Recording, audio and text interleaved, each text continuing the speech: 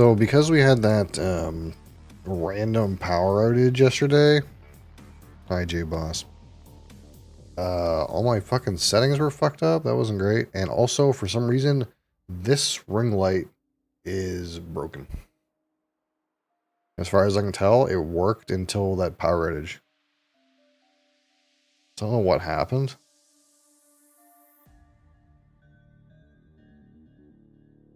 But I'm short a ring light. I plugged into like 3 different things, and then it just doesn't turn on. Yeah, it made no sense, eh?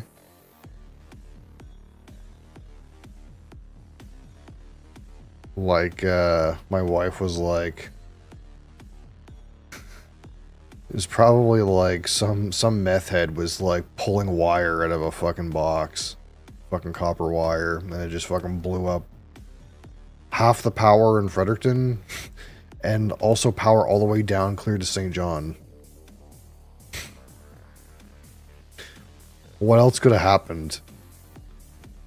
Like a tree could have fell on something, or some guy could have been pulling copper wire out of a box.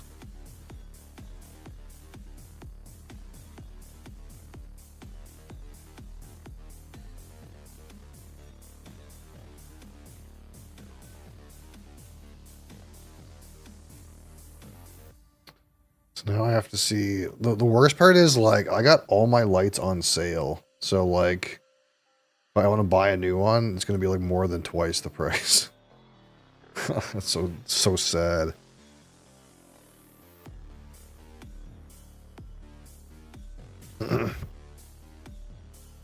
Final Fantasy X intro this morning. That's a ways away, but...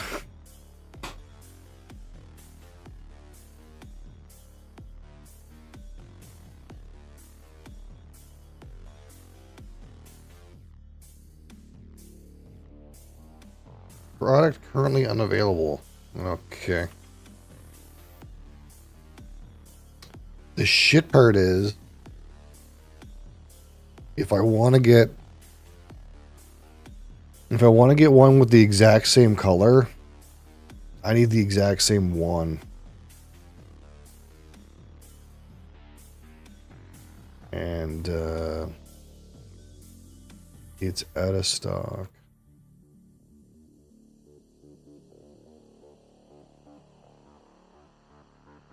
Fuck me.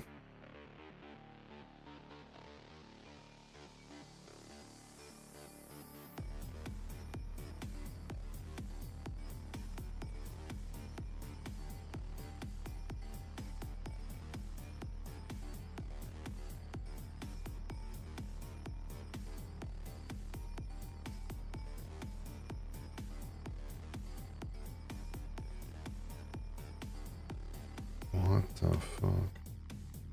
They have one left at Best Buy for $145. That is not it. I'm pretty sure I paid like $40.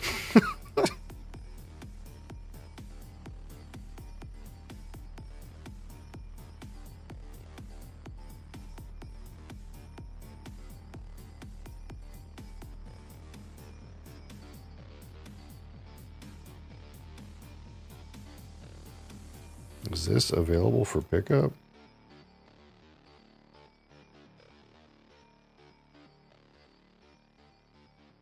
Stop.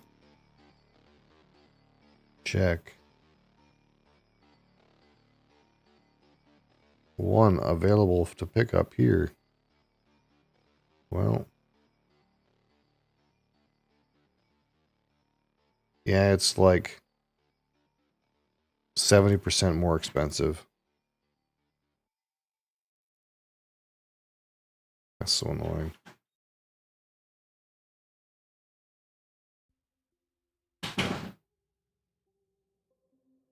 Hi.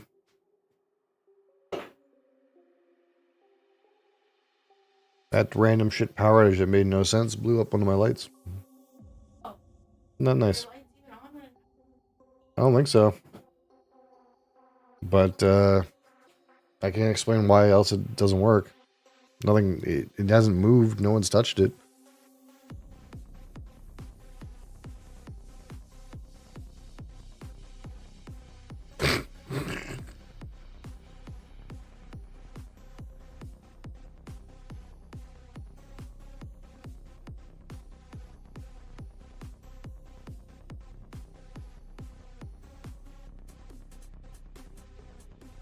So it's like kind of dark in the picture today, but what can you do, you know?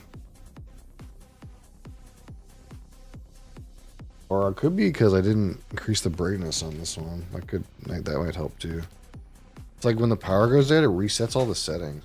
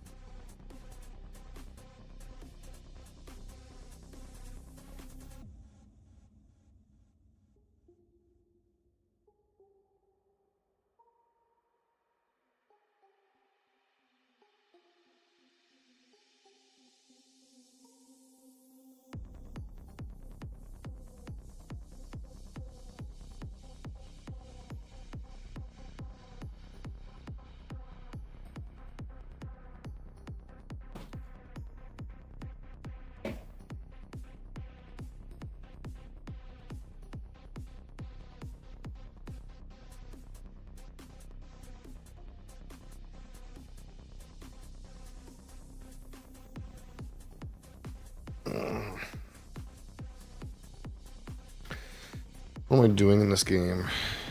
This guy played green. I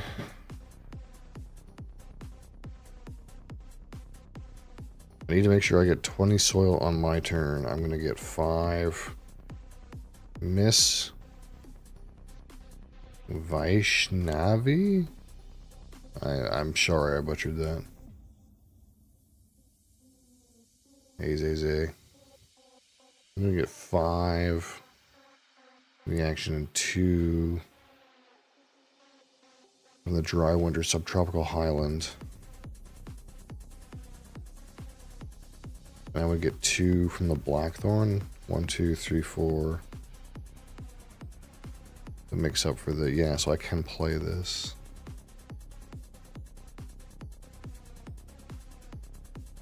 Are you doing not too bad? One of my ring lights broke today. I'm pissed.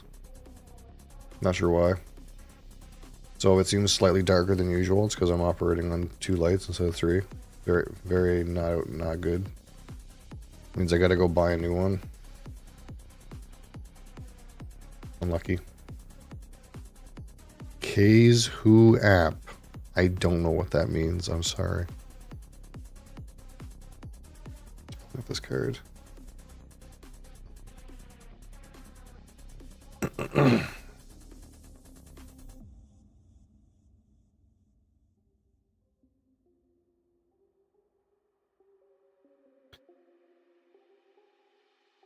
All right, so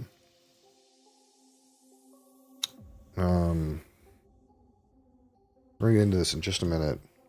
I'll be right back.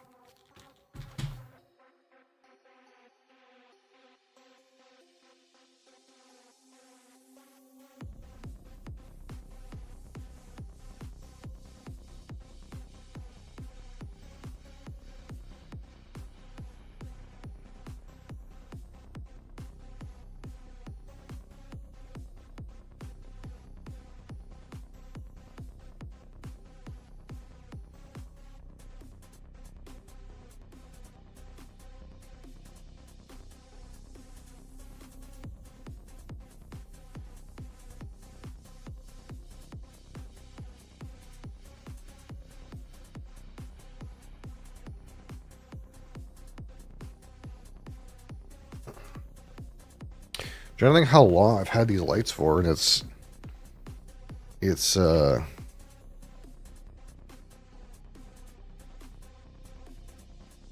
least a year. So I guess they lasted a little while, but I expected more, you know. I expected more for some reason.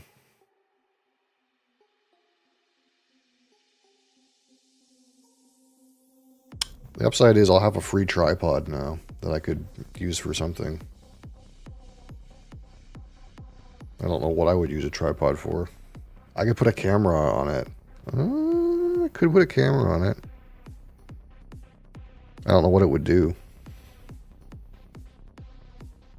Lovely Candy Girl. Hi, how's it going?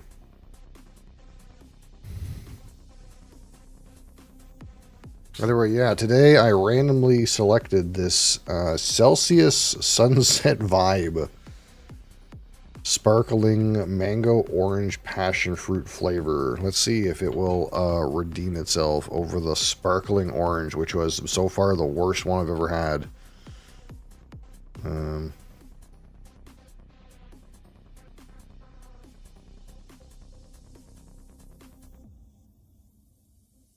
Yeah, sparkling orange was not good. So yes, today live review of the Celsius Energy Sunset Vibe Sparkling Mango Orange Passion Fruit. This is a sugar-free one. 140 milligrams of caffeine. And a bunch of other nonsense in here. Vitamin C, B12, B6, riboflavin, niacin. There's some taurine, but it's a low dose. You got calcium in there just so you feel good about yourself. What is this? Biotin. Oh, that's not usually in here. In these things. Biotin? What even is that? We need to expand our knowledge. What is biotin? What am I drinking right now? B7. Oh, it's B7.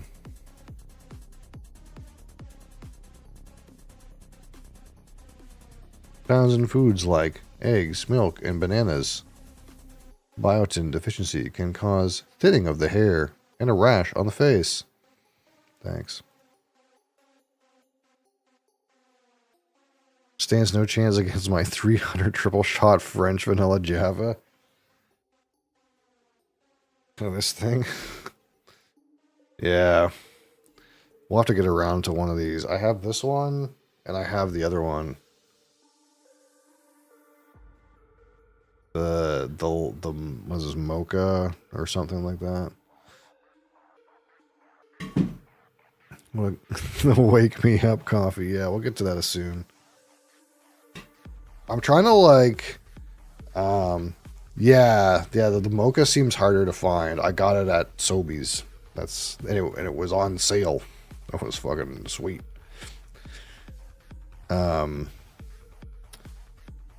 I'm trying to like do them so that I never do like the same brand twice in a row. So on Friday I did Monster Ruby Red Fantasy Ultra or something like that. So I didn't want to do another Monster. So I'm like, I think I have more Monsters and Rockstars and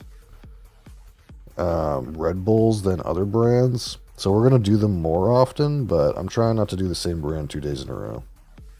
So we'll do a lot of the big brands, but we gotta try some of the smaller ones too, just to make it interesting. You know, we can't just rapid fire the same ones off over and over again.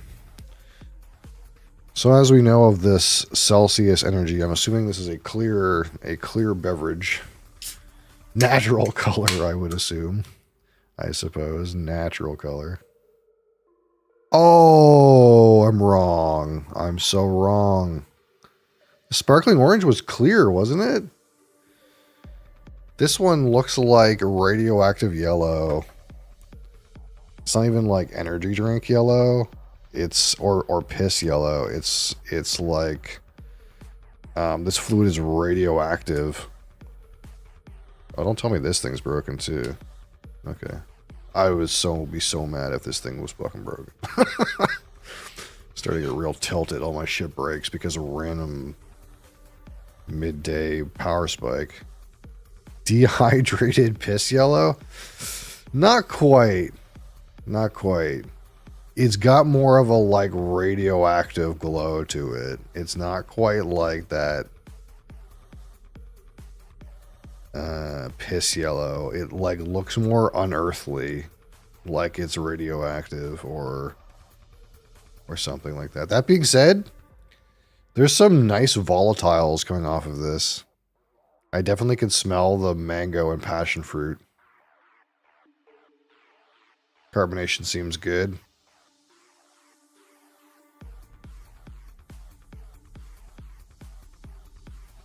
Some nice, yeah, passion fruit and mango is where I would go. What's the other thing they say on the can? Orange. I'll get suggested here by the can. Orange is hard for me, but I could get there. It does kind of have that slightly like artificial flavor aroma about it, like you know what you're smelling isn't real, if that makes any sense. But it's mostly not on the passion fruit. There is a slight kind of generic sugar sweetness on the bottom. I'm assuming that's like artificial sweetener. I'm trying to see if I can get something else out of it.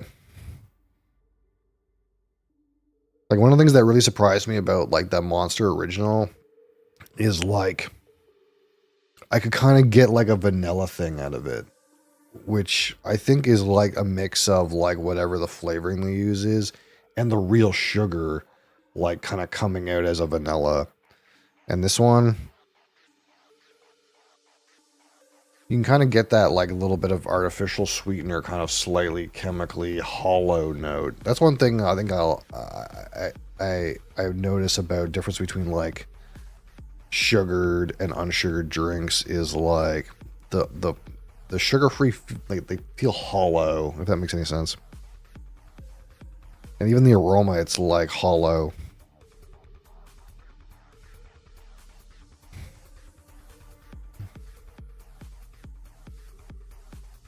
There is like a peach in there too. I'll give it peach as well. I think that's fair.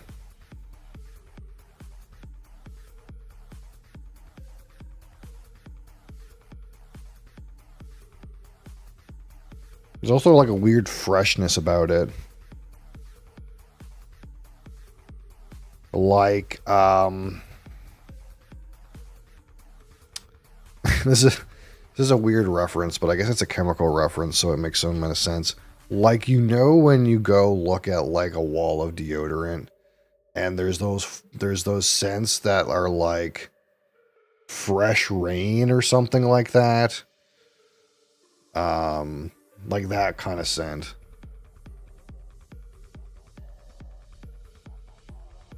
Which is, I guess, a little bit perfumey, but not that bad.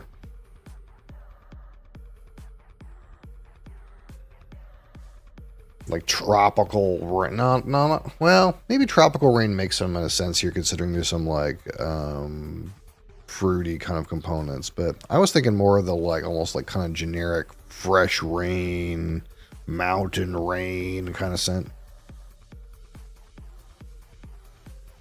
Sometimes you get in there and you don't get that mango, and then sometimes the mango pops out. So it's kind of interesting like that. Not a bad nose.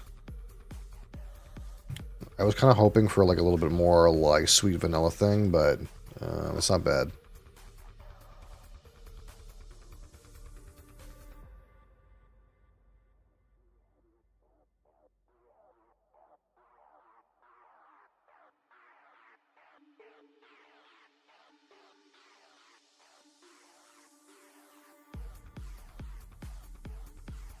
All right, so let's go.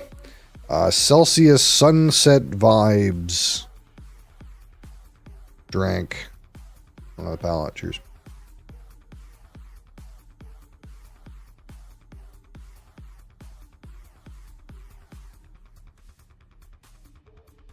Good carbonation.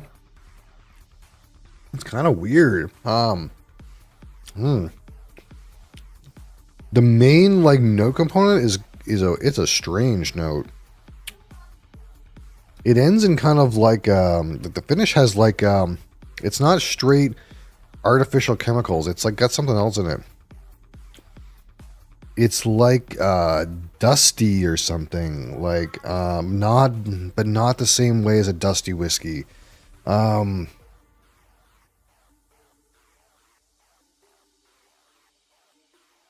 don't. Trying to think what that is. What is that? There's some kind of like dusty note in the finish. It's so hard to. I know it's different than a regular dusty note. So I'm trying to like focus in on what is that.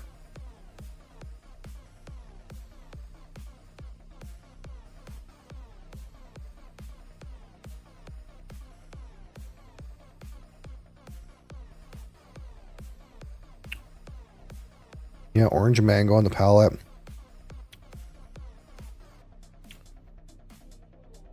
What is that? It's not like that artificial sweetener chemical note. It's like something else. It's weird.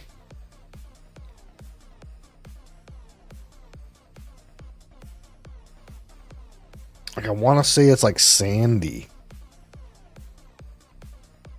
But it's not that salty. It's maybe a little salty. It's like... not like cardboard.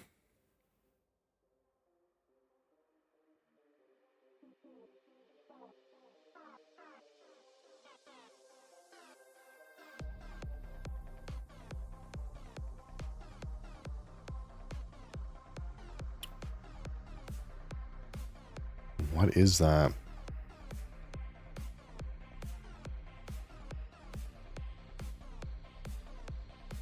If I had to say right off the 300 means 300 milligrams, yeah.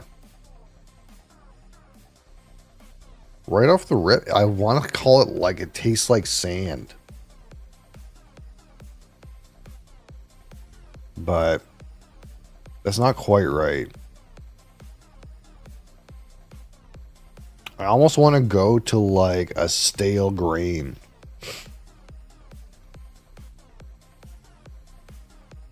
Like not malty or anything.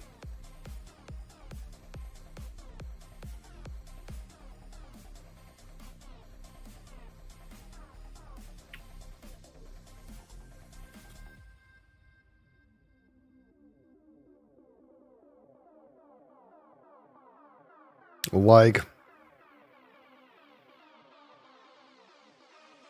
the popsicle stick after you have an orange popsicle. That's a good place to go. Like an orange, like if you have one of those generic orange popsicles with like the two sticks, but you've eaten the popsicle and all that's left is like the popsicle stick with like the remnants of the orange flavor. Something like that. Something like that. They've managed to make that whatever that chemical aftertaste that normally appears in the finish, like some kind of mildly interesting note here. Aroma's about the same. Again, there is a bit of an artificial sweetness chemical thing in the nose. It's not my favorite. But it's like pretty good. On the palate, you kind of have that explosion of fruits right immediately. And then you kind of like get a bit of a mid-palate transition. So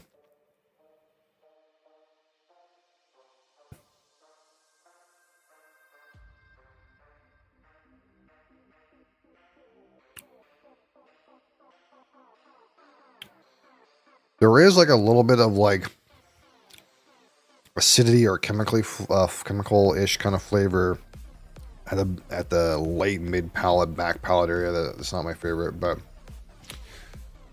pretty good, really, honestly, better than I expected. All right, so let's talk about the aroma at 25. Okay, we got kind of have like peach, mango, passion fruit. Orange is a bit of a stretch for me on the aroma. Palate, it's I feel like it's fair, but on the aroma, it's a bit of a stretch for me, but you can get there. A little bit of that hollow artificial chemical sweetener. And like something that reminds me of like a fresh rain, mountain rain, tropical rain deodorant. Like pretty good, actually. A bit emergent.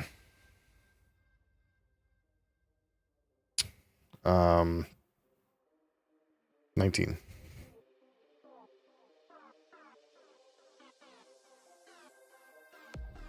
All right. So on the palate.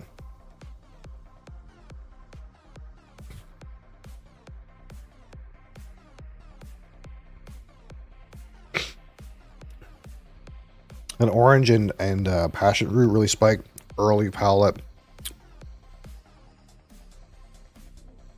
Get some of that little kind of artificial sweetener acidity note in mid palate.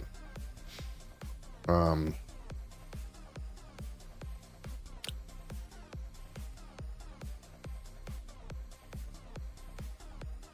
it's not bad, but it's not the best. 15. That, like, random chemical note in the mid palate really ruins the palate. Actually curious about the 300 stuff now. What are you curious about it?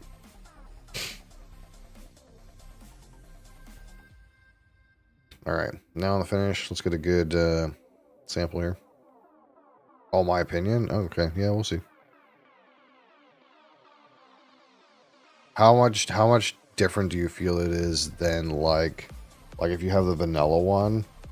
If you can compare it to like Mean Bean, Monster Java, or Starbucks vanilla double shot.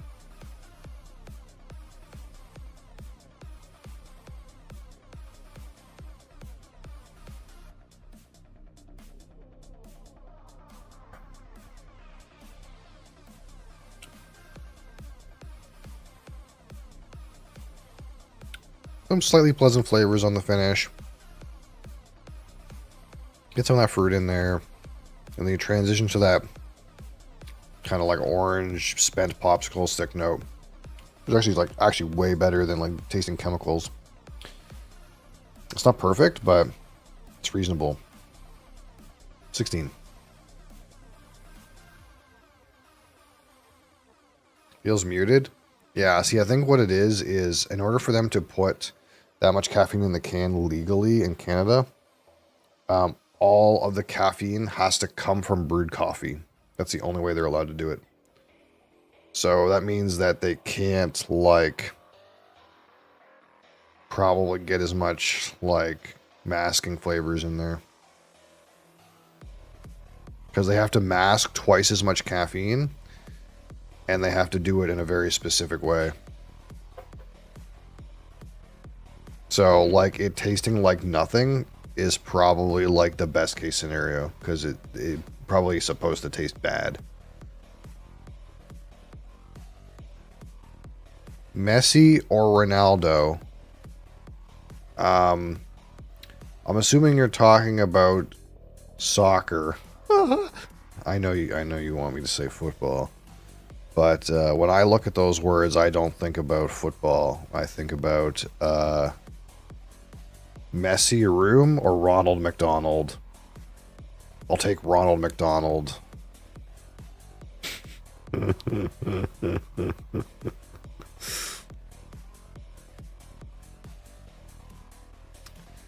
It's like they went out of their way to hide something in the flavor. Yeah, because there's probably so much like bitterness in there that they just don't want you to taste bitter. Again, caffeine is very bitter. Like the actual flavor of caffeine, it's bitter as fuck. So the whole point of these beverages is to try to deliver you caffeine without it tasting bitter as fuck. That's why if you make a black coffee and don't put anything in it, it's fucking bitter. So imagine your black coffee, except it has like 6 times the amount of caffeine in it or whatever. So it's fucking bitter as fuck. So, getting to a neutral point, that's probably a pretty good compromise. Now, I'm not a flavorologist, so I don't know for sure, but that's what I think is happening there. Alright, the texture, again, the carbonation on this seems really good. And it's not bad on the stickiness, although it is leaving some amount of trace of like artificial sweetener in my mouth. I can kind of taste it. Kind of like right now. So that's not optimal, but it's not sticky.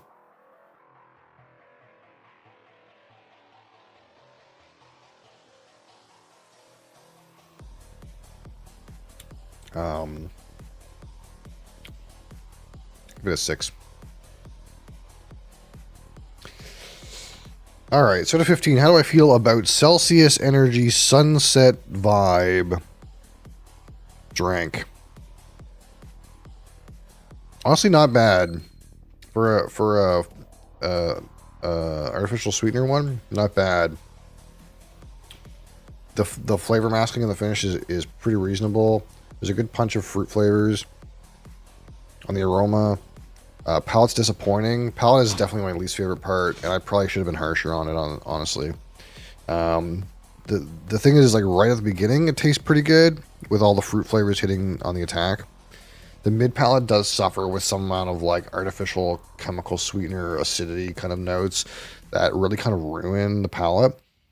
But it kind of transitions into, like, this spent orange popsicle note instead of, like, just artificial sweetener gunk on the finish. So that's kind of nice. Would I buy this again on my own? I don't know. It's definitely better than the other Celsius one that I had. But for me, it's still not better than anything with straight sugar in it. So that's to me, it's still a kind of a, you know, not optimal. But it is pretty distinct, I think. Pretty reasonable. Does it stand out? A little bit. I'll go with Nate. All right. So we put these together.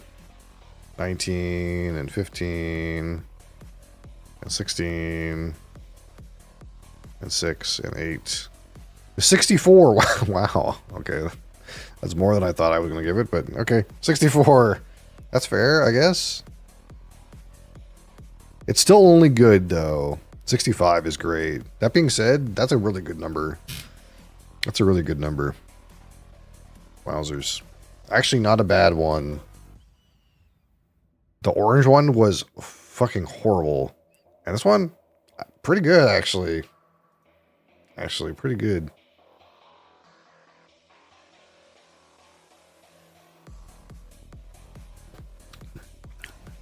Palate's kind of miserable,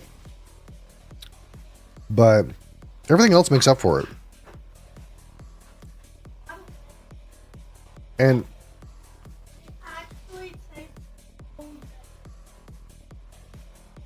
okay. That being said, the like note on the finish that to me is like some kind of spent popsicle note, maybe not hit for everybody, but for me, I find it interesting. I don't know. I think that might be like a game changer for like whether or not this is good for like you or me, like someone who's not me. Because I kind of put a bit of stock in it having like an interesting point, like an interesting flavor to it, because that's what I'm about. But I don't. It's like a bit of a challenging note. It's not. It's not necessarily tasty, but for me, it's like it was something interesting. I was like, oh, what's this? What's this new experience? So for me, it gained traction on that weird finish. But someone else might pick that can up and be like, it's got a horrible mid palate, and I hate the finish. And then the can's just like terrible, right? So I don't know. For me, I liked it, but I liked it because it had a challenging, weird element. That was fun. All right. So now what? A bit over time because I was a little late because my fucking setup wasn't working. I accidentally saved over my blank sheet again. Fuck me. Holy fuck. Celsius sunset vibe. There it is. Boom. And then let me delete this and resave it because I'm a dumbass. Save. Boom. Boom. All right. So now we're going back to the world of Riven, which I had a lot of fun with Riven last week. So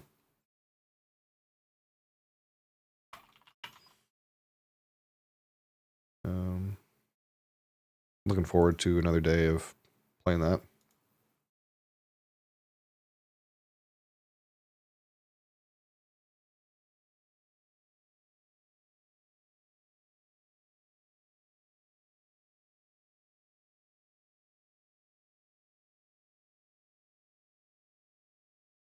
You know, the lighting doesn't even seem that bad. Which side is it fucked? This side? It's not like my green screen's having any issues. Because technically I have 4 lights. I have this one, and the one on top, and I used to have one over there. Probably should still get a new one.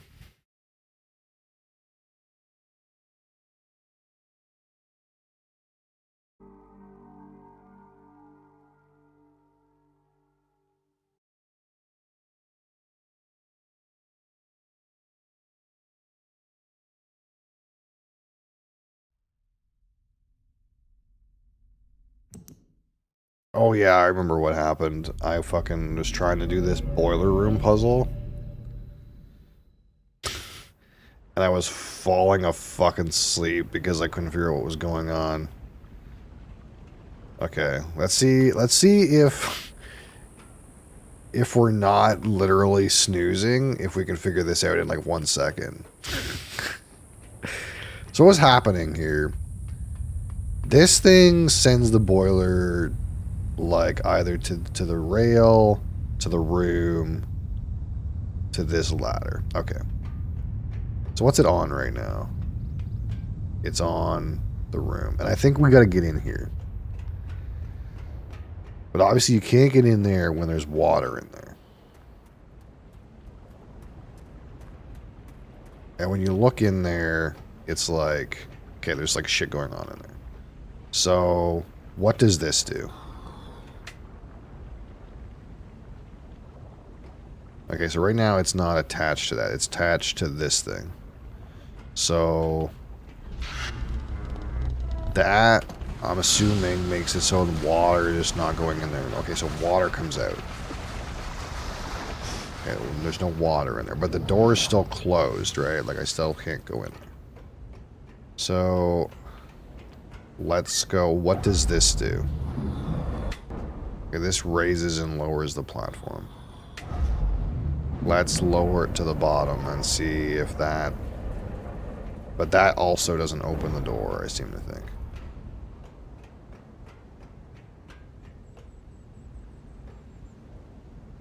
So... Is it... I guess... What does this do?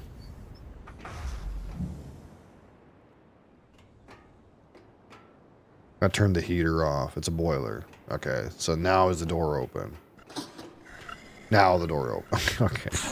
I think what happened last time is I just didn't even see this thing existed. I don't remember seeing that before.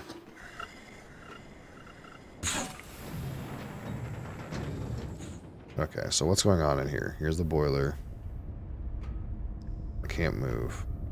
Like, I need to raise the floor again.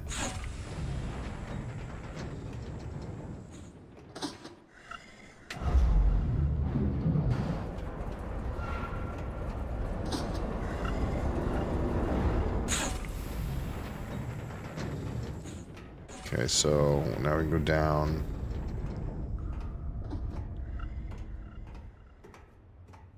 And what's in here?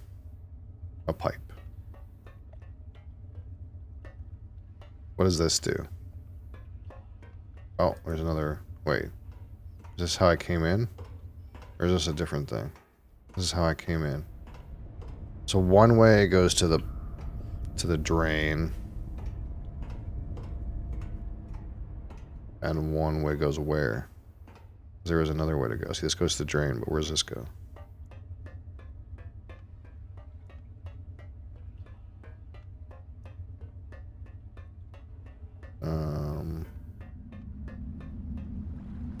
The fucking ocean. I guess I can't walk over here. It doesn't let me. Okay. We're going in a random direction. Nope, we're going up.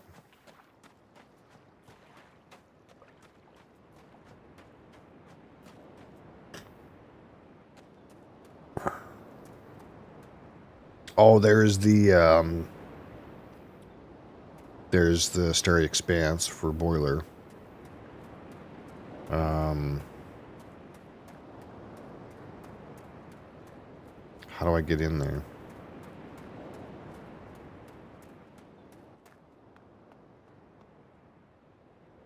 Okay, this is open now. What's this? We got a couple things going on here. What's that? Feels like I can click on that. Oh, this doesn't go anywhere. For some reason I thought I could go up here, but I can't. Okay, so this is the only way.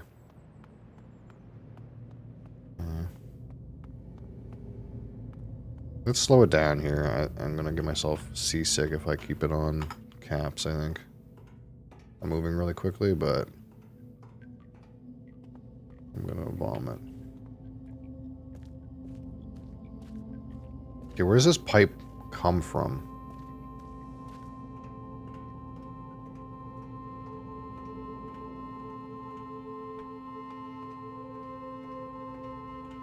Outside somewhere.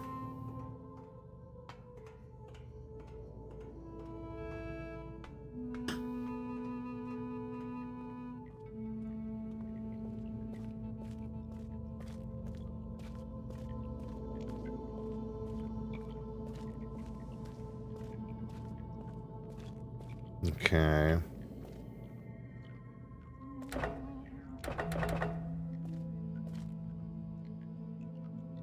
Maybe there's a pipe. Another pipe. Where's this pipe go to?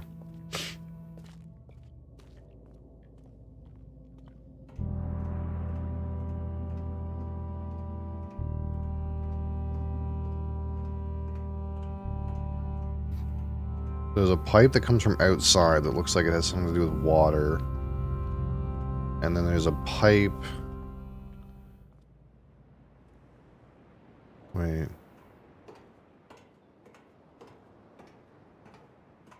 Okay, I can turn the boiler on now that I got through there.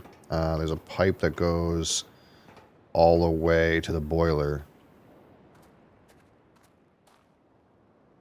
So we need to turn the boiler back on. I thought the boiler would open that hatch, but it doesn't. It powers something else.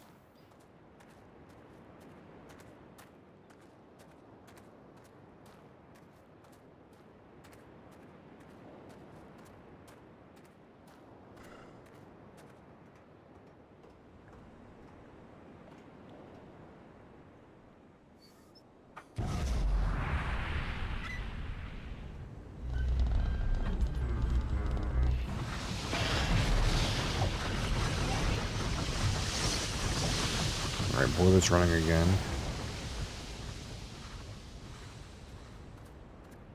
So I send it here, I would turn the mine cart machine on. But we need it to go through here to whatever's over there.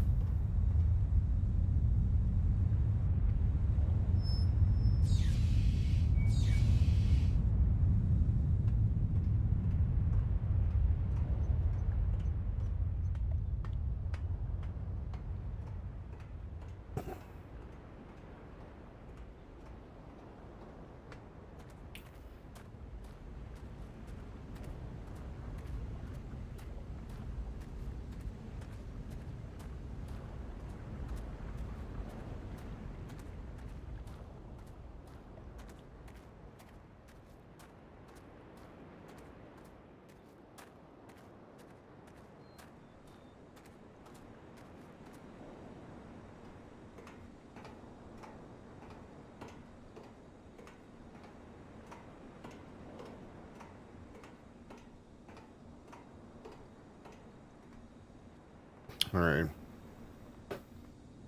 So this pipe has got the boiler steam coming through it.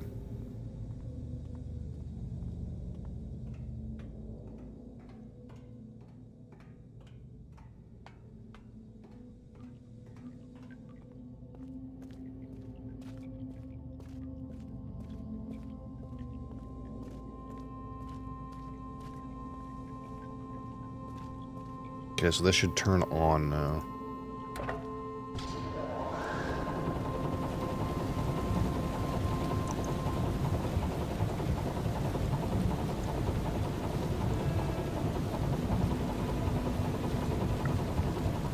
Is it draining the water out of this? Okay, it's draining the water out of this whole thing. I wasn't sure if this was gonna like go somewhere and I had to be concerned with that, or if was gonna do something else, but it seems like it drained the water out of this area. I'm not sure what that does exactly for me, but what the fuck? Okay, I cracked this open and made this. I have a rock. What do I do with the rock?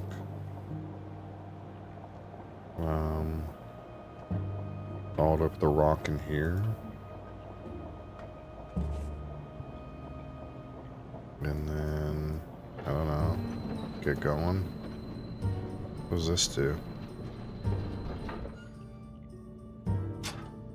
What does that do? Doesn't seem to do shit. So I made it here.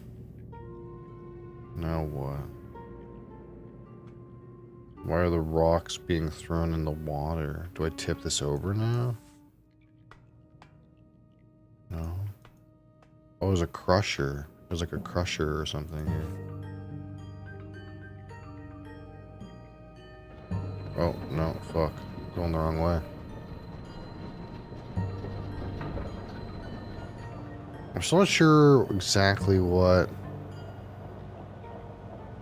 draining the water did. Chronicles of Z, how's it going? Not too bad, I guess. I lost a ring light today. That wasn't optimal, so things aren't perfect, but you know.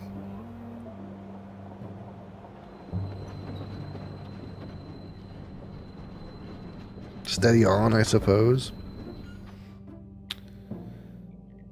What do I do? It feels like this card should come all the way in here, but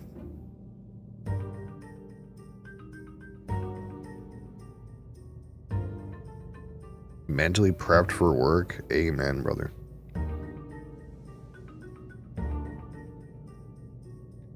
Yeah, I lost a ring light, so obviously this is all green screen shit, right? So I have ring lights, like there's one right here.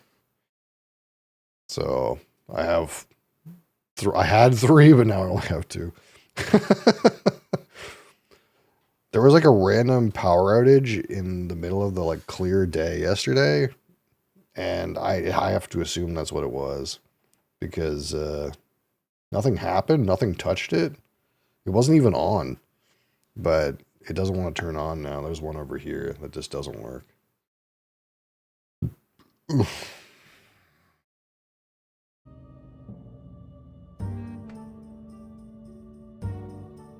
How do I...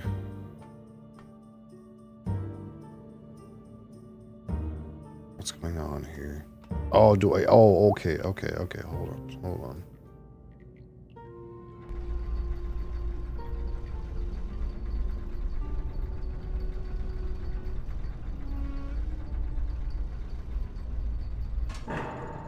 Huh. Heats up so much? Yeah, mine don't heat up at all. They're not even warm. I don't know. These are Razer ones, but they're kind of like expensive for what they are. I got them on sale, but if I want to have one at the same warmth, I'll have to get another one at the full price. I don't know about that.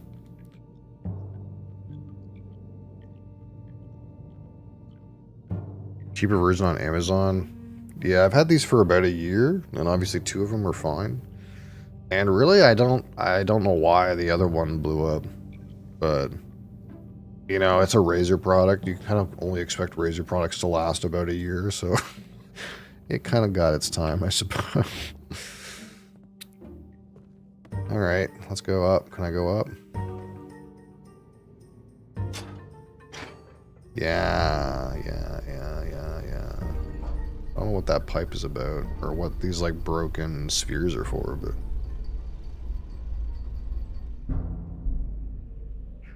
Okay, let me take my rock out here.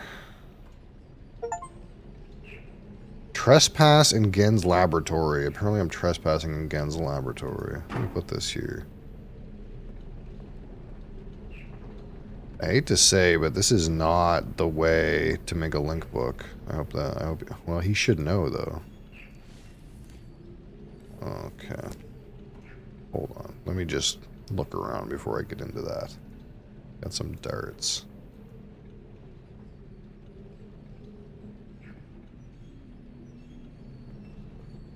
What do we got over here? Are these lenses? Does he have lenses? Different leaves.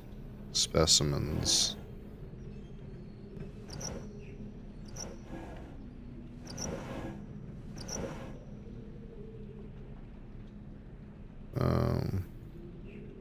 I'm not sure if any of this means anything. Appreciate Z. Z or Zed? That's probably Z, isn't it? You're not Canadian like me. Appreciate it though, thank you.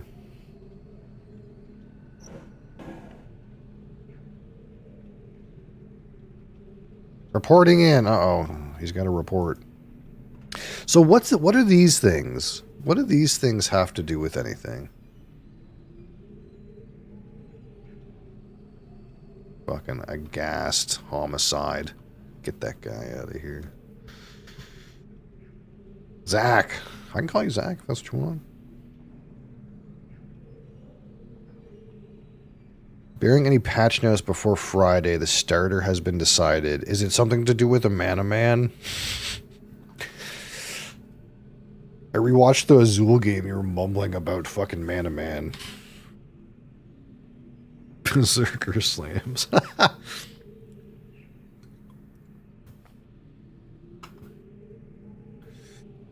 So what are these things for, man? I'm the best starts. I don't know what these things do. These are attached to the like prehistoric like statues that are around the island. You just can't be fucked to do it again. Oh, you've done that a lot. Oh, I see. Yeah.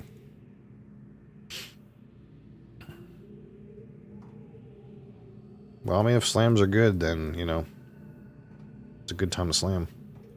Because sometimes slams are not good.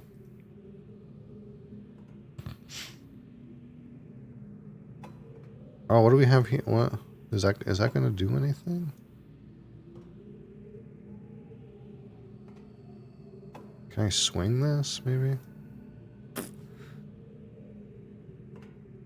I'm dying by take 2.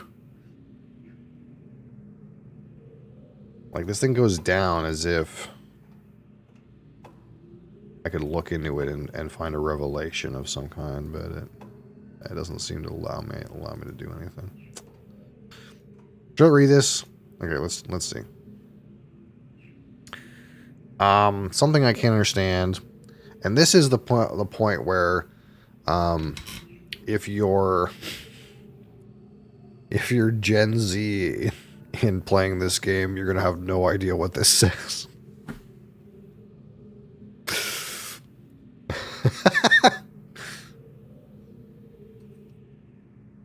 What is this foreign language? Last week, one of my acolytes caught a rebel. Cursive, yeah. Sniffing around the cemetery totem in the jungle. Keeping with the general ineptitude of my men, the dog was allowed to escape. He's talking about me. But at least the fool had the presence of mind to bring me the object in question. It is a primitive eyepiece into which one of the native numbers has been set. Given the fact that their accursed numeric system requires you to know which way a symbol has been rotated in order to read it. However, there's no way to make sense of it. It is probably an overestimation of the moiety's intelligence to suspect that there may be some greater meaning behind it, but tomorrow I shall send a surveyor out to inspect the other totems just to be safe. Yeah, there's a bunch of these totems. And it seems like...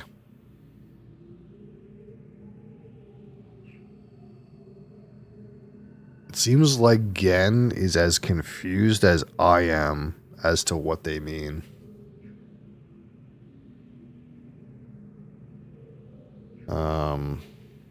Primitive eyepiece into which one of the native numbers has been set.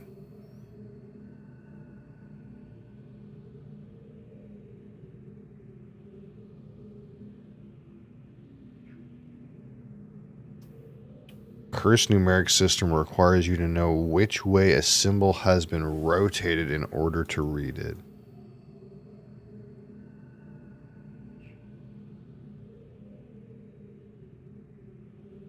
Yeah, I have no idea.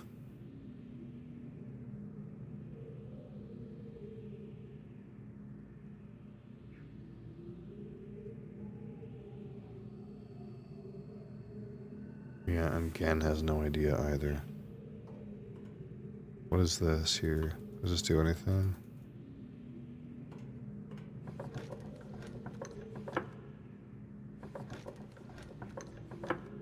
So I have my rock still. But... Oh, this stopped polishing.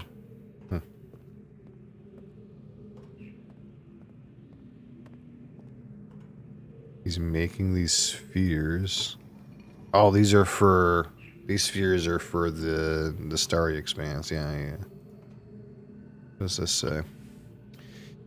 The counterintuitive aspect of fire marbles that a greater strike force does not always yield the maximum energy output never ceases to amaze me.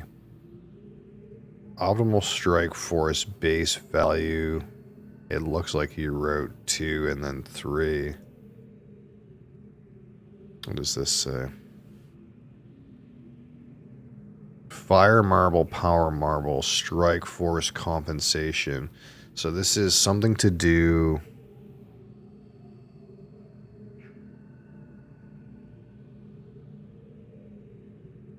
What does this mean? So in the starry expanse, you fire marbles into the center,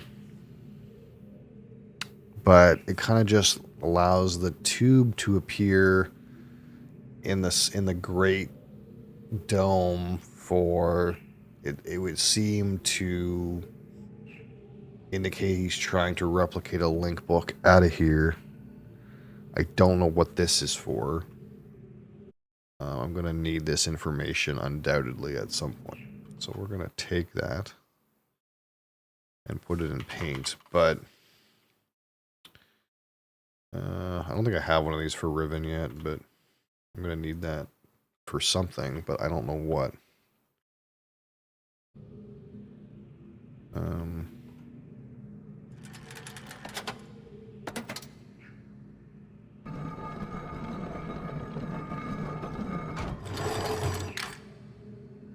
Okay. I cracked this open.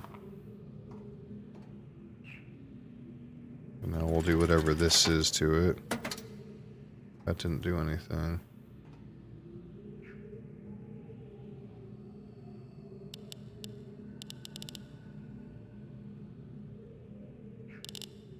Uh-oh.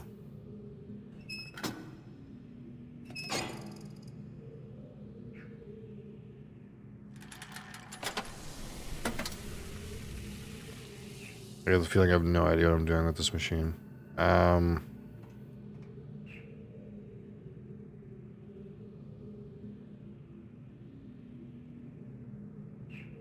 that doesn't help me. What do we have over here? A Fwongi.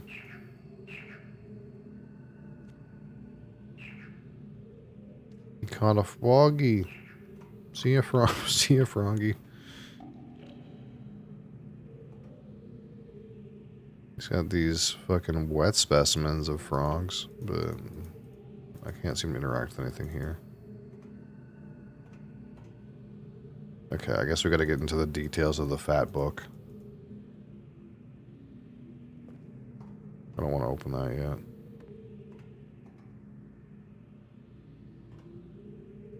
What is this?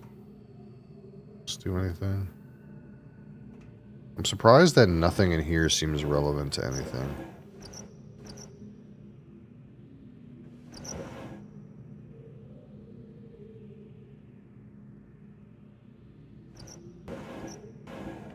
Unless it is, and I just don't know, but it's not obviously relevant to anything.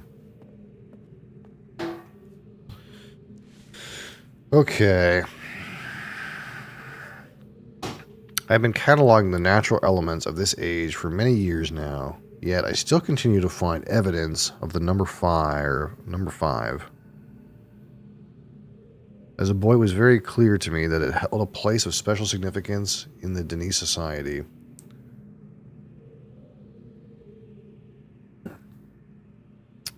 From the ancient heraldic emblems of the ruling elite to the humble homes of the commoners, it was ubiquitous.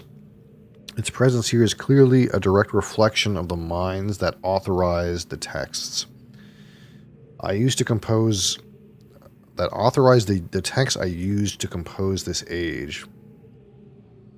Further proof that through their art, the Denis masters were indeed creating the marvelous worlds they wrote, and not, as many have mistakenly thought, merely forging links to pre-existing worlds. While all of my ages have been based on Denis designs, I see now that the ones most vested with the power of the 5 are also the most beautiful, the most perfect, and undoubtedly the most structurally sound. I still have yet to determine how the Denis color symbology reflects this superior design principle.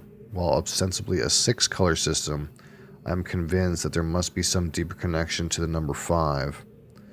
I will continue to investigate.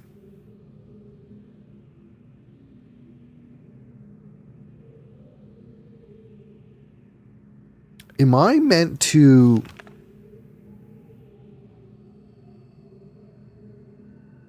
There's a number system in here. I just realized. Am I meant to...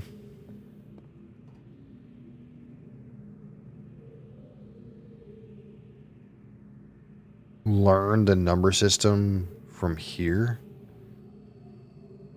This is a date.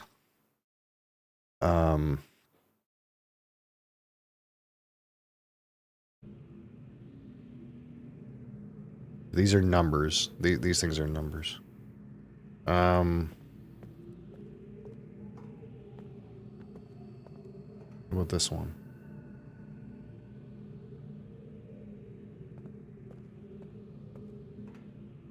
I just want to look at the numbers real quick. See this here, this also shows up in the notation. So this symbol. So this, whatever this is, it's a number. And logically you would think this is the month. But I don't know what number that is the thing. I just know it's a number.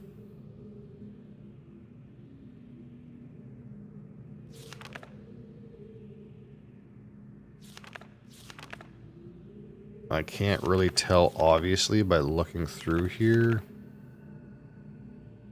Is that a date format? Yeah, but I don't know if this middle thing, like what number it corresponds to. I just know that it corresponds to a number. Like this symbol here, I have that one too. But this, I'm assuming, is the date. Like the day and the month, but I was trying to see if I could ascertain based on flipping through here what these numbers might be through some kind of logic, but I can't really tell. This is a long book. Oh, there's there may be some information in here about how to read these numbers. This is a really long book. I see these things everywhere.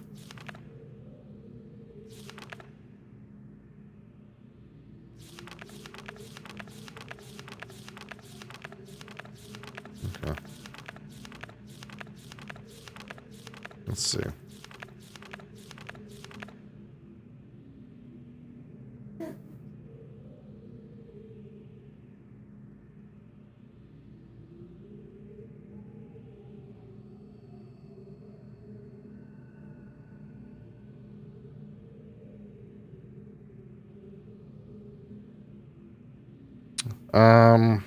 The Y-tram traps have been particularly fruitful this year. Apparently the breakup of the islands has not adversely affected the subterranean ecosystem.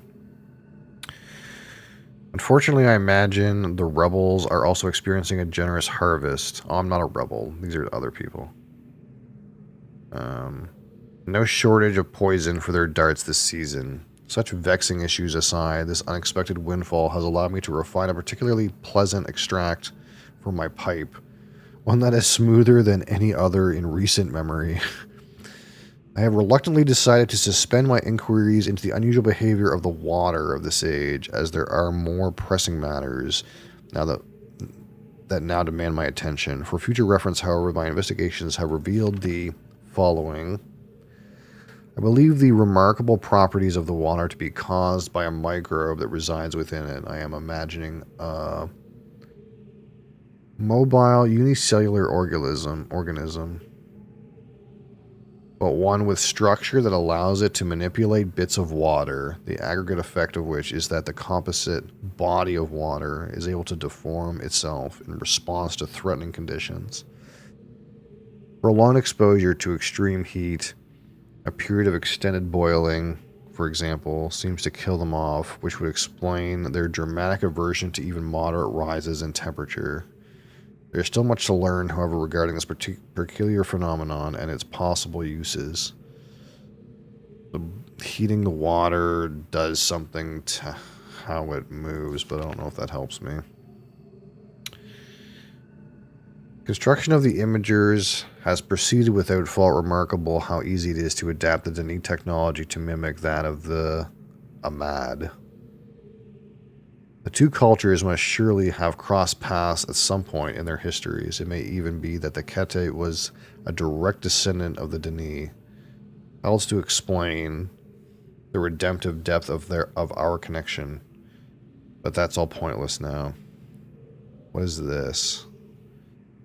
I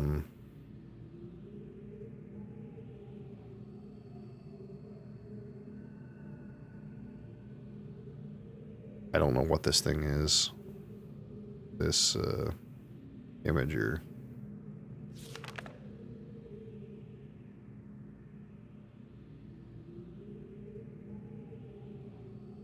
Maintenance on the steam vent caps completed. I'm extremely pleased with the continued success of the system. Another example of the superiority of Denis technology.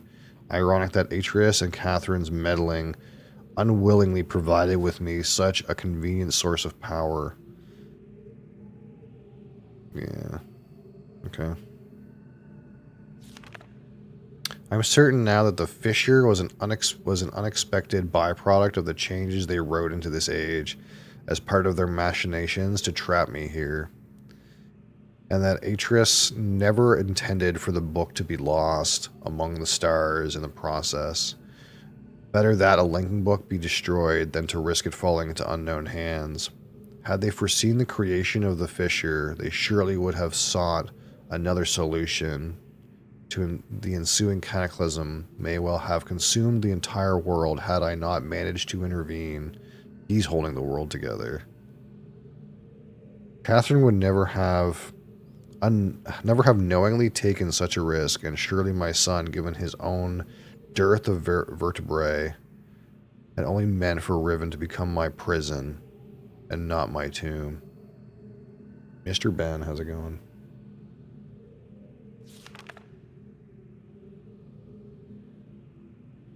I'm discontinuing regular observations of the expanse beneath the fissure. I've tracked the stars and proven that their paths are cyclical, but without proper instrumentation, there is nothing more I can learn. My theory, however, remains unaltered. The fabric of this age was breached in a way that permits matter to be hospitably exchanged between two discrete yet overlapping spaces, yet the attendant paradoxes defy the laws of conventional physics. A great column of wind that formed when the rift first appeared suggested a vacuum, as one might expect in space, yet my early experiments seemed to confirm the presence of breathable atmosphere. Almost written in another pen. That Atreus momentarily threw himself into the void is further evidence it might possibly be safe to venture into, but without knowing its true nature, I simply cannot take the risk. It is also difficult to say what would happen were I to reopen the fissure now. But it is highly probable that the results would be disastrous.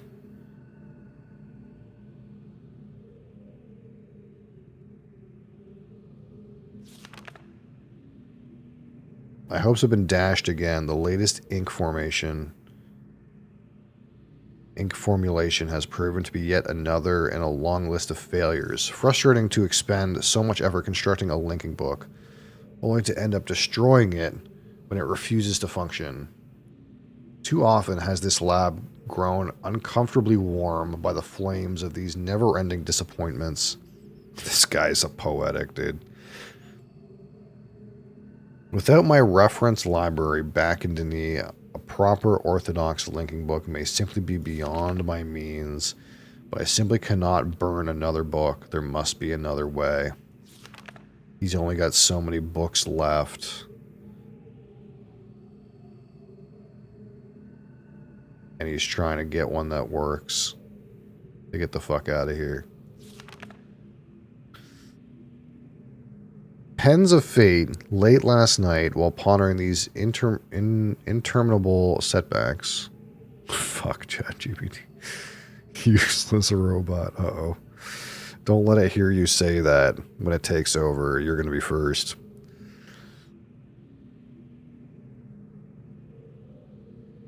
It won't look at URLs.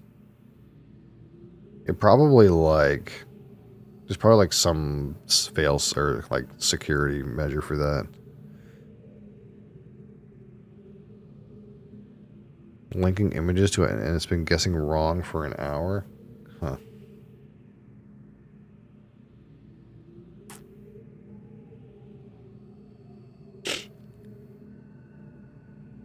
I went to light my pipe. The fire marble got away from me, however, and rolled across the gateway image of the open book before me.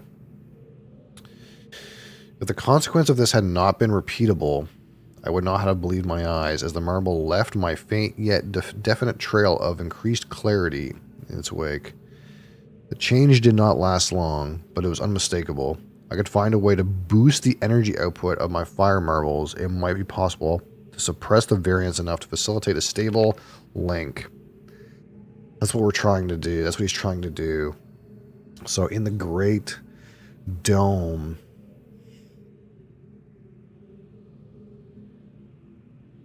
we're like getting marbles set up from every island. I don't know what the significance of them coming from the different islands is.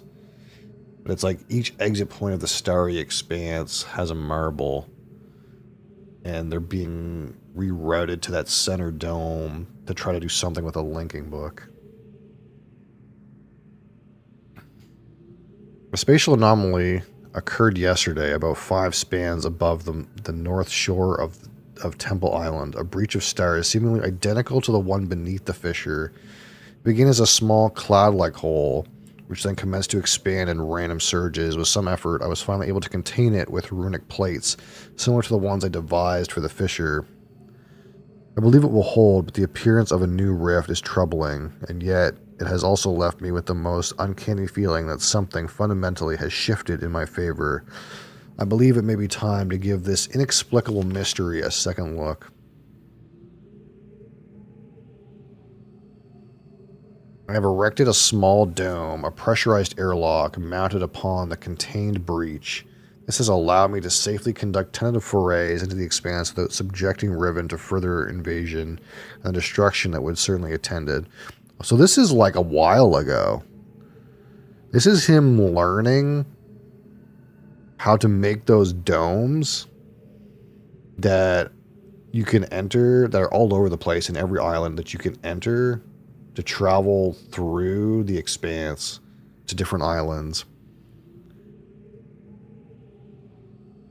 So this is a while ago. This isn't like recent.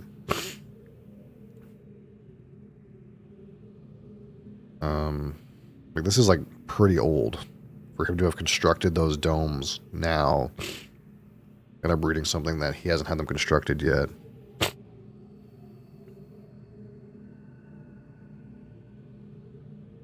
It is a bafflingly improbable space, yet surprisingly more accommodating than my initial observations had led me to believe.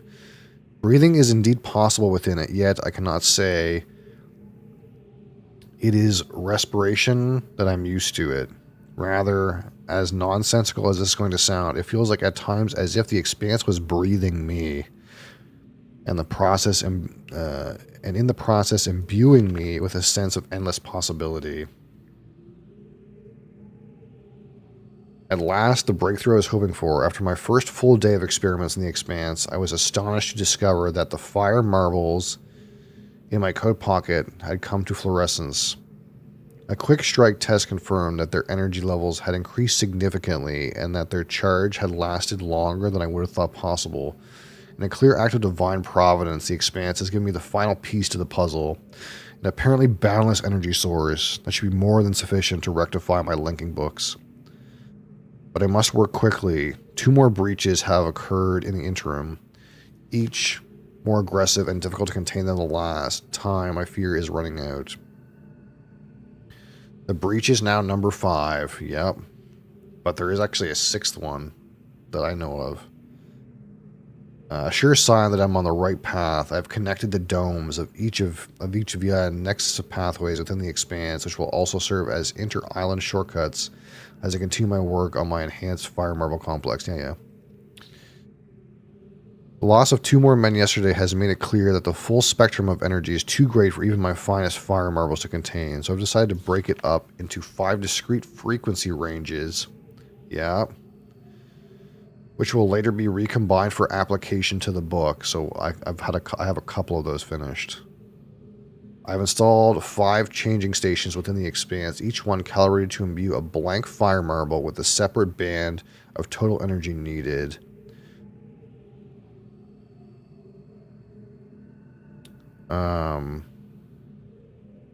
A pneumatic tube system will then convey the charged marbles to the Great Gold Dome on Riven for recombination. Freedom is nearly within my grasp. But I kind of just fired those things in there to connect them. Maybe I have this strike force compensation that maybe I fucked up. But I mean, I didn't know any better.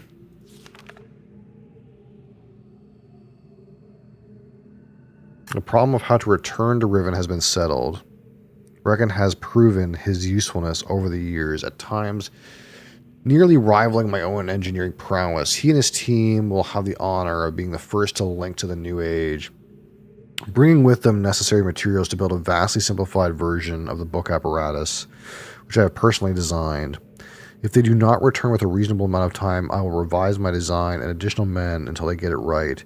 Should they founder, however, I am prepared to sacrifice every last man on Riven to continue the effort. This cannot fail. At long last, a variable loop has been established. After an eternity of toil and sacrifice and an unconsiderable preemption of the ages I might have fathered, I finally linked to a new age. Some number. It is a bleak and barren world, perfectly suited for my purposes. By closely comparing the real with the written, I believe I will soon be able to create a more appropriate age from which to relaunch my mission. For now, however, I will move my office and living quarters there so that I may safely continue my endeavors without distraction. Well, he's not even here. He managed to get out. He just managed to get out. He managed to leave to some other fucking shit age.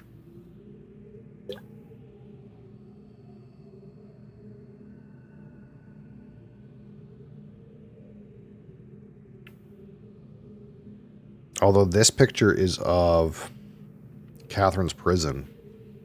This thing, I think. So I can see this is how you get in, actually. There's a way in this way. I think that's Catherine's prison.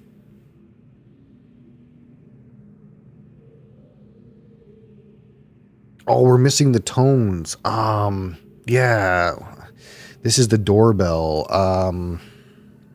Yeah. So the thing we're missing to open Catherine's prison is there's some kind of doorbell that plays musical tones, and we need to know the, like, musical password or something. I don't know what this is, but this looks like the musical doorbell. Or door opening device, code, keypad, whatever. Though it is but a stepping stone, blah blah blah, is an utter triumph to think that I have accomplished in a matter of years, under extremely adverse conditions, what it took my Denis ancestors centuries to achieve. I caught one of my assistants thumbing through this journal today. He will certainly never do it again, but I'm glad I chose to write this in a language these people cannot decipher. Perhaps it's time I reviewed security measures with each guild master. No problems expected from the builders, maintainers, and surveyors, but the bookmakers and educators may need a bit more motivation. More reports of spirit sightings. It seems that under Catherine's leadership, the rebels, or Black Moiety, as the villagers stubbornly insist on referring to them, have attained a new level of sophistication in their terror tactics, renewing their campaign to intimidate the weak-minded into joining them by preying upon their cultural superstitions. I suppose I should be concerned by this, but it strikes me as almost laughable. If the rebels wish to dilute their ranks with dimwits, then who am I to stop them? Chemical analysis of the rebel knives has yielded curious results. The metal contained element that are unlike anything I've encountered on the islands. It appears the rebels have access to a resource that I'm unaware of, perhaps a mine or an uncharted island. Most of these knives have been found on the south side of the village, the same region that reports people of mysteriously disappearing have emanated from. I think a closer inspection of the area is warranted. In fact, the fact that the rebels deliberately leave these distinctive knives as a sign of their presence is concerning. They're growing bolder as if they no longer fear discovery of their hideout.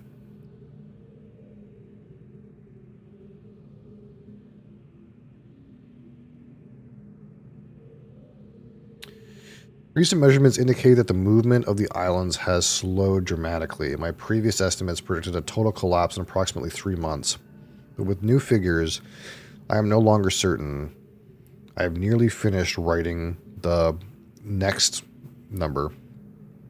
So like this number K and line in is like the number previous to this number, whatever these numbers are, the nth age. And I have every confidence it will be a safe place to relocate to, but it would still be useful to know what has caused the sudden halt in Riven's breakup. Is it possible that the age is stable after all? If so, I must discover how it differs from Shit One, which has already shown troubling signs of decay through further tests, though further tests are needed. And yet, there is something about this that gives me pause. Could it be that someone is attempting to repair the damage to the 5th age at its source? Yeah.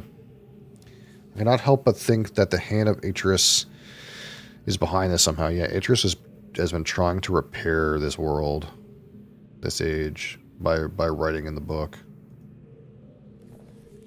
Okay, so that didn't really tell me fucking jack shit, but it was interesting.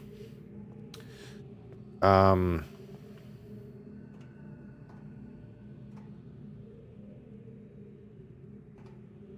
the thing is, I don't really know.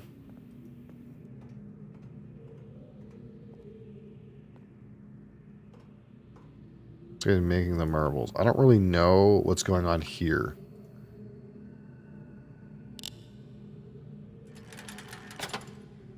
This is the thing that I don't get. Oh, I need to hit the green. Okay. That's what we need to do. We need to get it to hit the green. It's like glowing, but... There we go.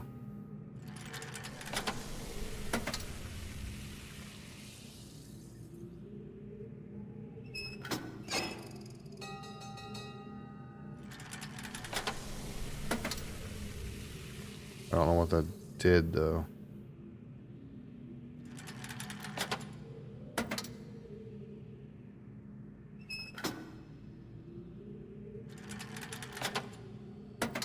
How do I do this?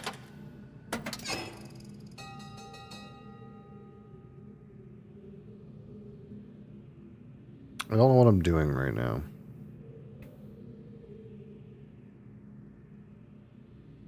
And clearly I've managed to hit this thing at the right.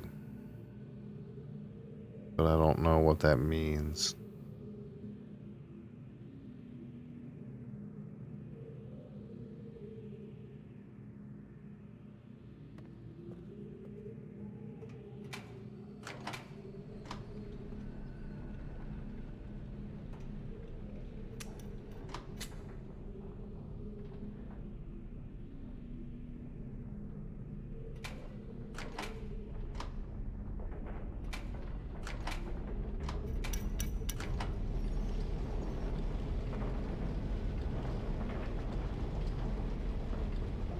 I don't really know what I'm doing with this thing.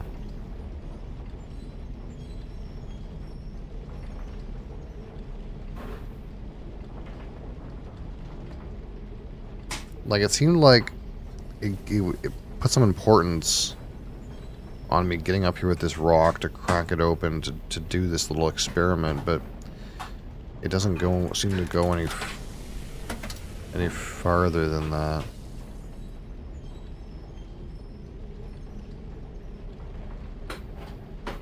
I can't seem to, like, take this pebble out of here.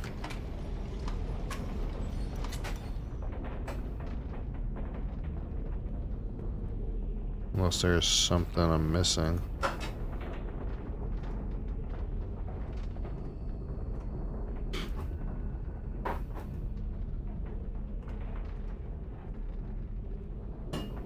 I was kind of thinking maybe, like, the intention is for me to, like, make my own. But maybe it's not that. I can't seem to...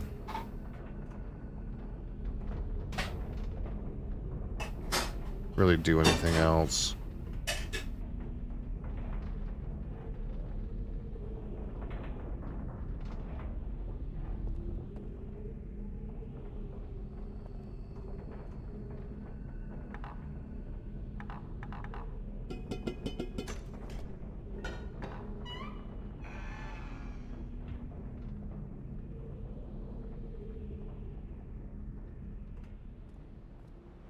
Alright, what's out here? You guys have to forgive Mom's banging. She's trying to destroy the apartment.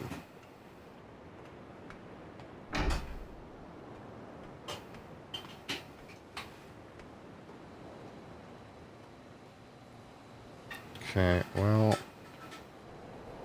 This didn't really...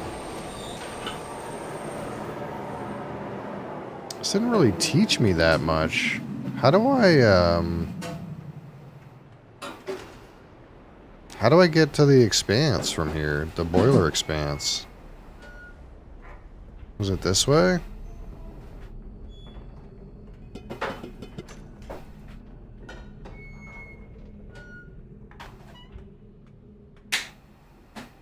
Oh, there's other ways to go. Okay, let's not leave yet.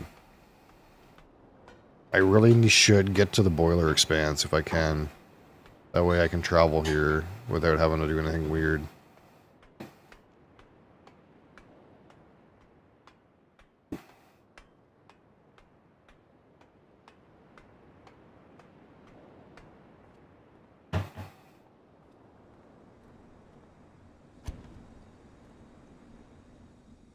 Is boiler expanse down here? Oh, I think it is. Mr. Noob Jungle, how's it going?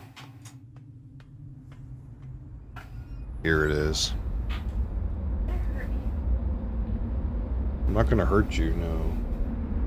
The banging, the banging is worse.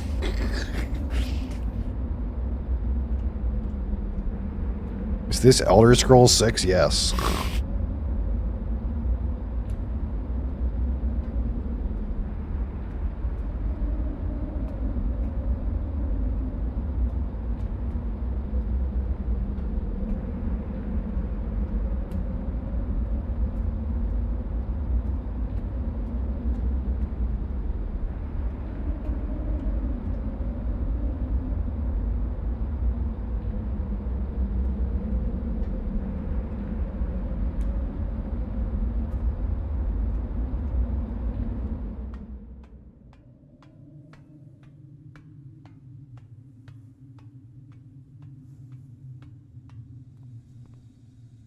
So I need to get to that.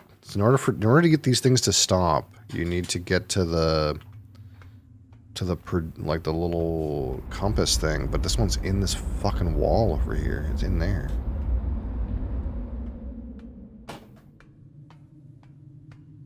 Where the fuck is that?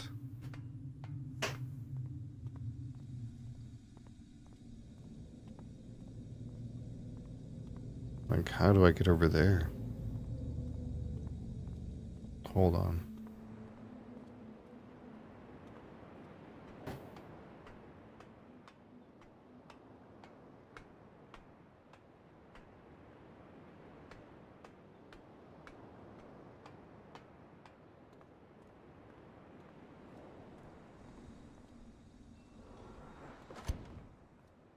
Is it like out here somewhere that I didn't see?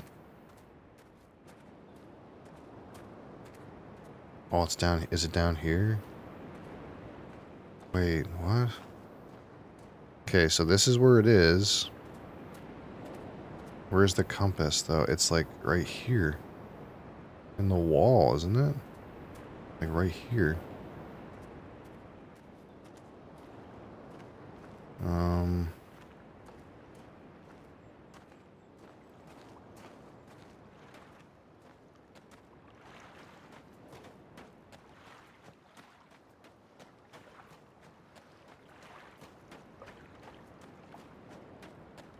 Alright, have a great day at work.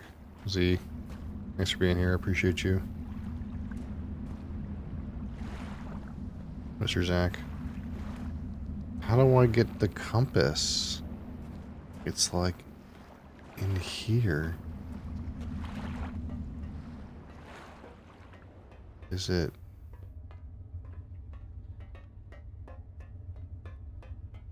In the walls, dude? This is... What is this? This is to the boiler, right? Yeah, this is way too far. This is the boiler.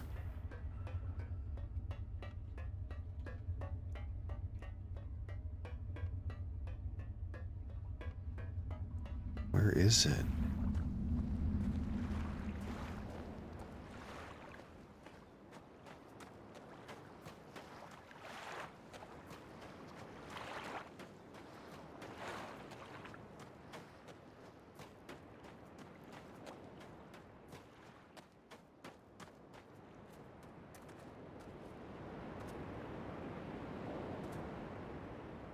I have to go down and look again and try to triangulate my position here.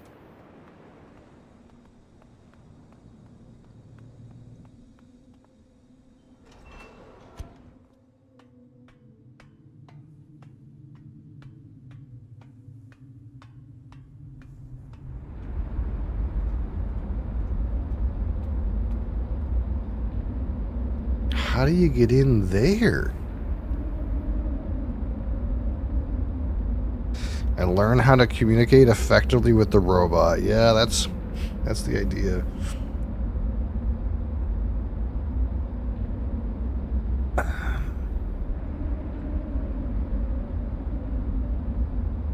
That is the only way to get this to stop.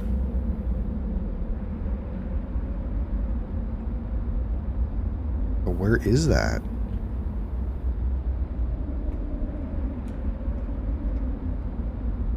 Is it here? Oh, I'm so smart. I'm so smart.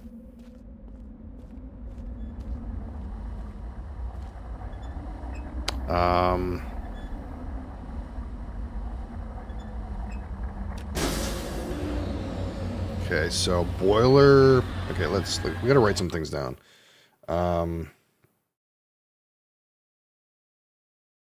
Okay, so this one is boiler. This symbol is boiler. And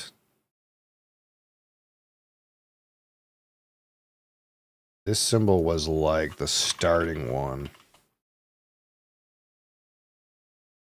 And this symbol is like the prison island. But we haven't figured out jungle yet. Oopsie. Make a burpee.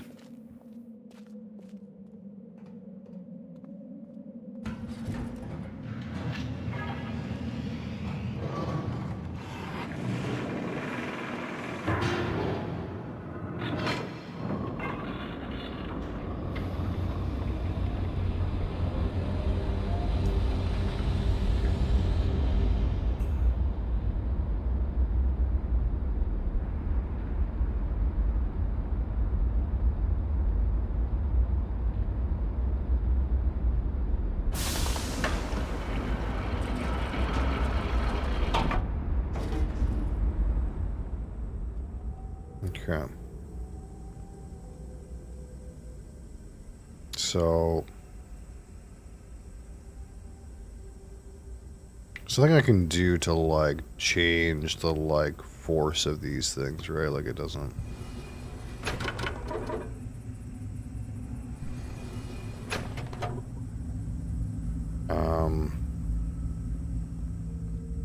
Okay, so the only thing is, okay, so here we go. Yeah, so we'll extend the bridge. So we can't reorient the center platform until we go back to where? Oh, I can't remember where I left it. It wasn't jungle. Did I leave it at prison? I think it's on prison right now. It's either on prison or the starting island. So we can shoot another ball in here.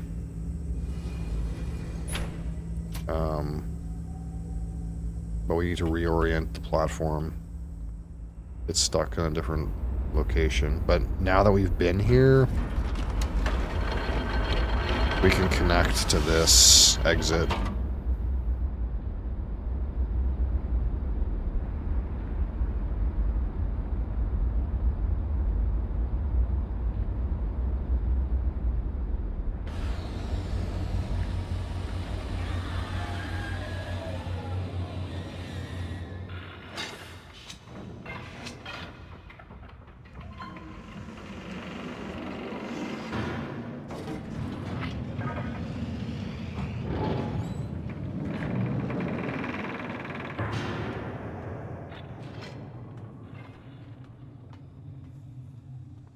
Alright, so the only other thing we haven't done is go through this door, which I get the feeling might go back to the start of where the minecart thing was, somehow.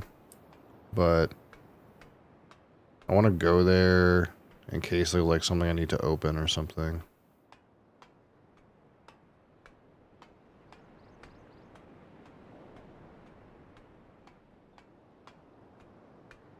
Or it could tell me something completely new. You never know with this game.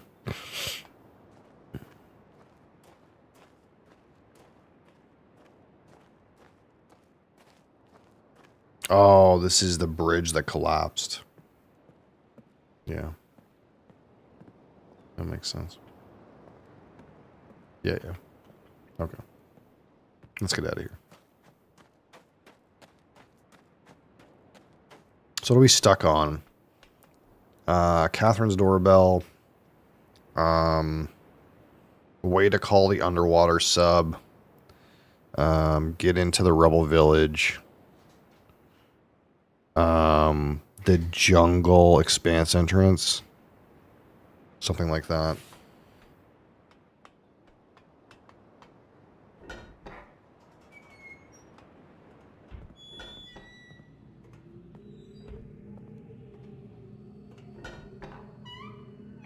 I don't know if Gen's lab really taught me very much. I guess it taught me this piece of information about some sort of compensation strike force. And it taught me that those square symbols are related to some kind of number. And it also taught me that the totems, the primitive totems, the looking spiked things on them is a number system of some kind. I guess it taught me that. But I don't know anything else about them, as far as I know.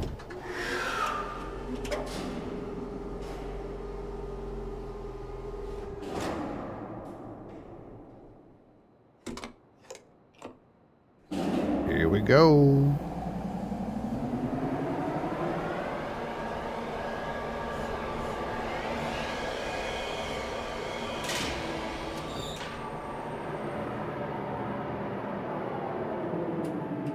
So this is, I think, is the 5th island. I don't know. This is the last island I haven't been on yet.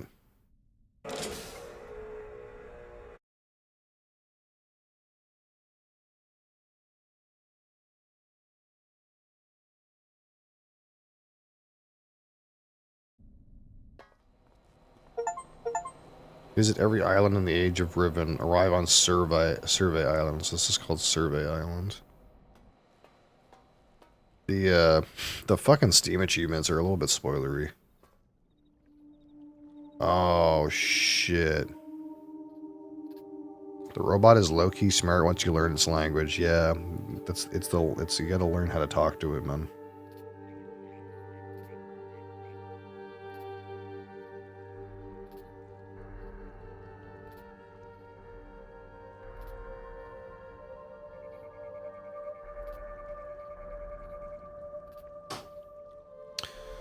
I get the feeling something bad's gonna happen. Like, I feel like this guy is watching me, dude.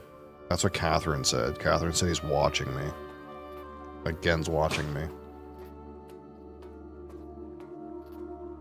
But Gen found links to other ages. Like, Gen might not even be here. Because Gen managed to make a book out of here. He just didn't manage to make a book home.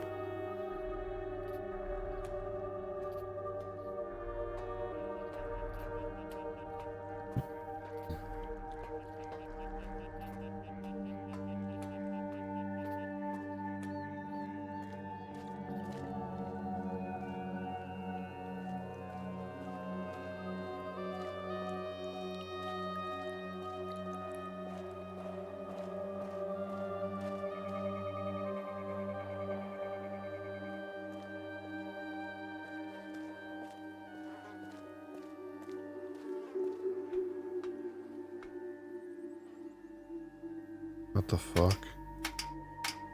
Uh-oh. I have no idea what that is.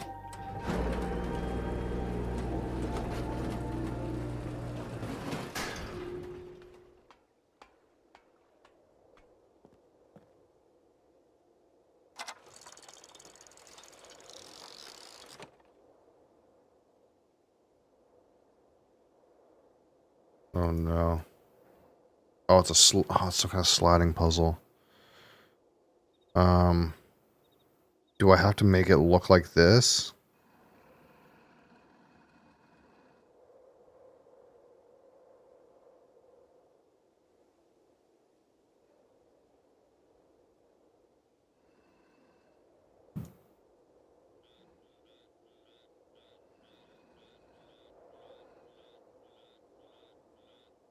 can't tell if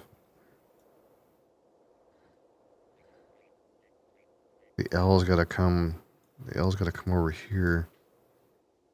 But how do I? Hold on. This has got to come up here.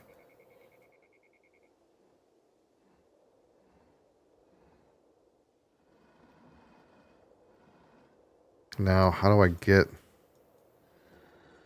Okay, this big block has to go like all the way up. And then this is here.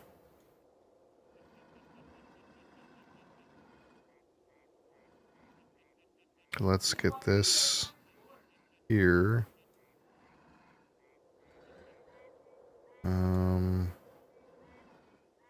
This gets back up here.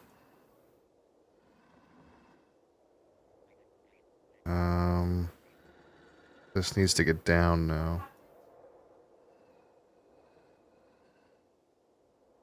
How do I... Shit. I need to get this piece up in here now. It needs... This L needs to get out of here. It's... There we go. Okay, so this is in the right area. This is in the right area.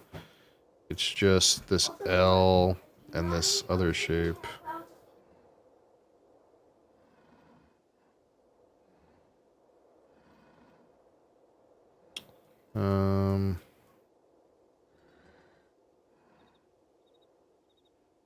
How can I... Okay, so let's go plunk this here. How do I get this back over?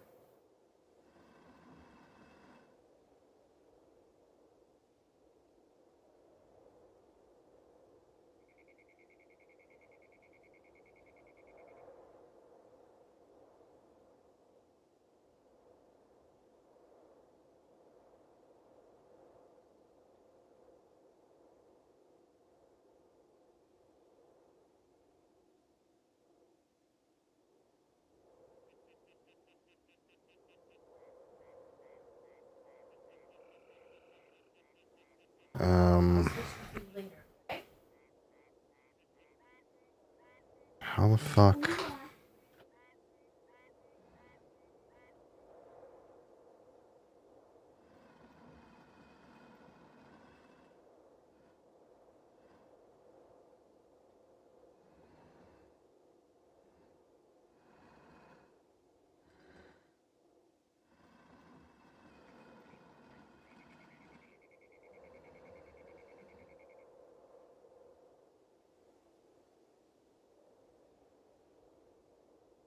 Okay, so how the problem right now is this piece needs to get up around somehow. I don't know how that's possible. This piece needs to get through here.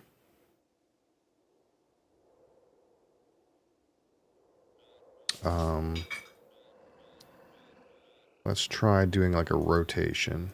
Like, I do this, I do this, and I do this, we're stuck.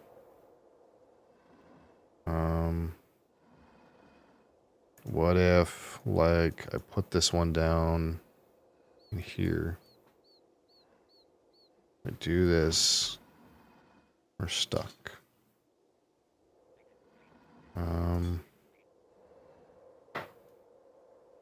What if I put this block on the other side of the L, even though that's not the objective right now. Like we do this, this. How does this help me? I can't get this L out of here.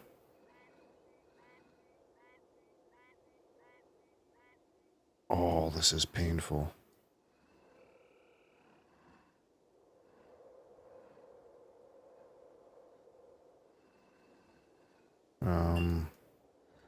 Move this up perhaps.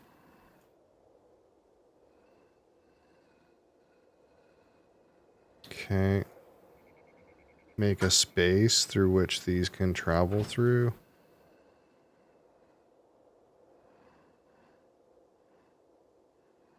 Does that do what I want?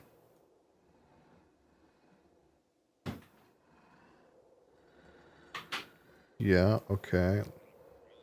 Let me do this, and this, and this. We get this up here, and then we can get this down. But this is still stuck.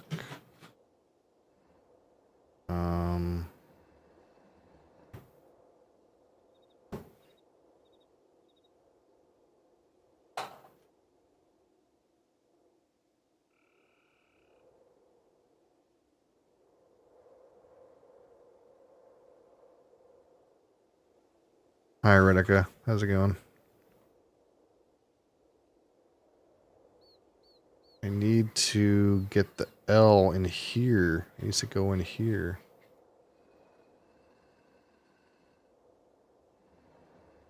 God damn it, this fucking shit, man.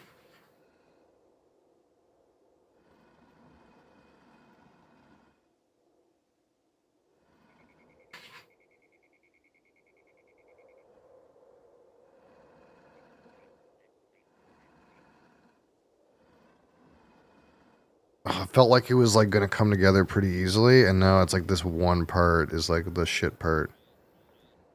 I was like, oh, this isn't too bad, and then like, oh, okay, hold on.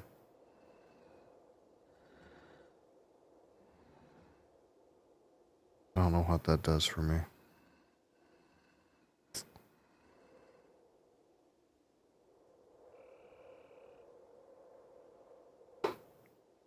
This L can just never come through this gap. It never comes through this gap, right? It's impossible. Oh, I can wait. What if we? I think I'm not sure if this does anything, but okay. So we did this. Okay. And then this is gonna come up through here. Oh, am I there? I think I'm there. I think I'm there. I think I got it. Then this. Then this. This one's here. L's here. This is here. This one is here. And this one is here somewhere. Okay, so these are in the right position now. I just have to figure out like how exactly they're supposed to be. Like how many spaces, the spacing. Like if that one's supposed to be up there, and then there's a space here. There's a space here. Is it supposed... Wait, this doesn't make sense. Is this supposed to be further up? I mean, this kind of makes the most sense. What if I press this button? What happens? Did it just undo it? No. Are you fucking serious? Did it just undo it? What the fuck? I thought maybe I had to press the button to like fucking actuate it. I'll be back. God damn that fucking shit. Okay, so here's that. Oh, hold on. What the fuck? Let's relax, okay? There's a fucking Loch Ness monster in here.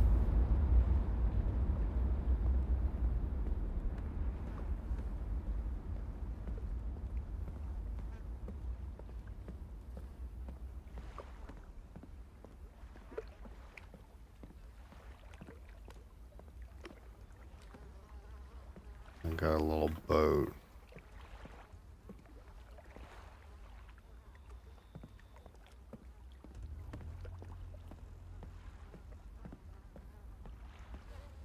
Okay.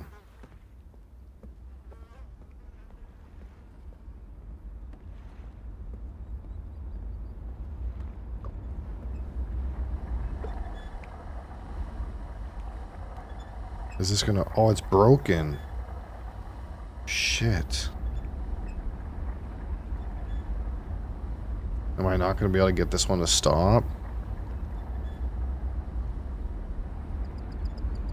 Like I can get over here, but...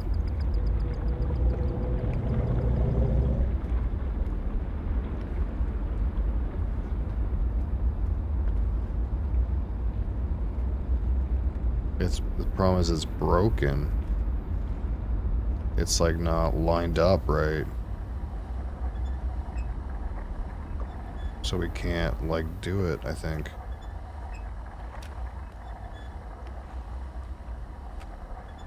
Why is it letting me peek over the side like that? That's kind of weird.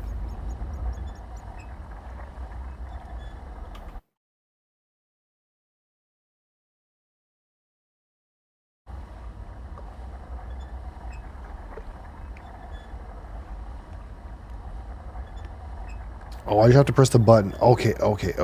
So I can't see it through the scope, but I just have to press the button at the right time.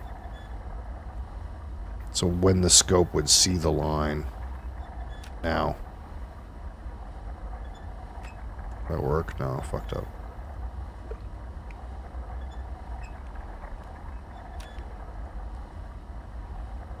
I think this is the idea. I just...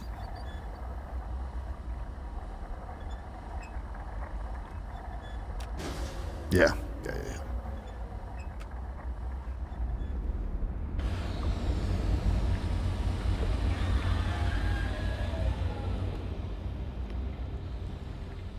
Okay, so dash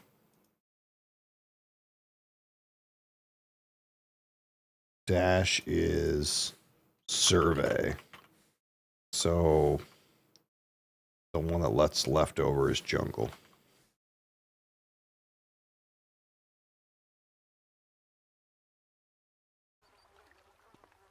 Unless I got prison and jungle confused, which I may have, but I know that. I understand that situation.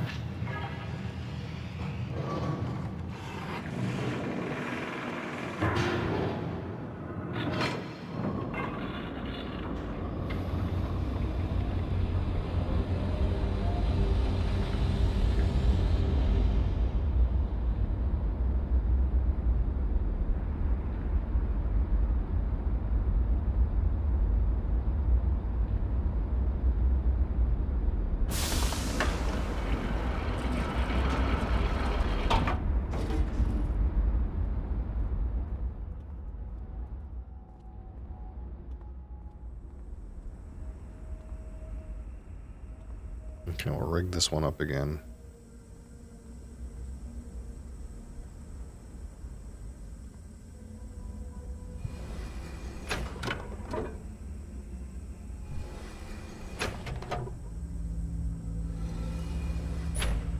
So we just need to orient the platform. I gotta go extend the platform.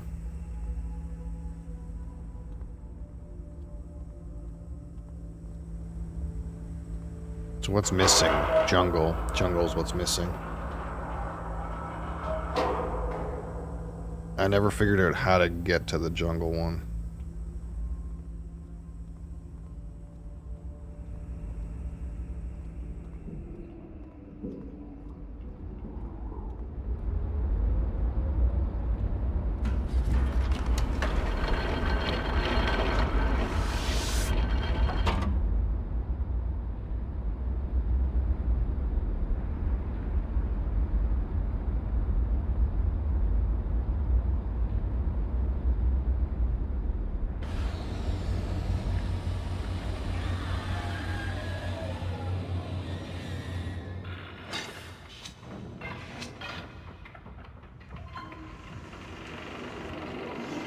So what's the boat for? What's the little boat for?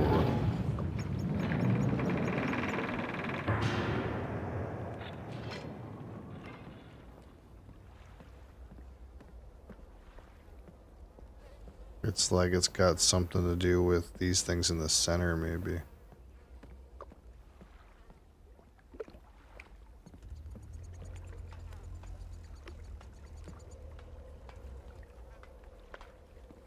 I can't seem to like do anything with the boat. So I guess it's nothing.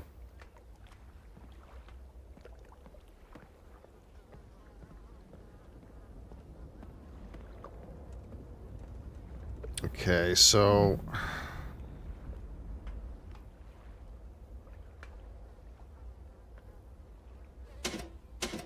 clearly there's some kind of key presses here.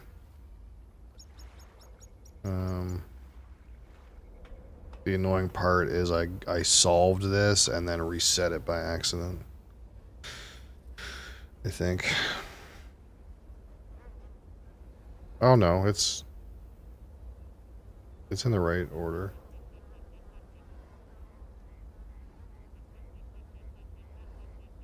I just don't understand what the deal is with it, I guess.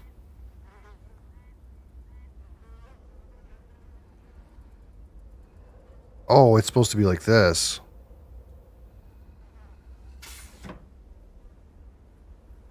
It's not supposed to be here. It's supposed to be there was a rift. There was a rift. And you got to put the pieces back together. 1, 2, and 2 down there.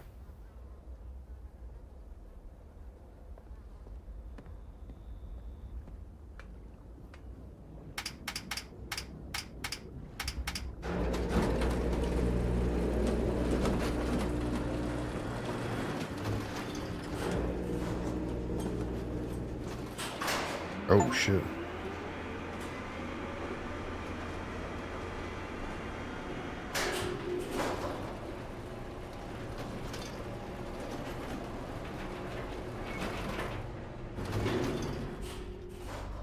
Access the hidden floor.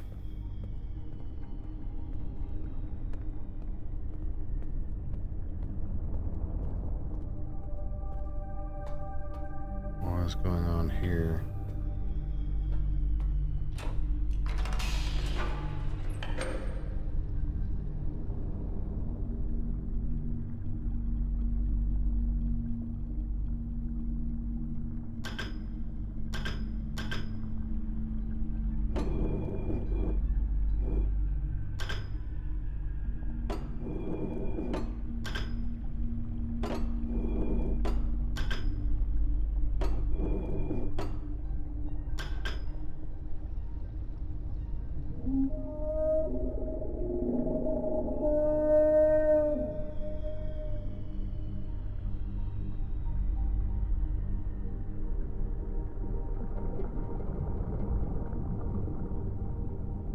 Okay.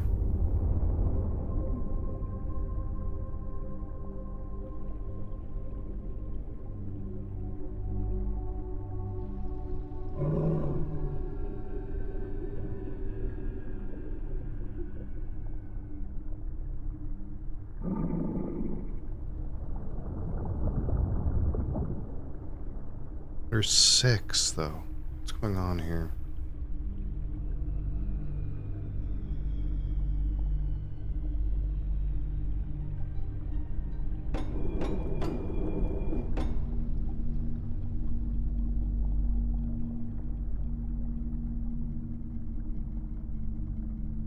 This is the starting one. Are these colors the same? Like yellow. Is this also yellow? Blue.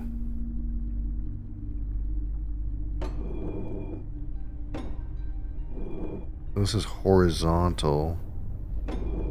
This is vertical.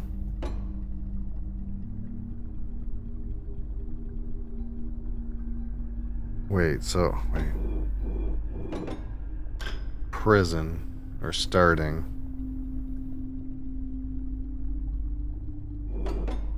Prison. Boiler. Boiler's broken.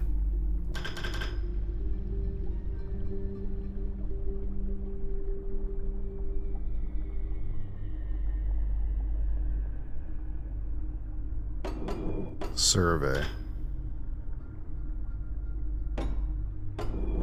Jungle.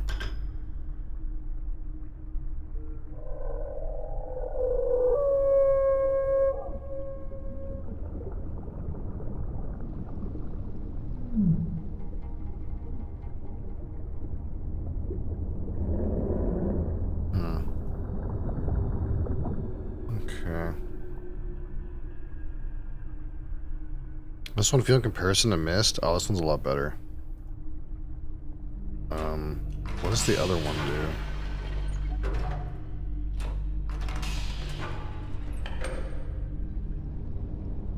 Catherine.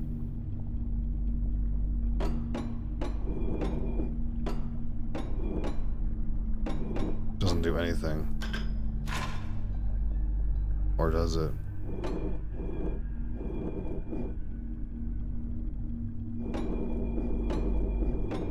This is survey.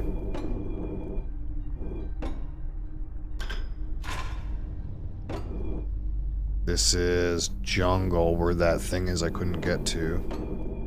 On the other side.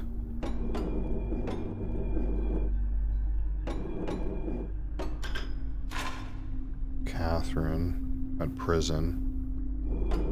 Can't change it. This is where I spawned in at the start.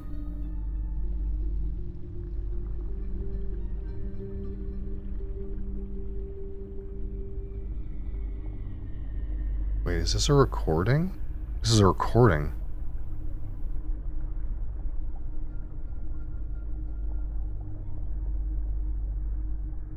This is what happened when I spawned in. But how come it doesn't show me?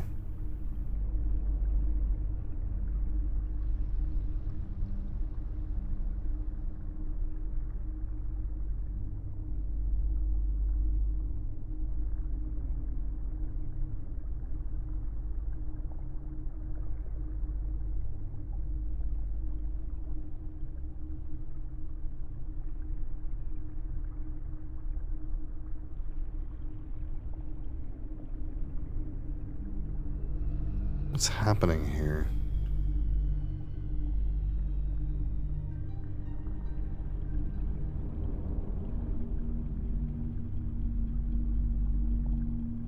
I'm trying to ascertain if this is a recording or if this is what's happening right now.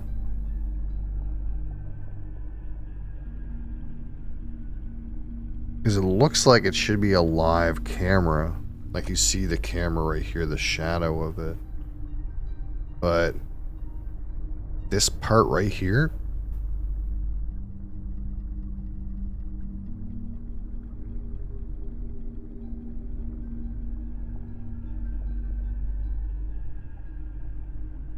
maybe no, but like I'm not there, and it's like he's like reenacting what happened.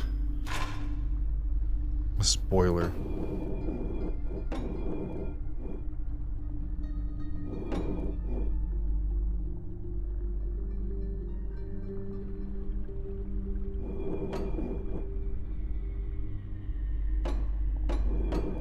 I'm not sure what I'm supposed to get out of this. Is there something I can see that I didn't know about? These things, maybe?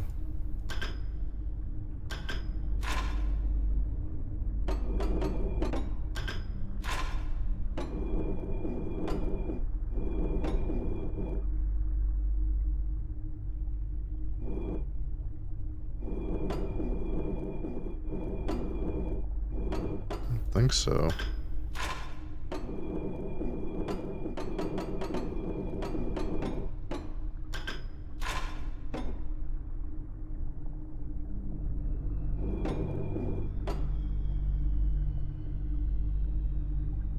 Okay.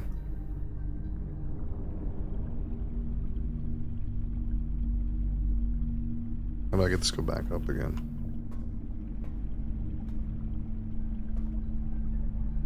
It won't go away. I want this one back. How do I want to turn this one back off?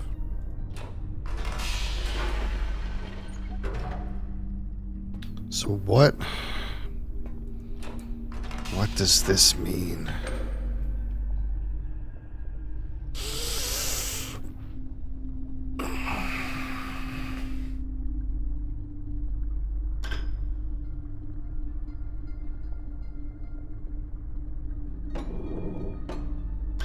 And this one's broken.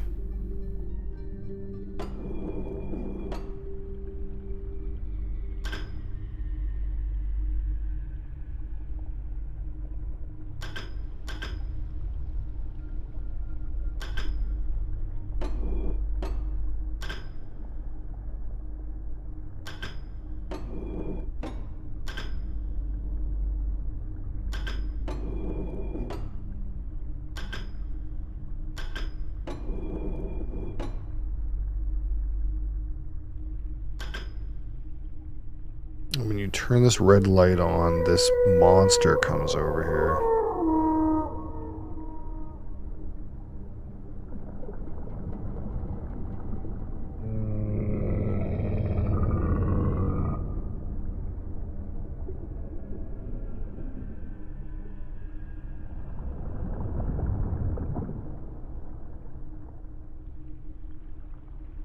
What does it mean?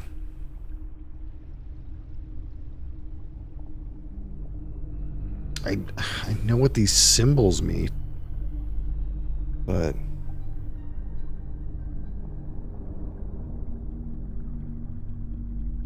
I don't understand the purpose of the lights.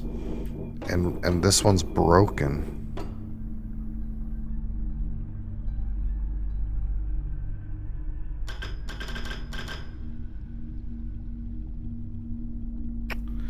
You think there's some information up there on those, like, fish poles that'll tell me something about the order?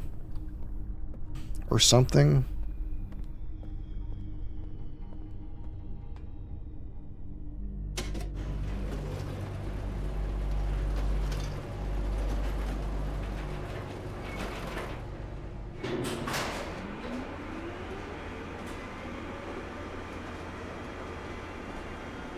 Yeah, I don't know. I tried to interact with the raft, and it didn't seem like... It didn't seem like I could do anything with it.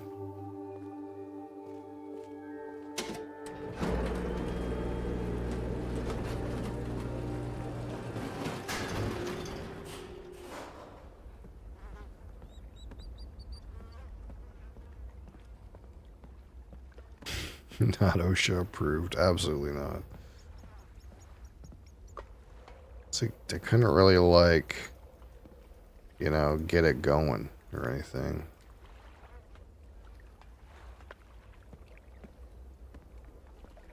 All I have is these things, and then this one's broken.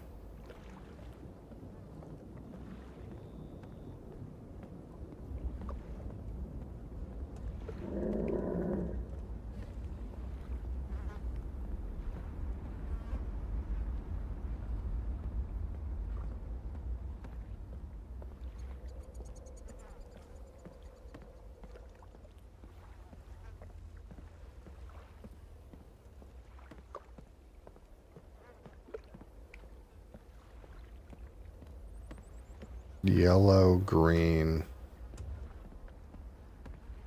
blue.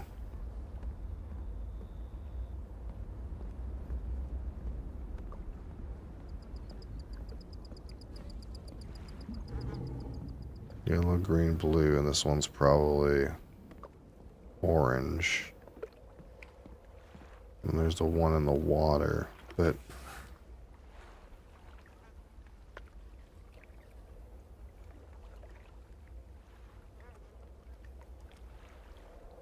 What does it mean? What, is there, what's the order? Which I'm supposed to press the buttons, maybe?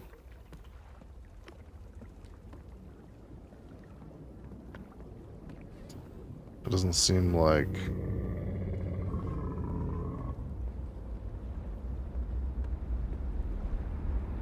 Doesn't seem like there's any kind of, like, you know, number of scales on the back. Seems like a rhyme or reason. There's no, like, icons anywhere. Now the icons on the buttons down there are the icons for the...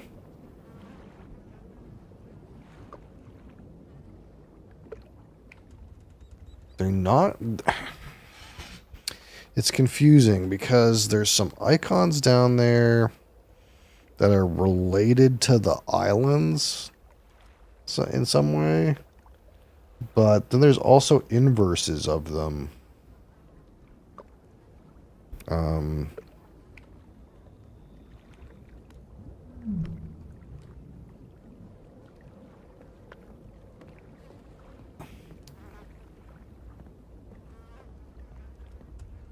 Is it something to do with the other scope? Hold on.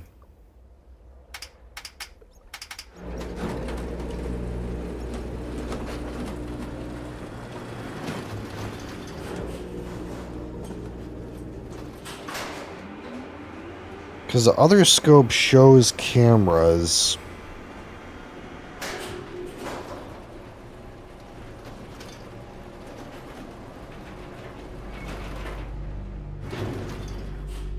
But how does that make any... what does that mean?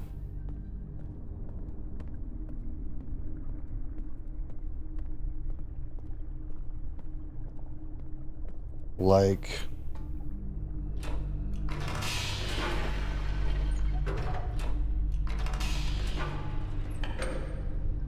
but there's only 5 buttons on this one. This one has 6.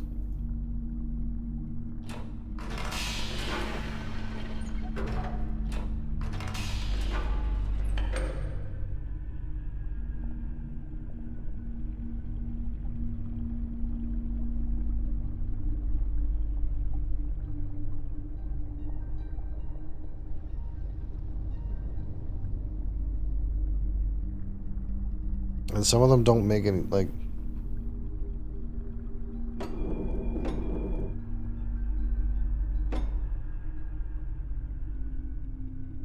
so this is the starting island. This is the prison island. This is the boiler, but the boiler's broken. This is jungle. And this is survey. And this one is not a symbol I have that relates to an island at all. I don't know what this one has to do with anything.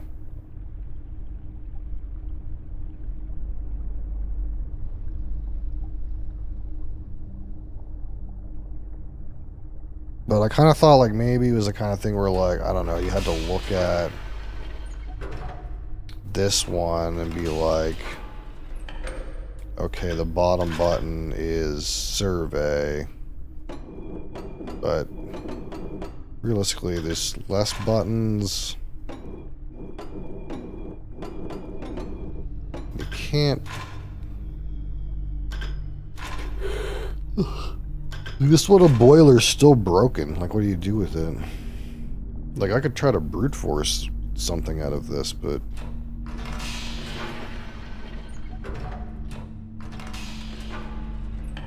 I definitely don't get it. What's going on here?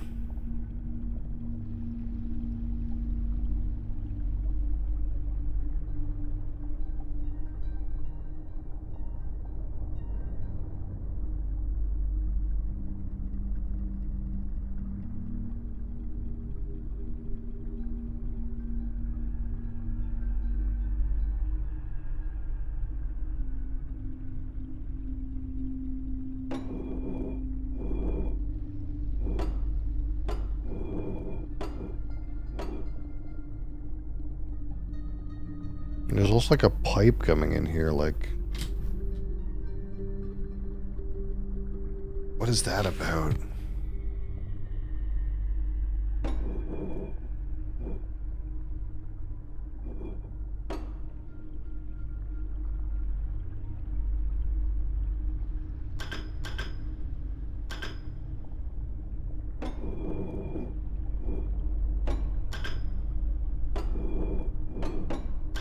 Wait, this turned off.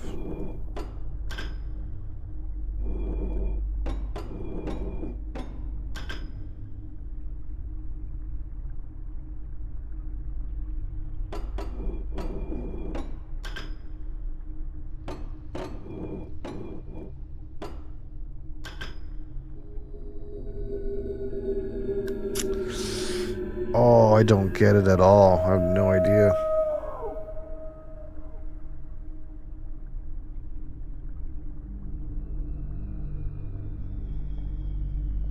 He didn't come over this time.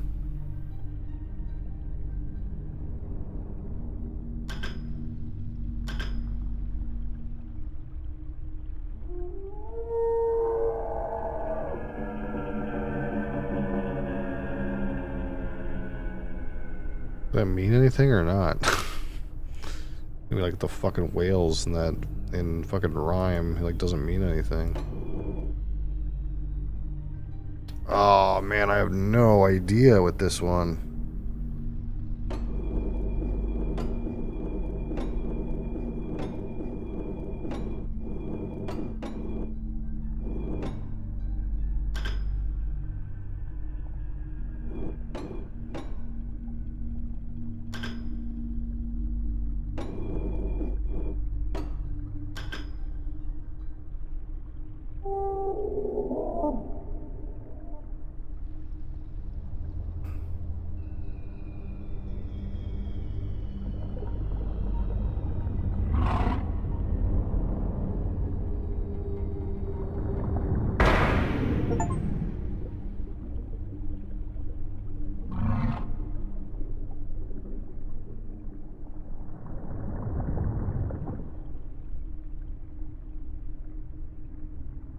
Can I get it to break the glass?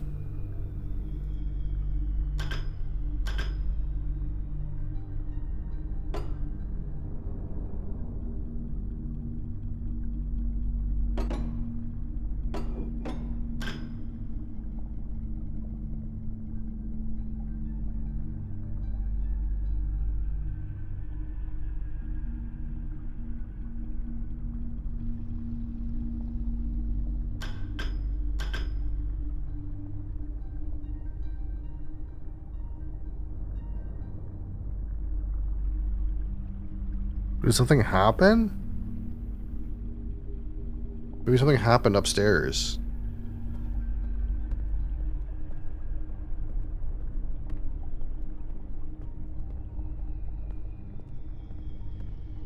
Do you think something happened upstairs? He's not coming back.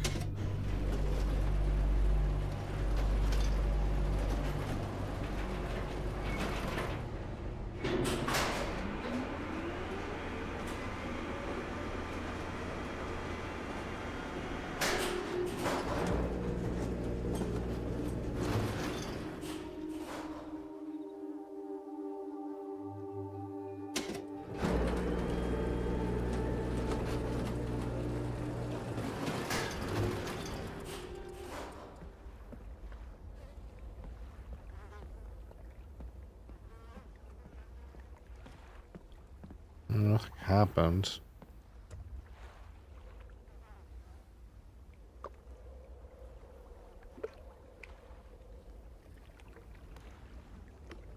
You think maybe I can get him to break all of these? You think that might do something?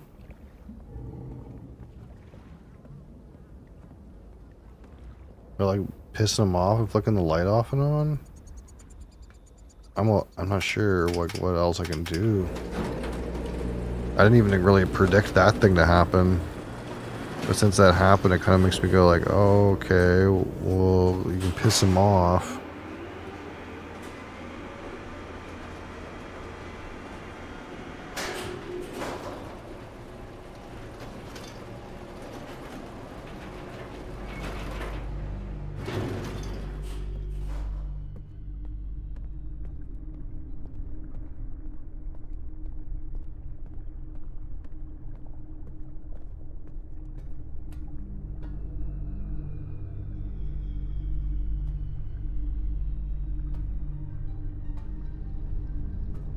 Wait, I can't.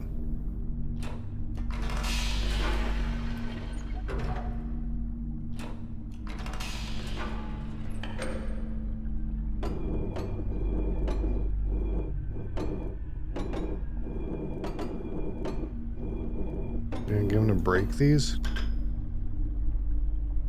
Maybe we didn't wait long enough.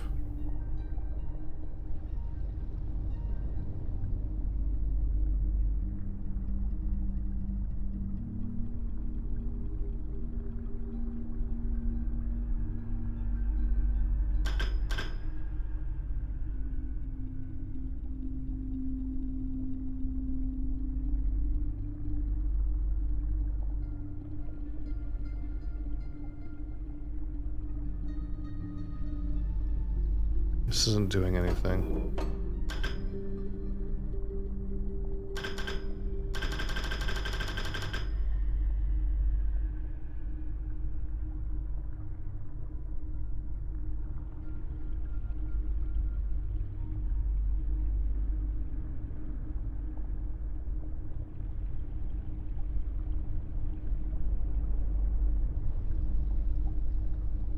Or pattern at your feet. There's this. There's the star, but it's in a bunch of locations.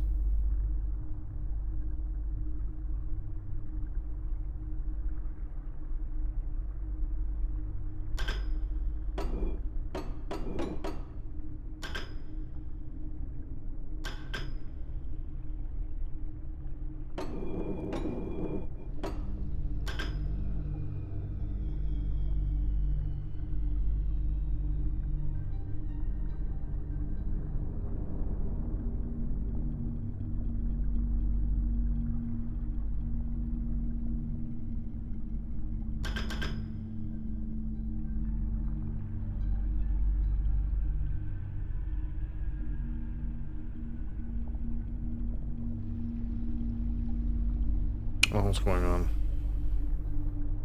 To be honest.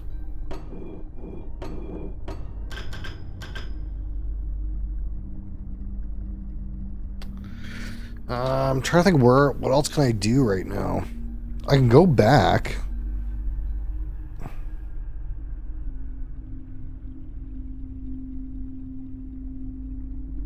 The problem is I can't.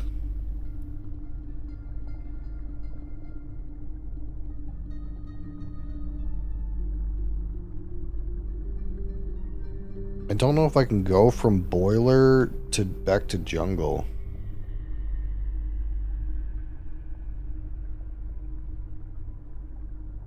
And even if I did, I don't know that anything's changed.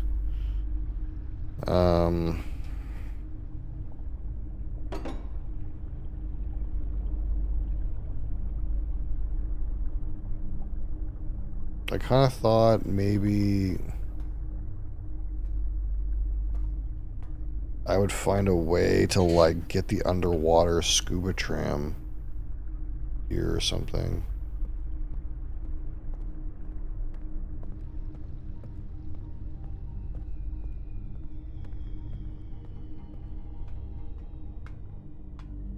I don't know what to think right now. I did a puzzle that gave me a pattern that allowed me to get into this room. I pissed off the sea monster, but I don't know what that did.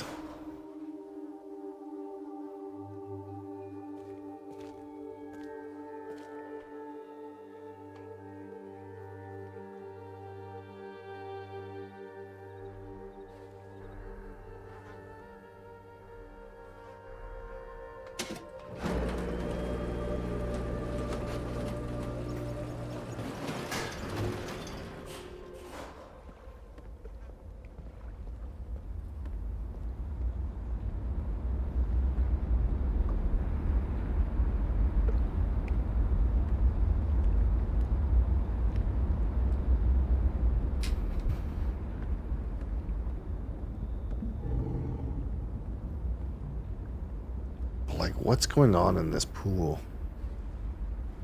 Coco 7, Coco 7. Hi. Like, clearly it wanted me to go down there to do something.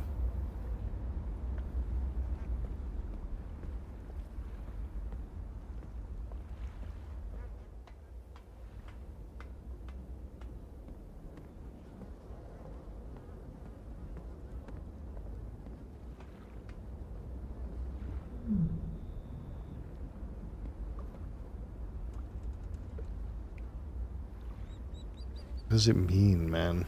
I have no fucking idea.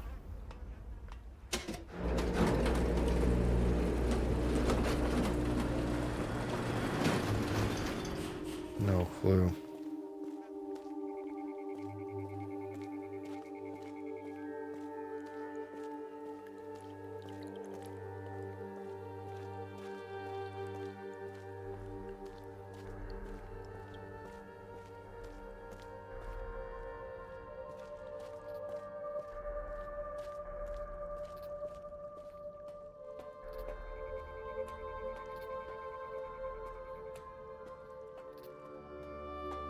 Yeah, I don't know.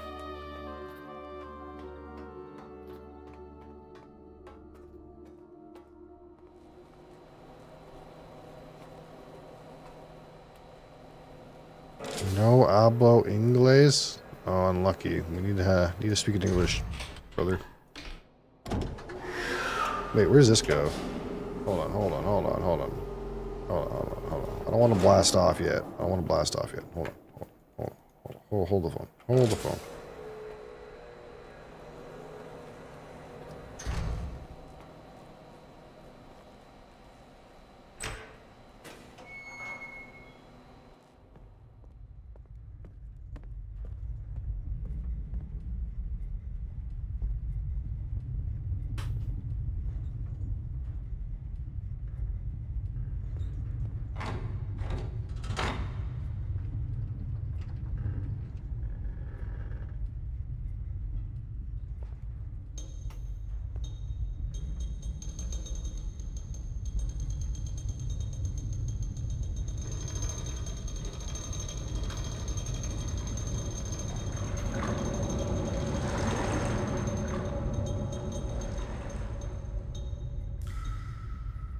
The fuck?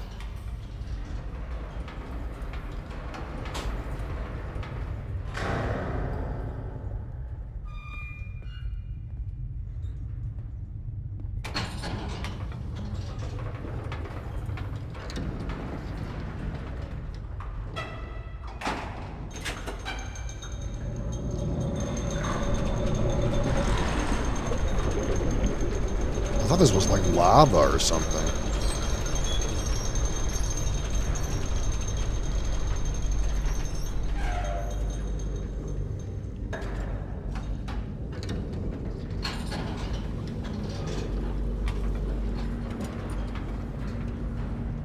Well, I'm glad I didn't go all the way backwards and I seen this random door. That's the way it is in this game sometimes. It's like you're at an impasse and you just turn around and walk away and you walk and like you see something that you don't know how you didn't see it the first time.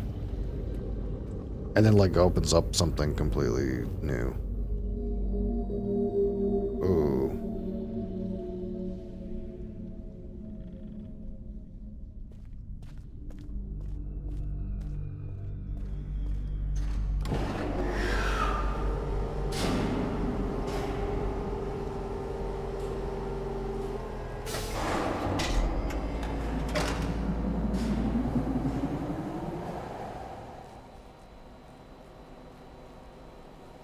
Come back here, you little fucking shit.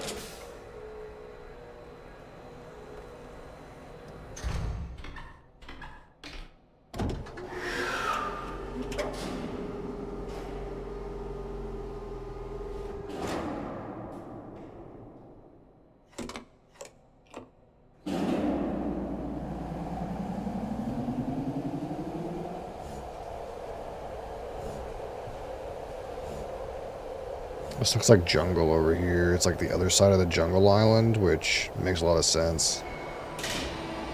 Because I only got to explore half of this place.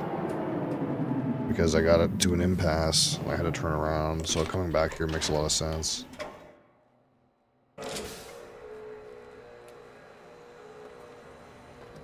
I want to see what's on the other side before I go through that elevator.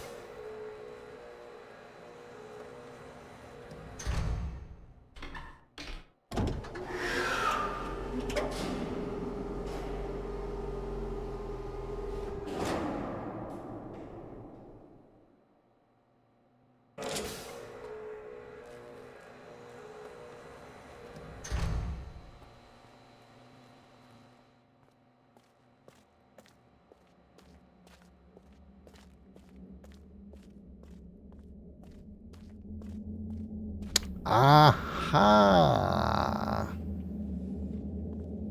Aha.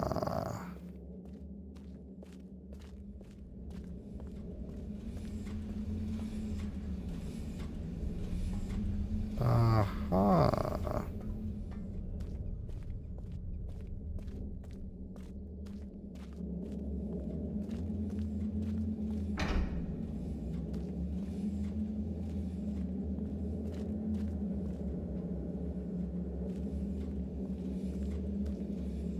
Well, it seems like it's hard to get in there.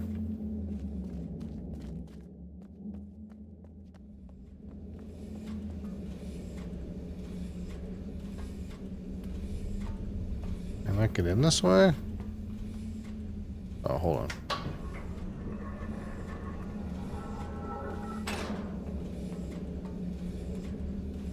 Ha ha ha ha ha. I knew this was going to be here somewhere.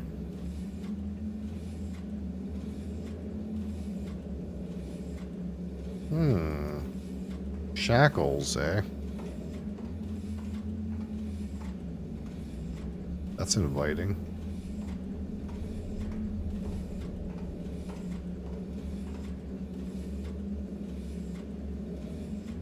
Now, how to drive this thing?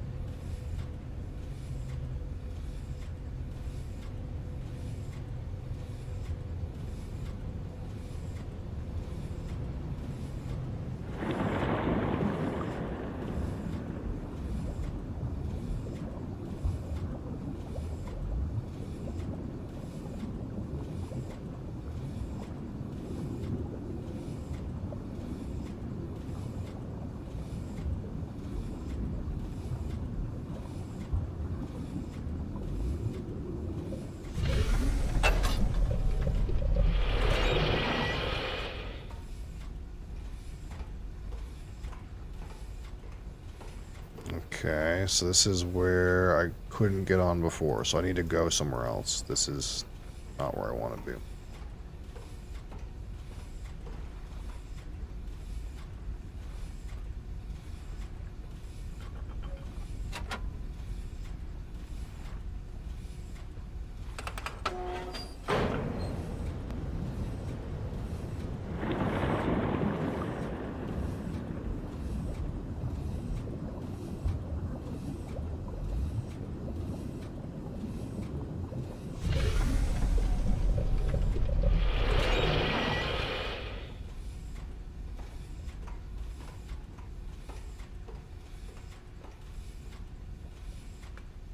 Okay, so from here...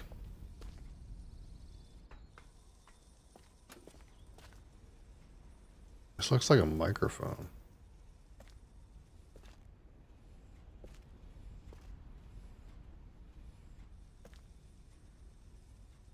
Can't seem to do anything with it. But it's looking really suspicious.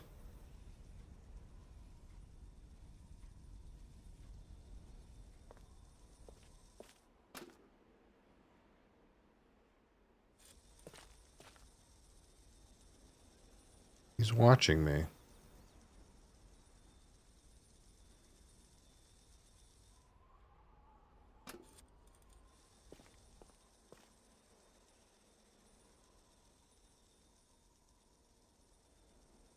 Oh. Yeah, he's watching me.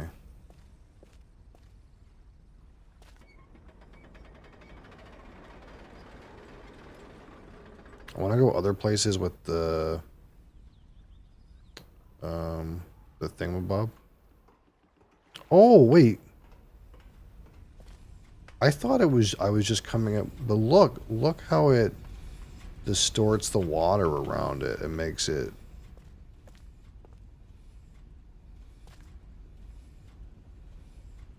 I think that's what it was talking about, like distorting the water. in Gen's book. Like he invented that thing. It's kind of interesting. So I want to go over here and unlock this bridge.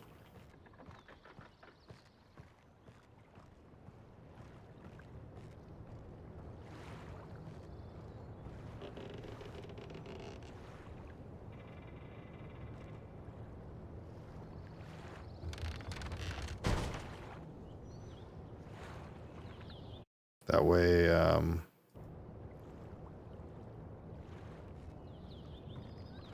in the future, I can get over here. There's plenty for me to explore here.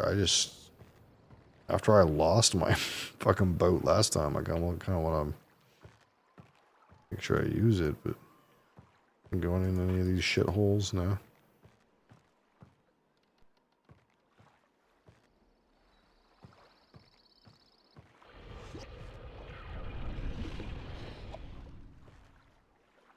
Oh, that one.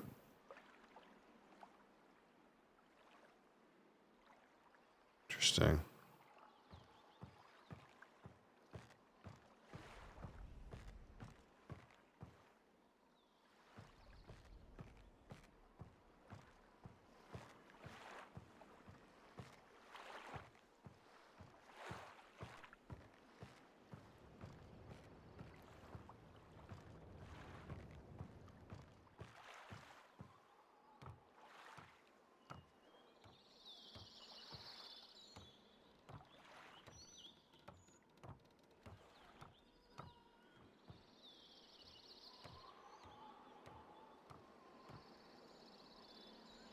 Top of the morning to you. Mr. Cap, how are you? I don't know where I'm going, but more ladders go up. Maybe find a thing. I'm sick, or it might be allergies. Unlucky.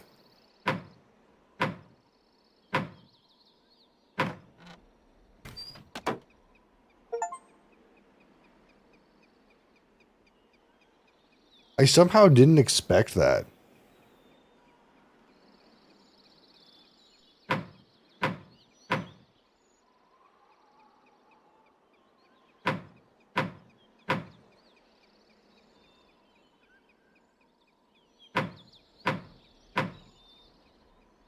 I went up. It's the police.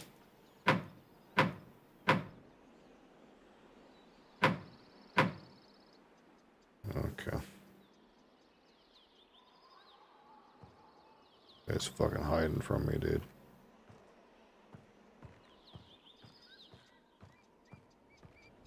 But she's got fucking drugs in there, dude. You got all kinds of fucking fish.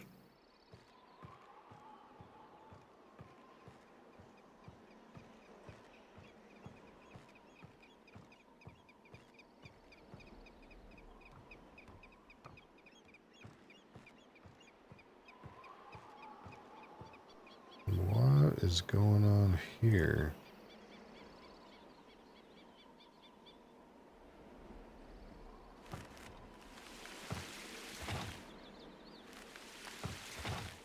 This. Hold on. How do I?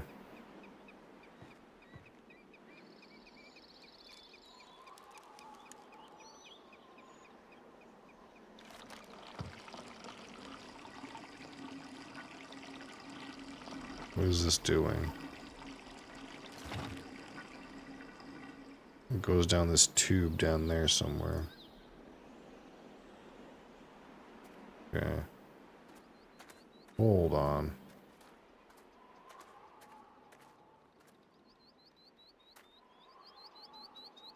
Let me out.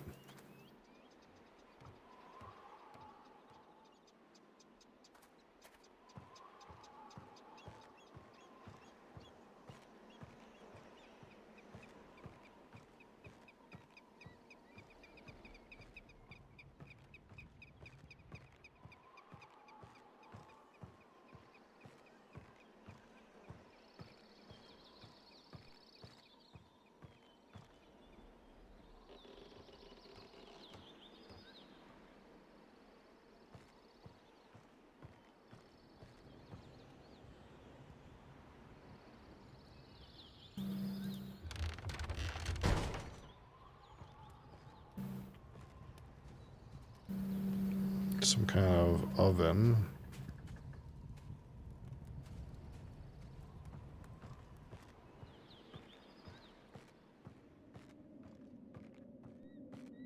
There's some kind of like tree up here.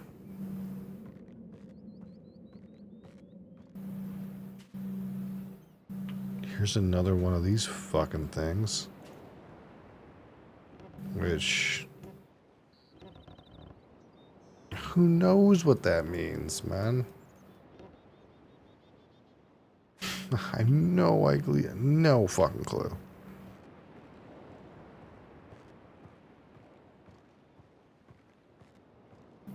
Okay, so... pouring the water up there waters this tree. I'm not really sure what that did for me or if it did anything.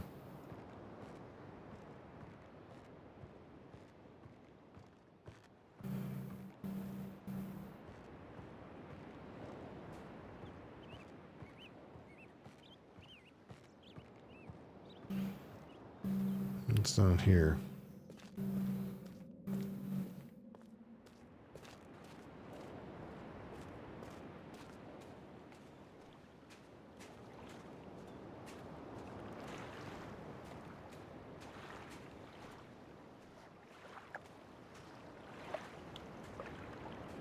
Can't go any farther.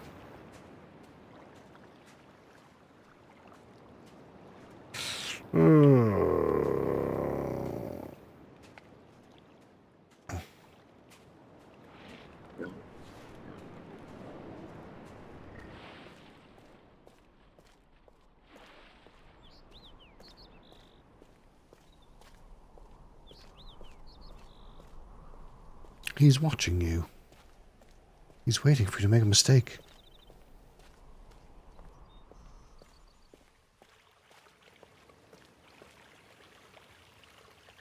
Anyway, I've been here before.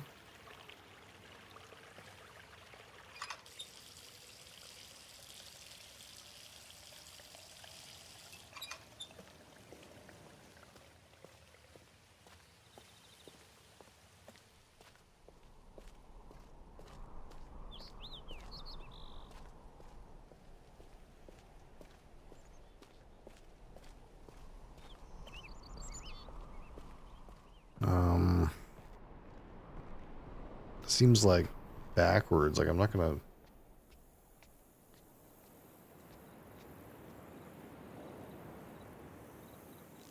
Wait.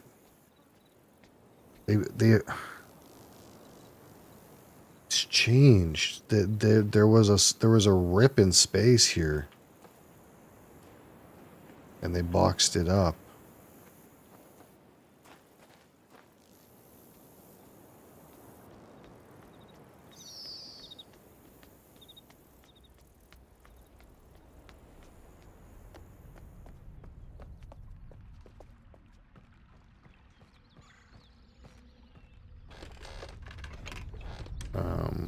I still don't know how to get to this.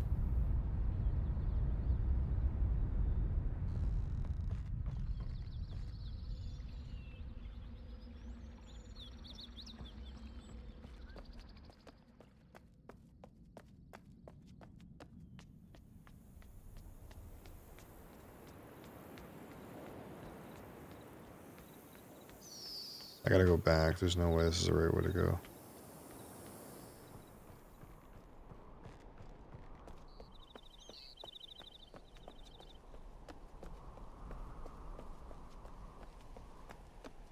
Well, I'm confused how, when I was here the first time, I didn't realize I could just, like, walk over here and see this.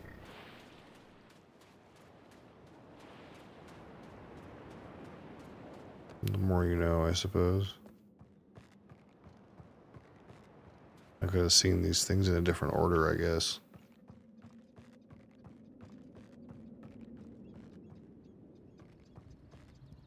But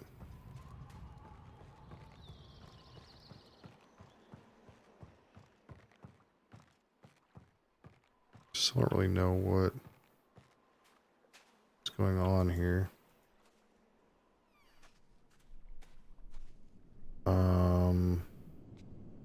What's this?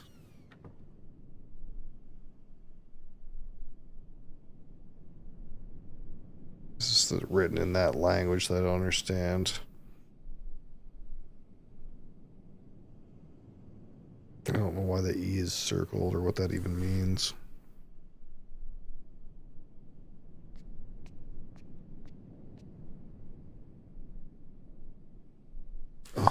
Okay, some more information about these numbers.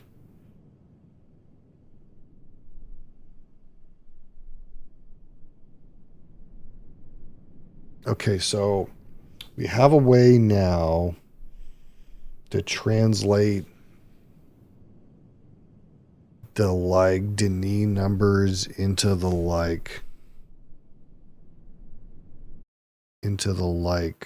um the rebel or the like native tribe numbers or whatever these things are. So I have a way to do this conversion now, but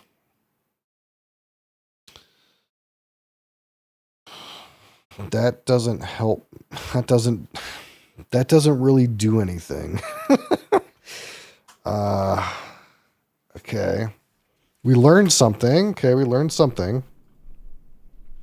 What's this?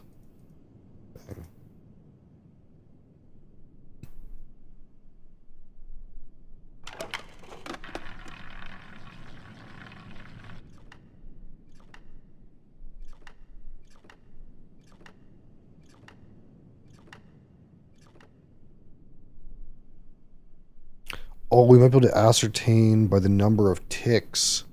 Hold on.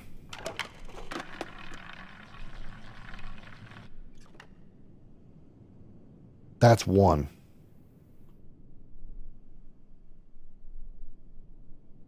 Um,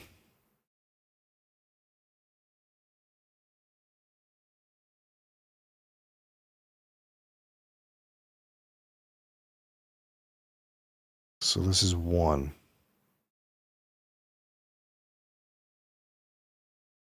One.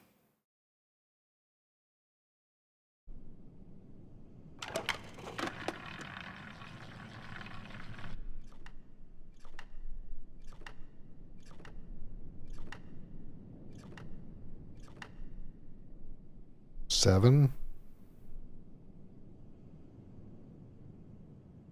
Um, okay, so I gotta fucking draw this on my own. Okay, so box with line is equal to 1. Something is equal to 2. Something is equal to 3. Something is equal to 4. Something is equal to 5. 6. 7. So 7 is box, left side moon, strike through.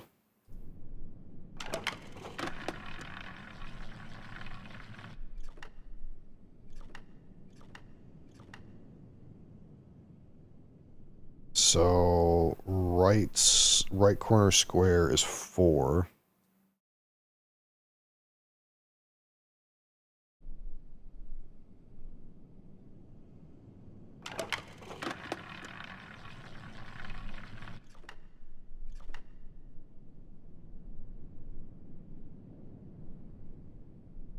Okay, so this is 2. So I wonder if...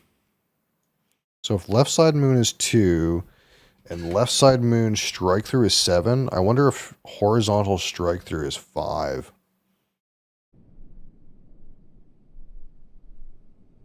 Some letters here too.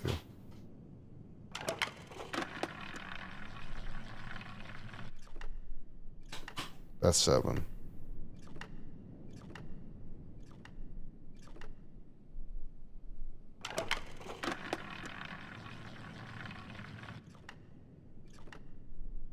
Two.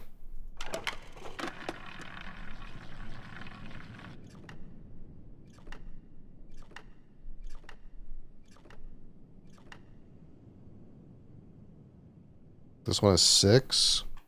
And that would make sense too because horizontal line is 1 And if strike through is 5, then that would be 1 and 5, which would be 6.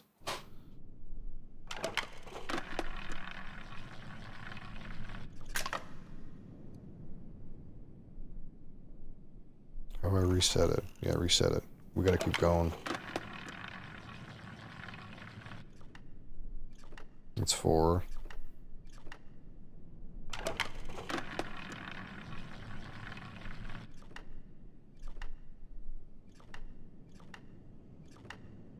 It is 5, so my hypothesis is correct. This is 5. So, free drinks? I don't know about free.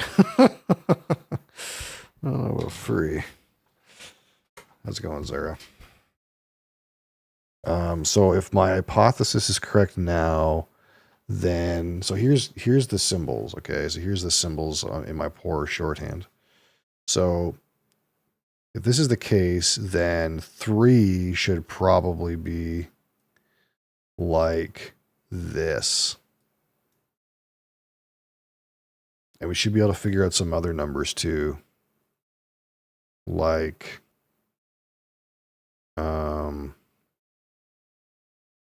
8 could be this.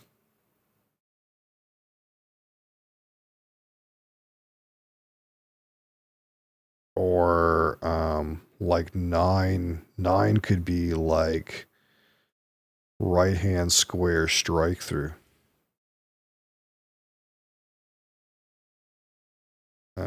I wonder what other numbers I can get out of this.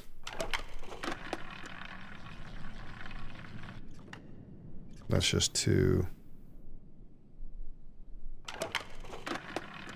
Thing is, I don't have what the K means yet. 4, 5, 6, 7, 8, 9.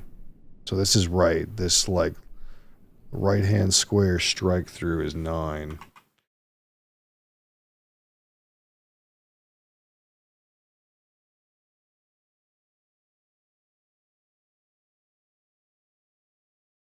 So again, 8 is probably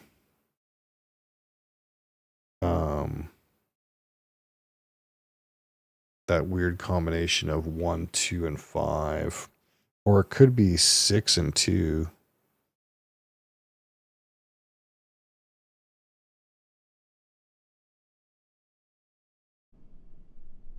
Sometimes that's all you got, you know? Sometimes you just gotta be satisfied with going. At least you're going and not stopped. That's what's important. See, what I want to know right now is I'm missing this symbol. This, like, 2 triangles in the corners. And there's also a hump on the bottom. What's that? You know? Maybe that's 10?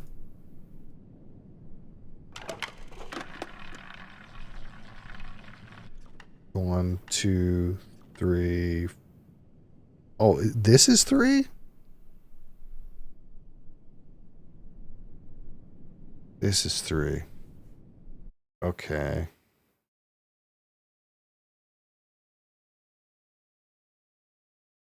Okay, if that's 3.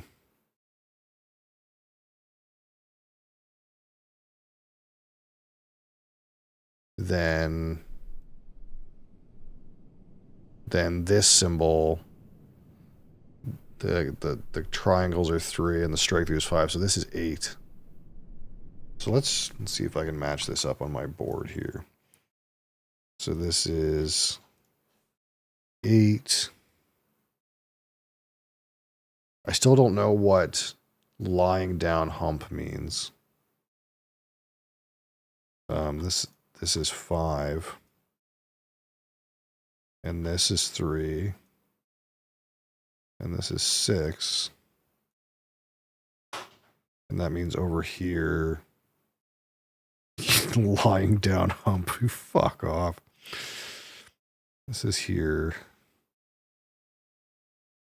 See, the problem is, okay, so here's the problem. So right now, we've kind of deciphered, like, I don't know 8, but 8 is probably like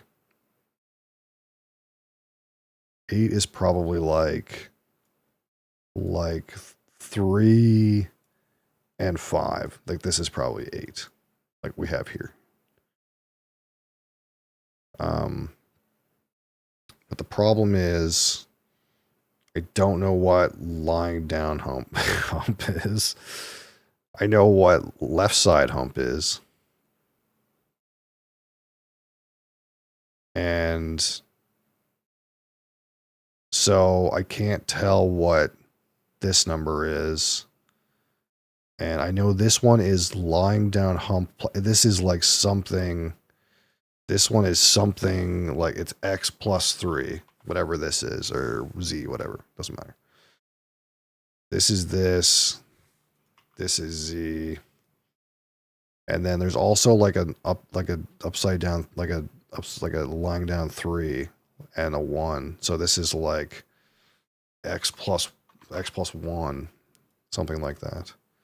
Now it could mean that if it's down like this, that it's 10. Like this could be 10, and this could be 13, and this could be 31 because it's 3 lying down. Or not 3. These are 2s. So this could be like 20, 23, 31.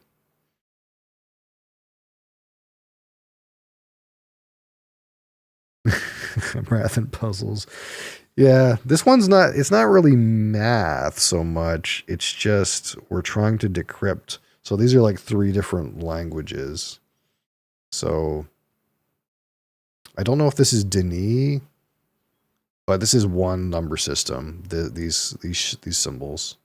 And then this is like a different number system, these ones.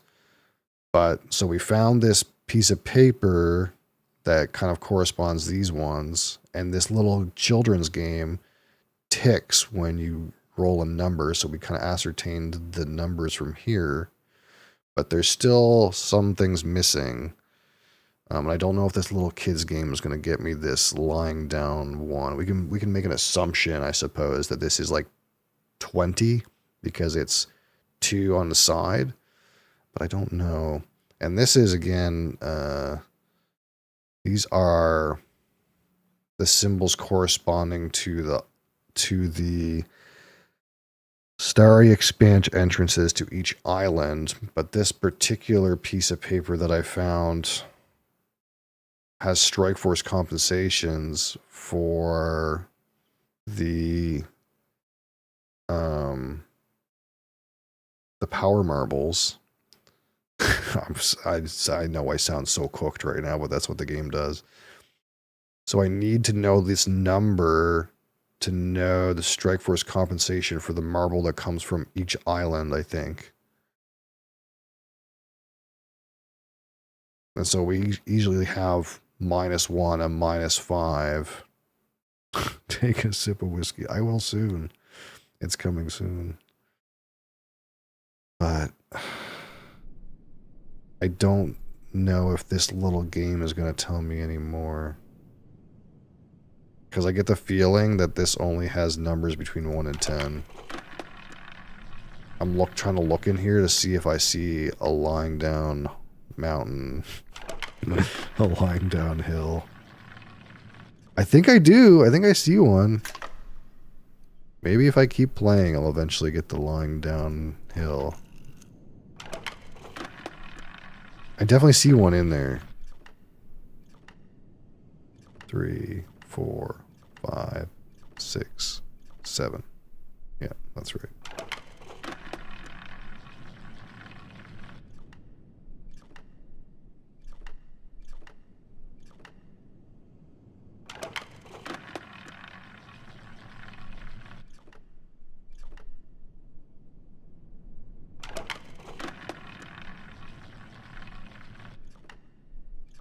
Man. The thing is if it's...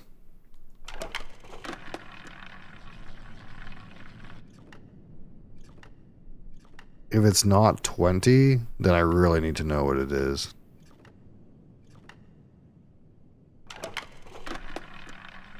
And I see like one, I think like one symbol in there that maybe has it.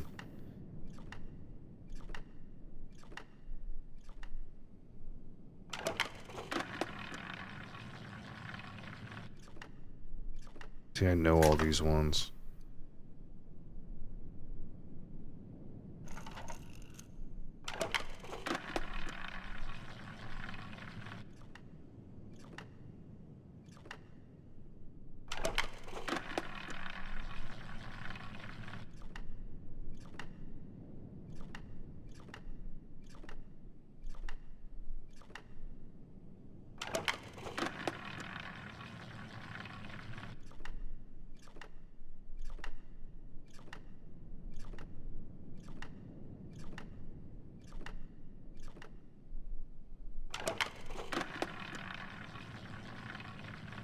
I'm not gonna get it, am I? I get the feeling the game is just not gonna show me a number that's higher than 10. I think that's the idea.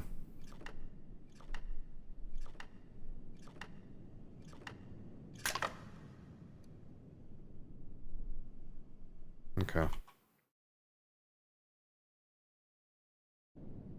Let's see what else we got going on in here. I know these are the letters, but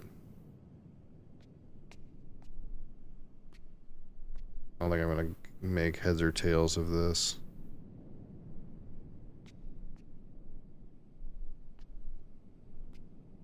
Here's the imager.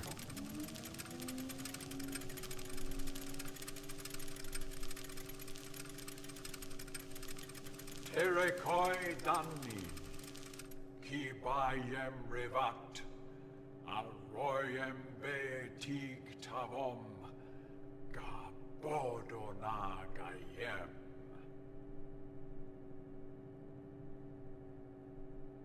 Really was a good purchase? Probably, but you're gonna hate yourself. Ram.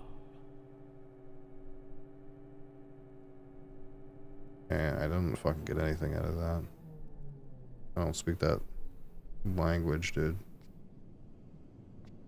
You think I can get something out of this chalkboard? There it is, dude. There's the fucking laying down hump, man. Is it 10? Is this 10? 1, 2, 3, 4, 5, 6, 7, 8, 9, 10. This must be 10. This must be 10.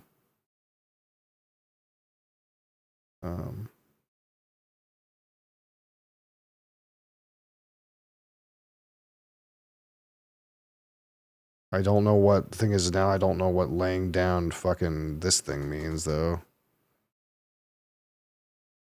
Maybe this is 20.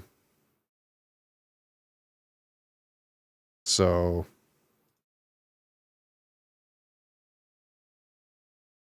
like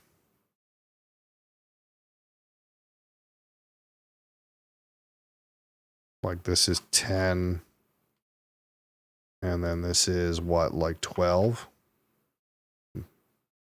No, 13. And 10.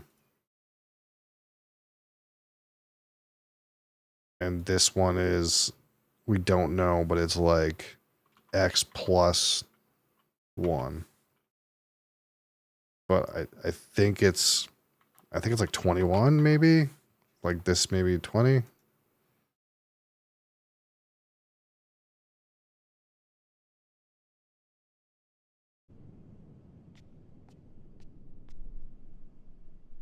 How many letters are there? 1, 2, 3.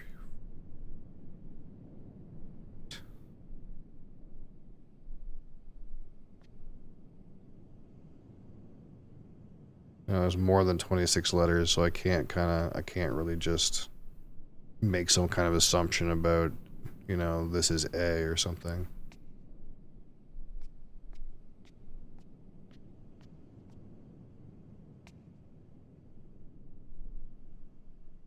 Although they have the letter E circled on this piece of paper over here, and I'm not really sure what that's about.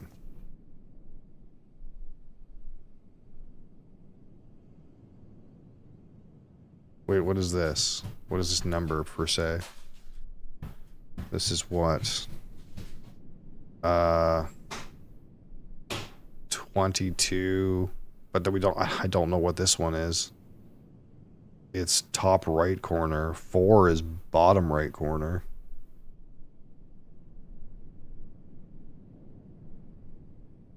I don't know what this number is. This rightmost number.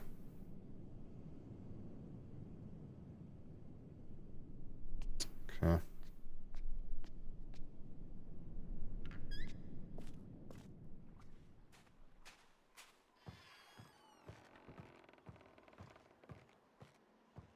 One thing I will say is that this game is fascinating.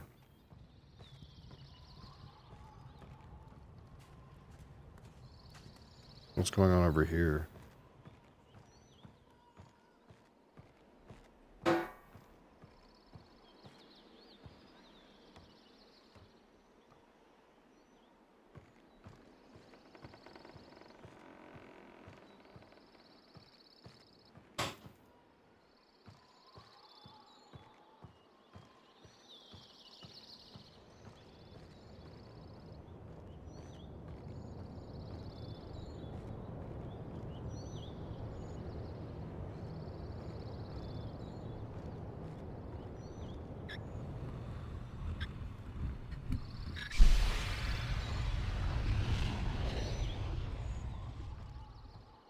What did that do?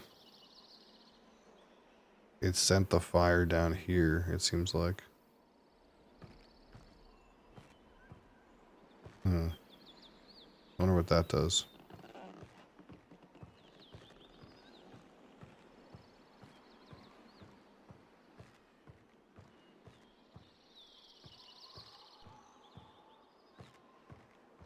Can I get up there? Farther?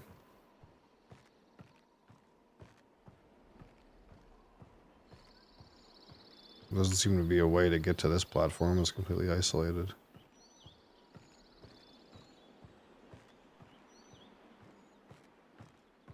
This might be as much as I get.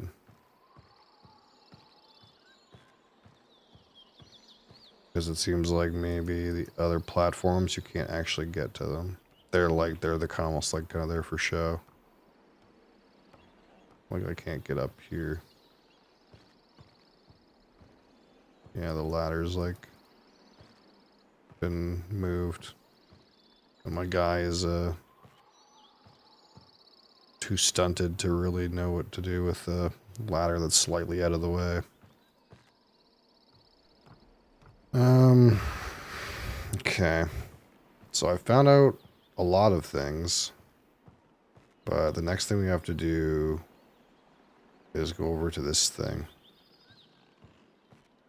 Assuming I can't glean anything else from this little area, which I think I've exhausted it. I don't really know what's going on with like the tree.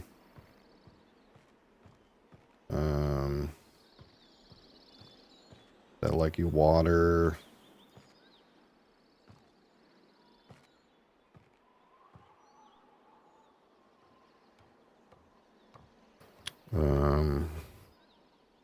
I did learn some stuff about the number system, but I don't know what that means for those little totems.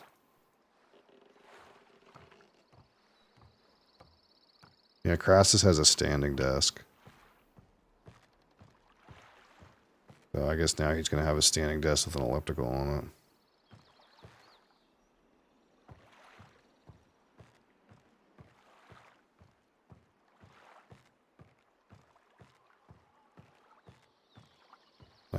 We got to go to the center.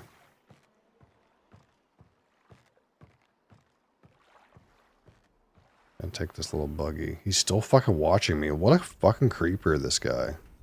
Look at him. What a fucking creepazoid.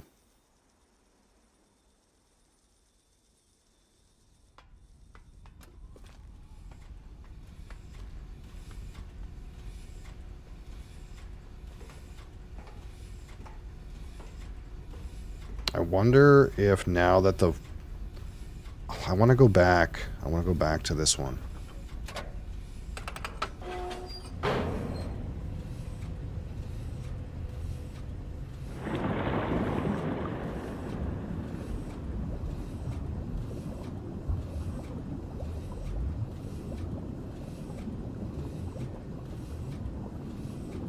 Because I moved that fire, I like closed that fire thing, and then it like came down into the water. So I'm not sure what that realistically means, but I kind of have to go over here to see.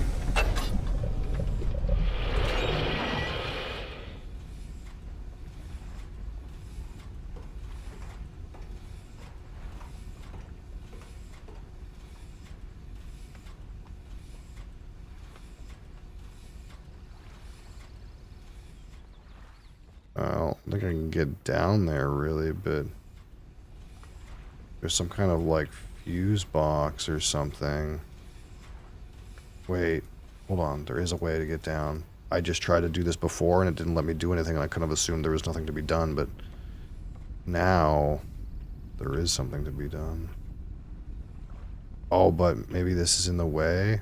I need this to be gone. Hold on. And the water particles stay separated for a little while, even after you leave. Hold on.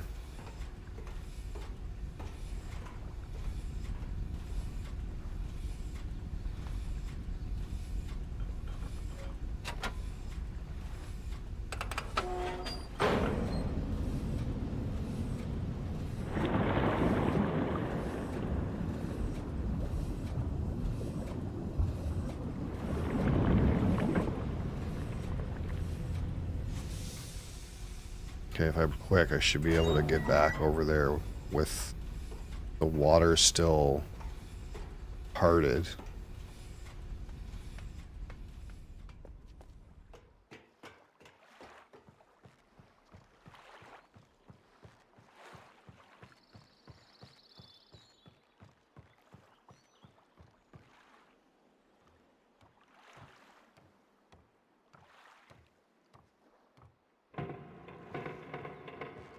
Then I can hit this. I don't know what that does, but...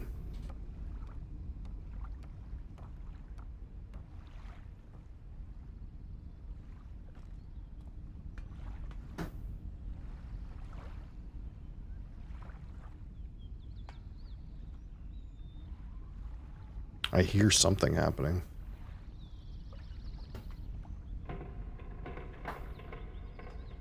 Is there like a door here?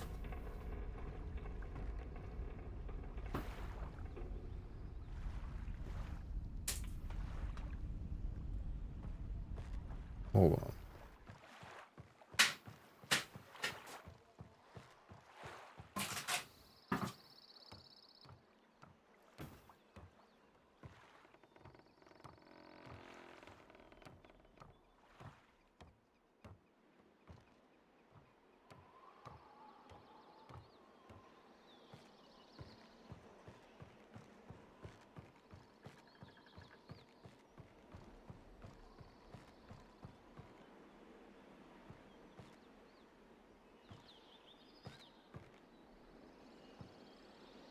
Can I not open this again?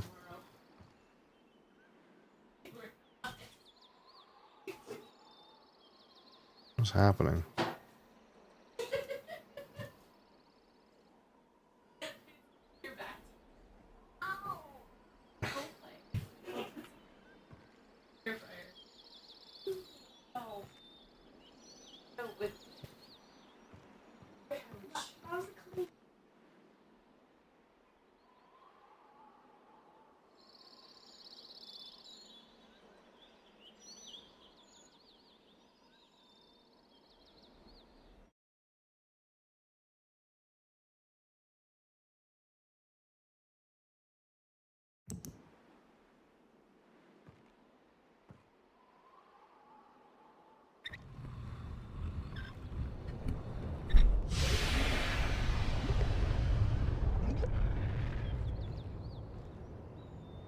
And like if I reopen that, then maybe I can like go through like that door or whatever is down there or something.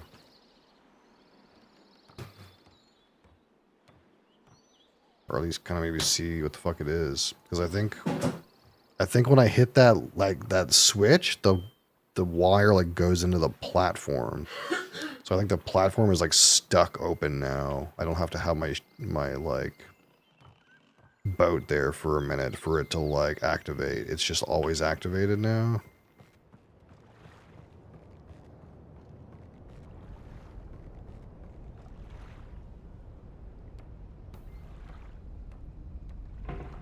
And this kind of like seemed like a door.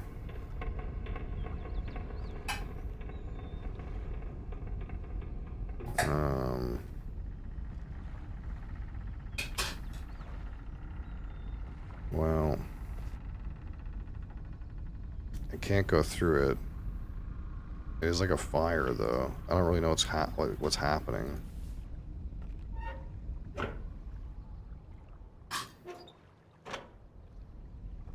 This definitely operates this thing. But I don't understand. Maybe I have to put the smoke on to get through there. Maybe I could have found that. Maybe I could have found that switch without the smoke. I kind of thought I just... It opens up when you put the smoke on. I kind of thought maybe you just needed to turn it back off to go through or something, but it seems like it closes the door.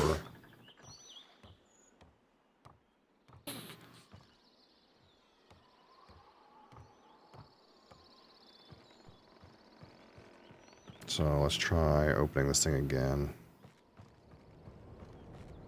See if I can like walk through it or something.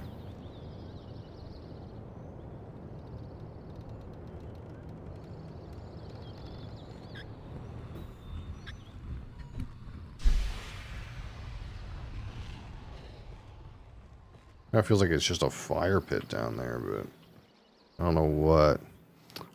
There's things I'm interacting with that are doing something. I just don't know what it means. So it's like, well, it kind of looks like a door. Maybe you can just walk in there. I don't know what else you can do with that.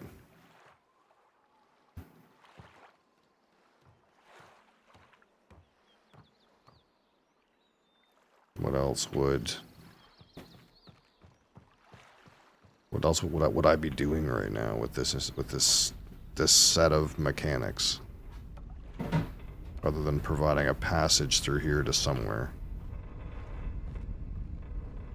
Yeah, there it is.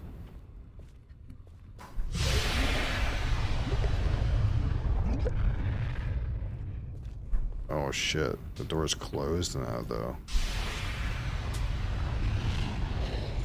Oh, it opens back up if I come over here. Okay. But it's just another one of these signs. And what does it mean? So what we learned is that this looks like 3. It looks like the number 3.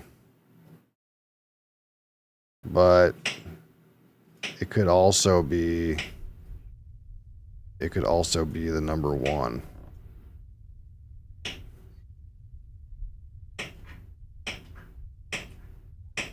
And this is like the problem that Ken was writing about in his journal, is like the number system makes no sense with these turning things, because this means it either means 1 or it means 3.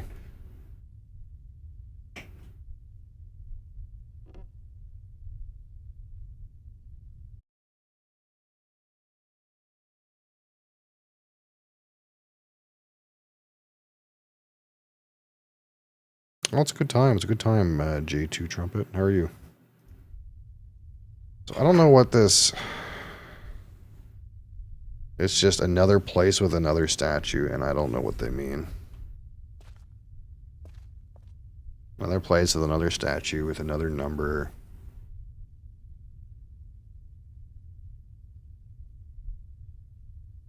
And I don't know what it means. I still don't know what it means.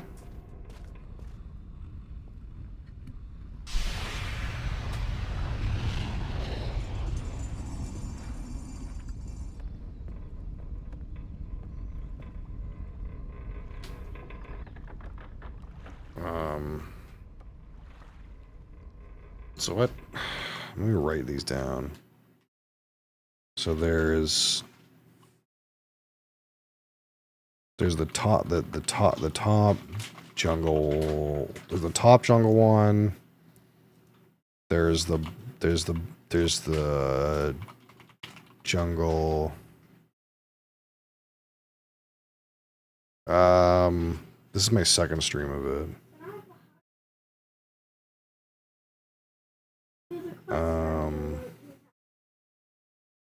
There's the jungle underwater.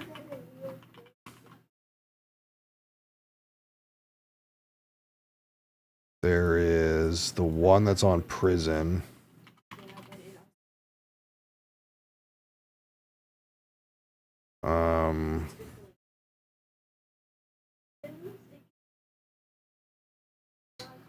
Where's the other ones?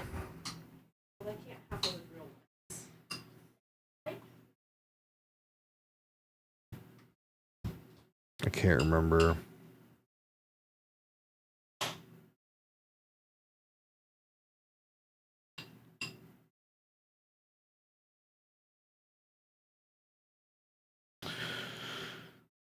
Yeah, no, it's, yeah. Yeah, the only time, like, it's okay is if there's, like, mechanical issues. Sometimes, like, with puzzle games, there's, like, you're misunderstanding something because it's not a puzzle, it's, like, a mechanical problem. Which I'm okay if people tell me, like, of a mechanical thing, but with a game like this, for the most part, there isn't too many mechanical problems.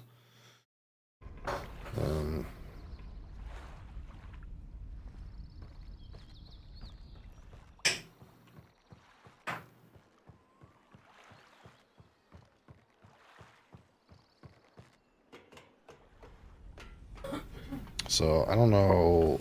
There's more statues than that. I can't remember where they are. That was the problem. I should have been writing them down, but...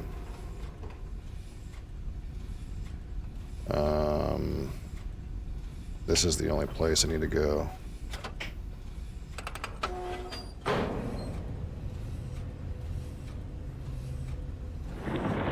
What, you? If there's a lot here, I'm just gonna save and then we're gonna talk about whiskey. But if there's just a little bit here, we'll just see what's here.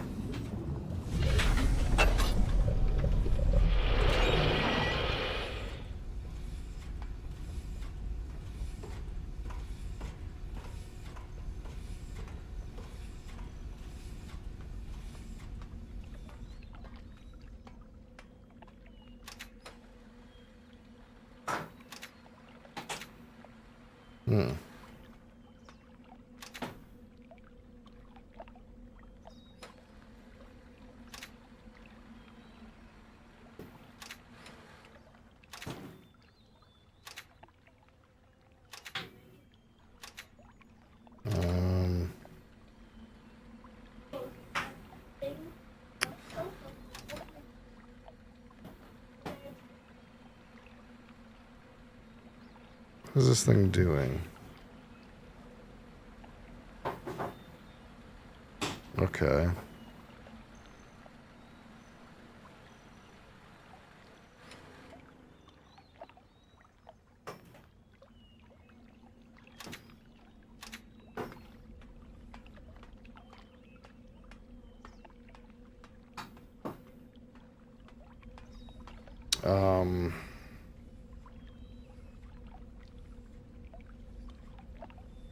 Feels like I need to go up there, and maybe this whole cage goes under. How do I get up there? Yeah, I don't know. I don't know the rest of what's going on here. So we'll save the game.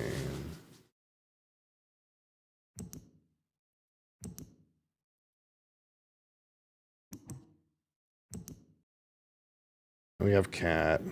Cat's here. Being cat. Hey. Hey, you.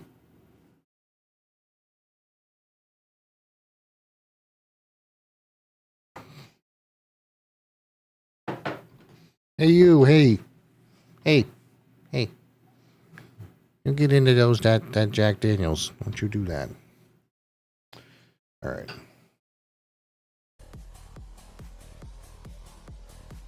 That was fun. I enjoyed that. So we're like six and change hours into that. We learned a lot of stuff. I don't really know. I still, like, we made a lot of progress today, but I still don't really know. I don't know what's going on with the statues. I still don't have a doorbell, like, ringing puzzle answer for the prison. I still don't know how to get to the Jungle Starry Expanse entrance.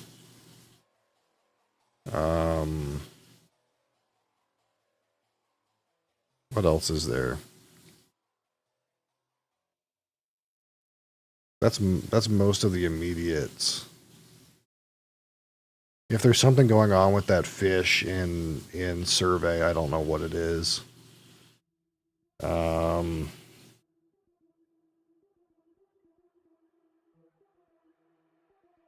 We still haven't done that thing at the very start of the game where there's like a forklift that lifts some kind of tube.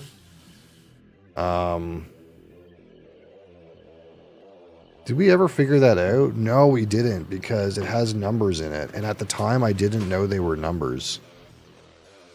So that there's still that. I know what the numbers mean now, but I don't know the number to put into it.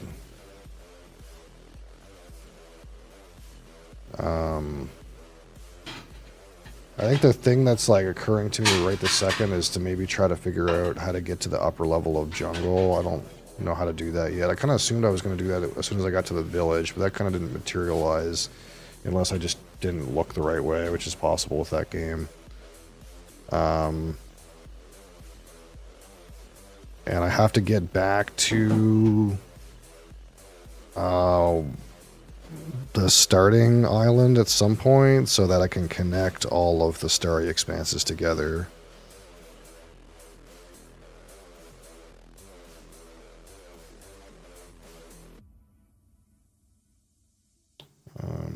Yeah, so we'll try to pick up with that next week, next Monday.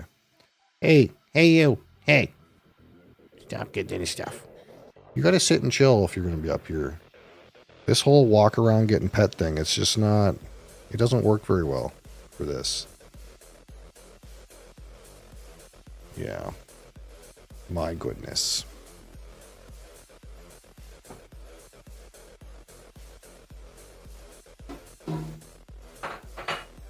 Alright, so let's go.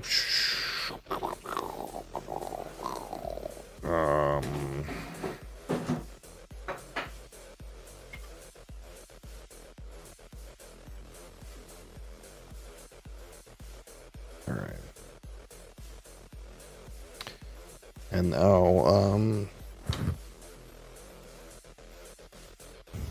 we gotta find something. We gotta find something I haven't talked about. Let's find it.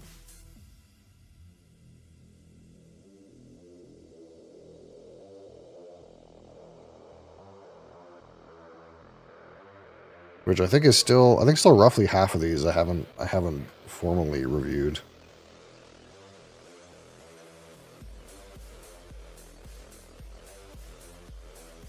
Blanton's? No, we already did Blanton's.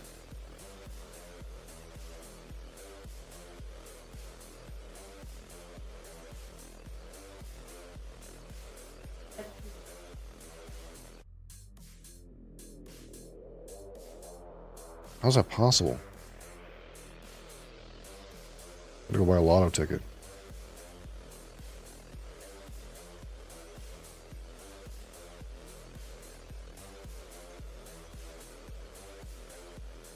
Elijah Craig barrel proof. Okay. It was destined to be bourbon today, I guess. That's a hot sucker though. Adriana, I need to get up.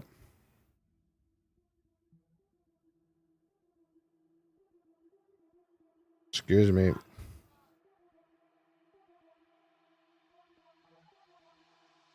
What? I gotta get up, darling.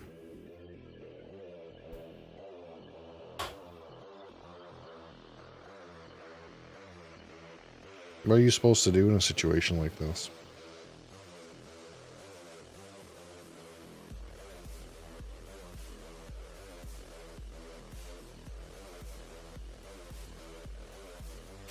I know the answer because this cat has two modes. I always say this cat has two modes.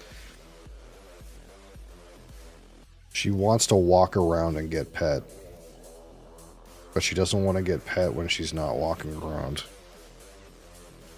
And I know this.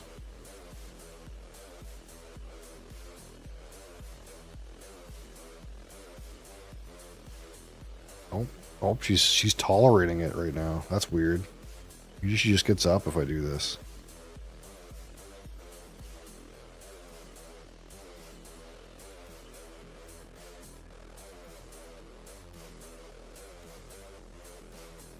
Yeah, I knew it would happen. I was nice about it.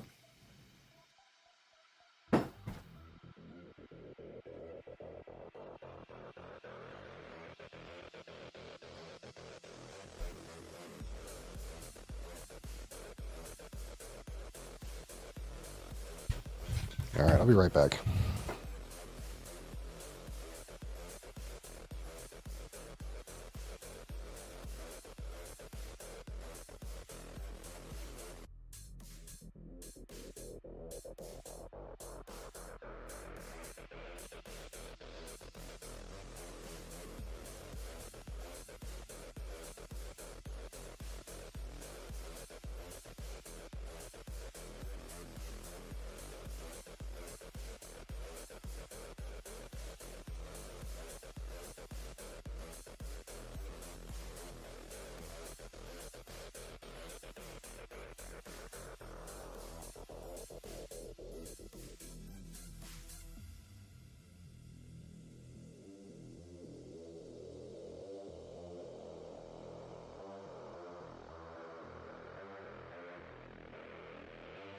Well, where I normally put the water mug, I have a cat right now. So it's kind of awkward.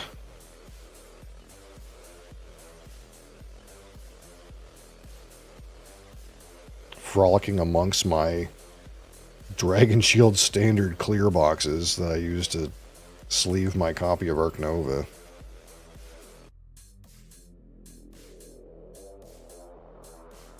What are you doing?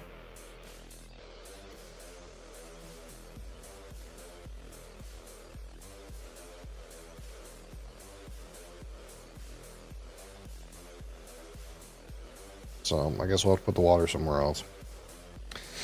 Well, I haven't actually drank very much of this Elijah Craig Barrel Proof. But we opened this quite a while ago because if you guys remember, I purchased this at the annual Spirits Festival last November. I'm sure we cracked it in December. I imagine. How's it going, Levi? Yep, she's here. Aren't ya?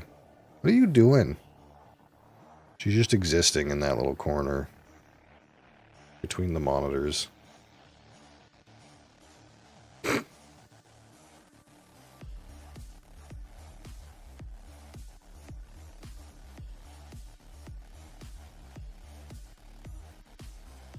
What? If you look up here, they can see you better. But you know my tricks. You know this doesn't really work. Usually. Hey, look over here. No, she won't. Of course not. That being said, I remember this being really good. Like, really fucking good. But, man, it's hot.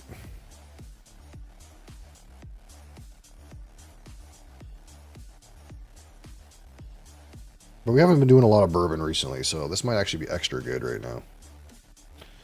We've been doing Scotch and Canadian whiskey mostly. Alright, so let's get out our review articles here.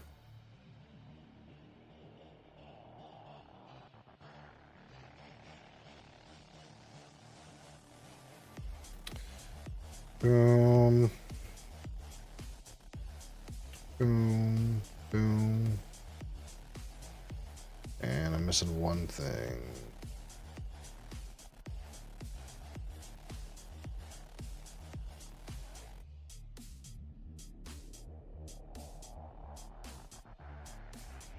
Now, this isn't the goated batch.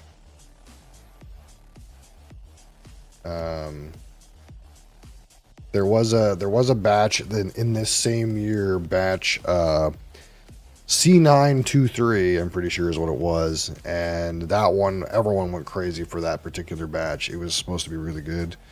This is instead batch B523, so it was one batch earlier than that. But I imagine it's still pretty damn good. I really should have got. There was also an Elijah Craig barrel proof store pick that came around at the same time. That I never ended up getting. I was always like, oh, I'm gonna pick this one up one of these days, but there was like 50 of them there, and then I just never bought one. But that's just how things are with whiskey. You can't have all of it. As much as you want to have all of it, it's just, you can't have all of it unless you're fucking rich. Unless you're rich. You gotta pick and choose. And I already had an Elijah Craig barrel proof, so I guess I didn't really need another one. I didn't even drink that much of it. But here we go. We'll talk about it in a little bit more detail with Kat here. What? You don't like bourbon whiskey?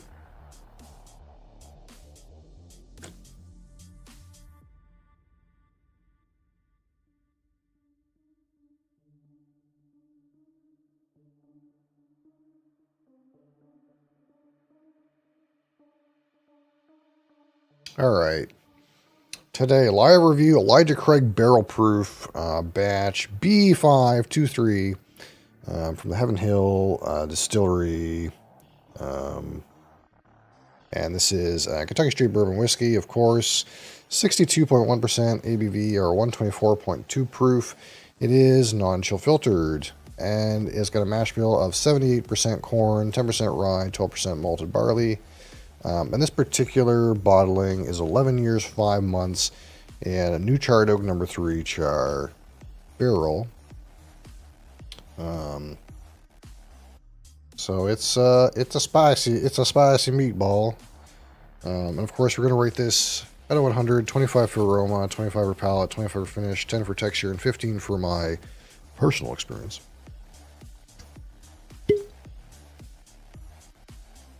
Oh, that smells so rich.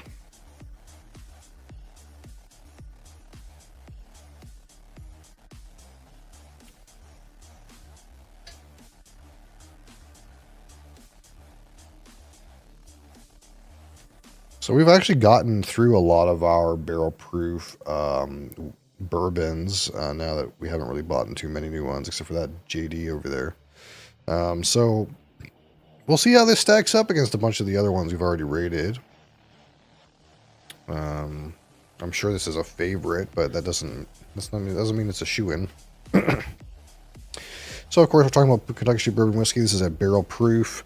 This is your color, your deep deep color there for barrel proof. Again, 11 years, 5 months now. This is only a number 3 char barrel, so it's not as charred as the alligator char frequently used. We're going to give that some time to rest. I'm smelling melted butter, volatile aroma right now. That kind of buttery corn kind of note. Oh, it's so strong.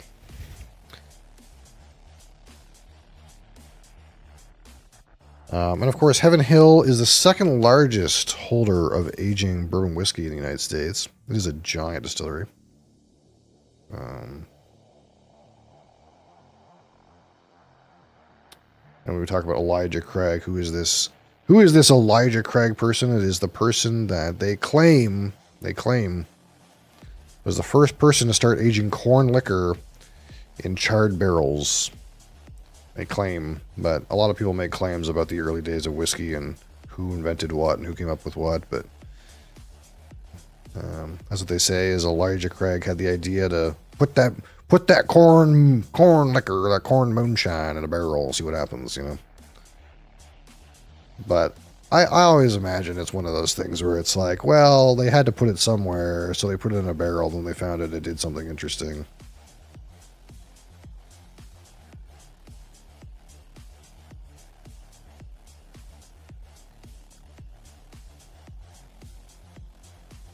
So we're just giving this a little bit of time again.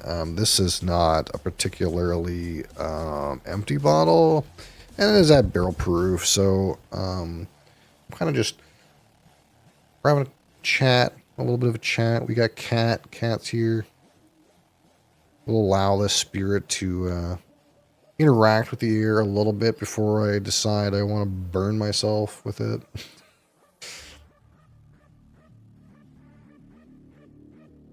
Because, you know, the human species that we are, we're just mutants. And we like to drink poison for fun. Just for fun.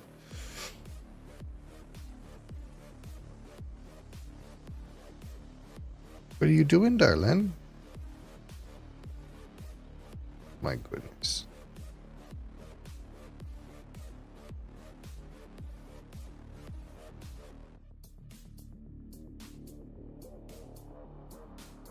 Being very good, unlike Mosley. Up here and fuck my shit up. Alright.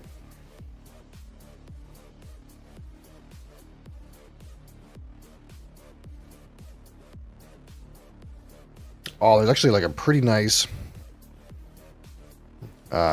cherry note hitting right off. That like melted butter kind of corn characters in there.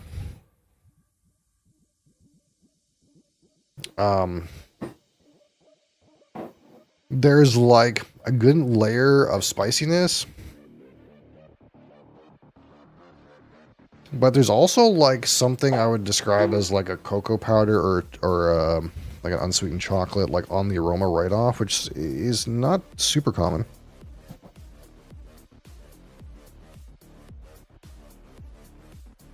Oh, there's some old antique furniture.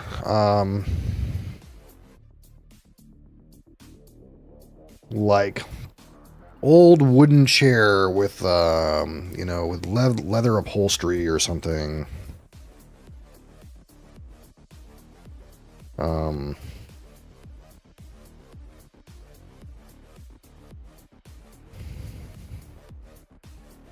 Something hit me slightly like varnish.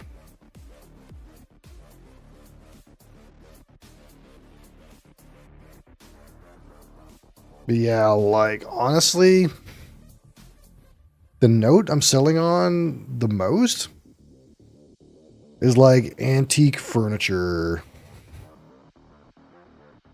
Antique furniture store.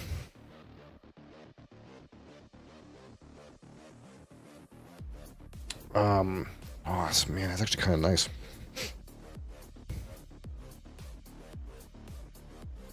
But sometimes you get in there and you get like a bit of like a cocoa powder. there's also some like kind of like typical spiciness in there too. And like all sorts black licorice. Very easy to nose this for 62% alcohol. It's not spiky. What I'm not getting on the outset is like deep brown sugar note. I'm not getting like syrupy note or like molasses or like very rich sweet characters. Those are not immediately present. Oh, it's really nice though.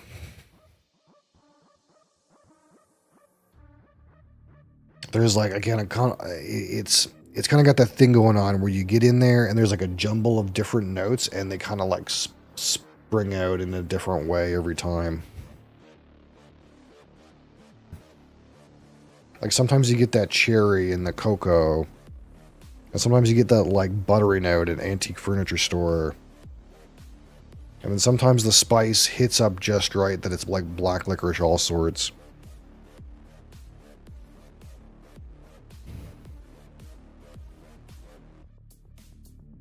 And there's some amount of like, again, like varnished wood kind of thing going on, like a coat of varnish.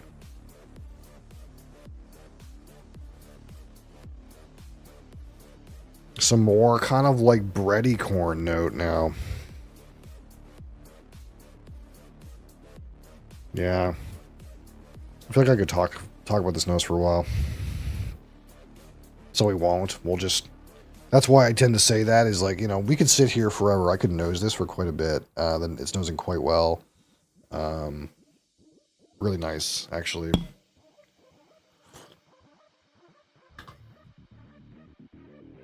The depth of complexity is there.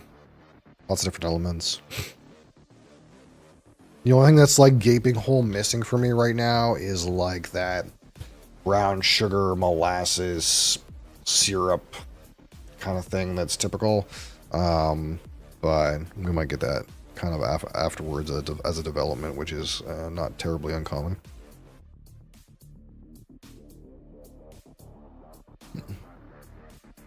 Oh, it's so good. Okay, I can't...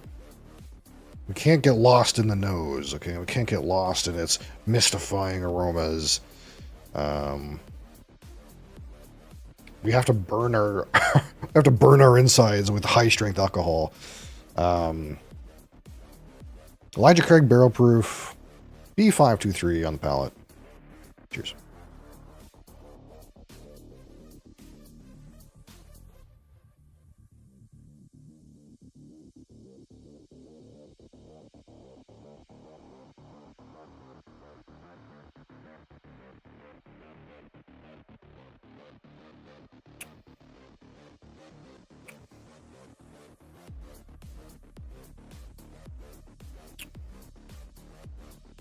Ooh.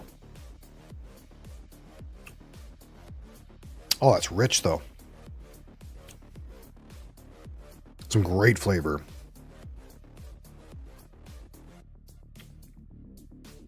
Immediately on the attack, there's some of that cherry note.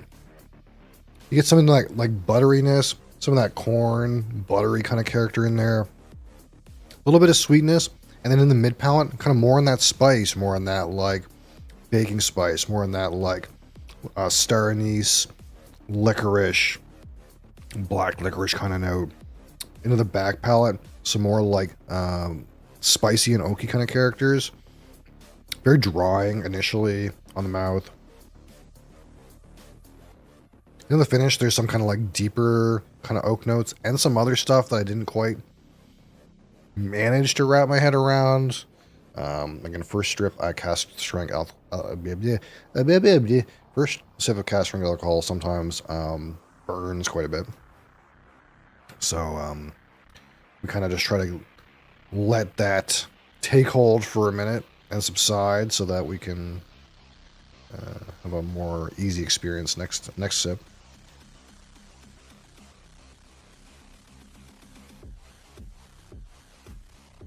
This is already fantastic, though. Fantastic. Fantastic bourbon for sure. Like, it's already impresses me more than whatever the last barrel proof bourbon I drank was. I don't know. What was it? Was it Bullet? What did I drink last? What did I review last? Out of curiosity. Let's go to my VODs. What's the last cask strength bourbon I talked about?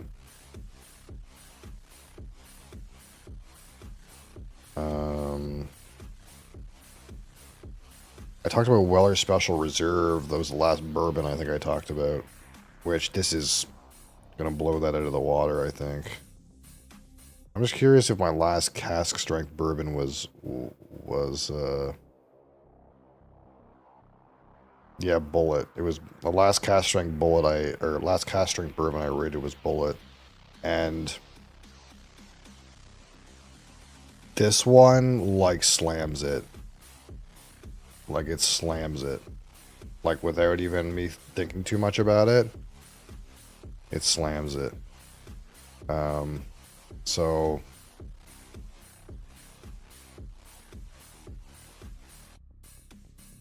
It's like not. It feels like it's not even close. I'm not going to look at the numbers I put up last time, but I can't imagine this is going to score less.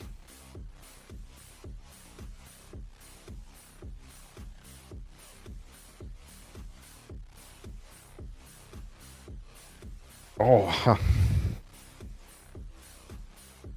It's a little softer on the spice now. It's kind of like more of that cherry, more of that like cornbread. Some of that like sweet character is kicking up at the bottom. More like sweet licorice.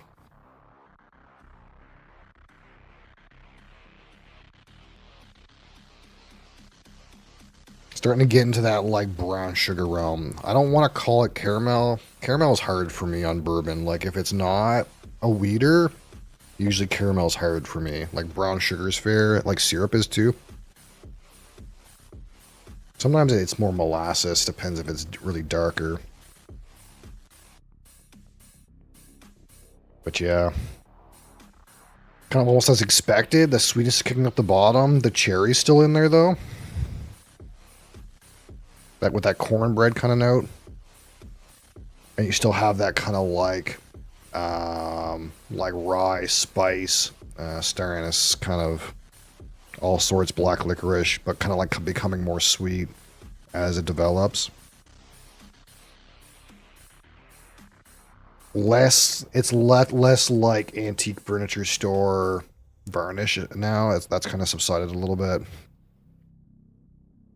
Oh, this is lovely.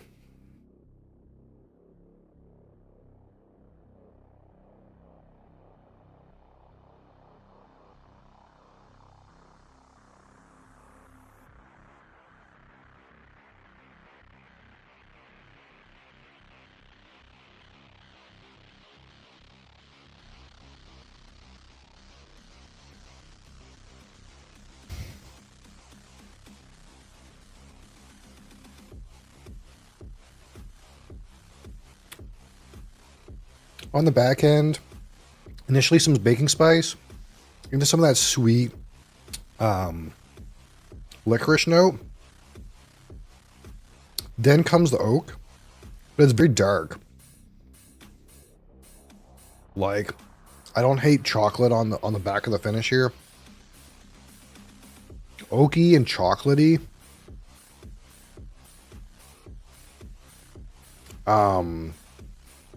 I don't hate barrel char. Something very dark on the back end.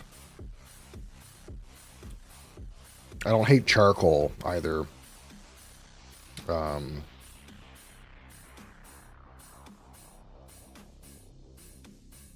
Finish is like probably like long minus. I would say it's not quite super duper, but long minus.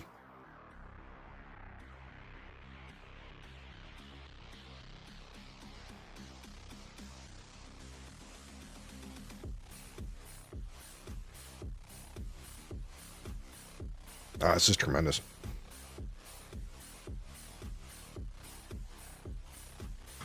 I wish I could have got a bottle of the after like kind of really considering this one and have it be open for like 3-4 months with get a little bit of air. I would have liked to have maybe gotten a bottle of the C923.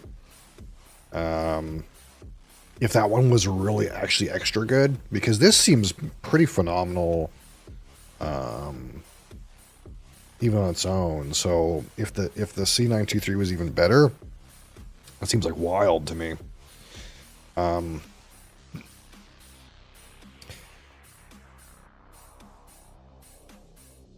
Again, it's not doing anything like wild and interesting in terms of the bourbon realm. It's all home plate bourbon notes and characteristics, but it's expressing a lot of different qualities, a lot of different depths, and it's kind of like as you kind of sit with it, it progresses and develops more into that sweet note. It's like, oh, it's like so much sweeter now, so much more like in the syrup. And I kind of like that, you know. I like when you can kind of like pour something, rest it for a minute, and then kind of get an initial nosing and tasting impression. And then as you kind of sit with it and kind of, you know, contemplate and be mindful of it, it kind of like changes in front of you and gives you like more experience.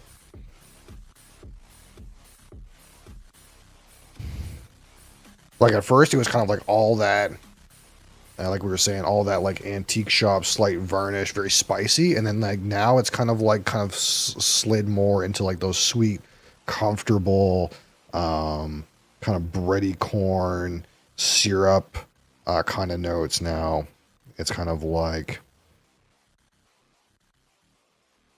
become very comfortable.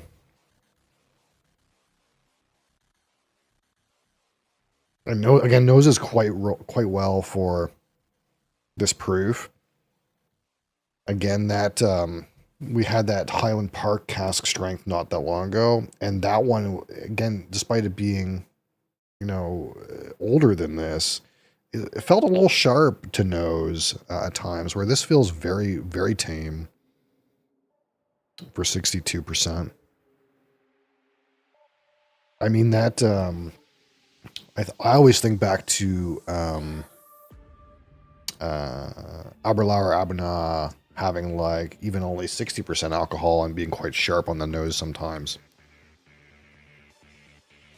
But it seems like well presented.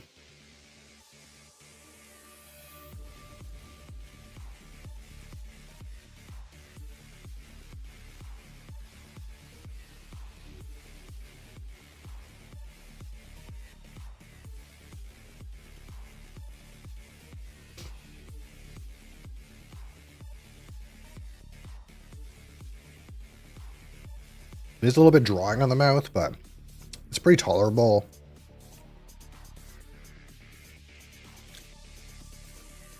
I like the deep, darker notes on this finish, though. The darker barrel, that darker, like slightly molasses, almost reminds me a little bit of Ardbeg Tar. It's like a really dark, sludgy note that's kind of sweet, if that makes any sense. The back of this is very, very deep for me. But kind of as the sweetness has developed, it's almost like that kind of like sweet tar, like melted black licorice, slightly bitter thing, which I I think is quite interesting for a bourbon note, I suppose.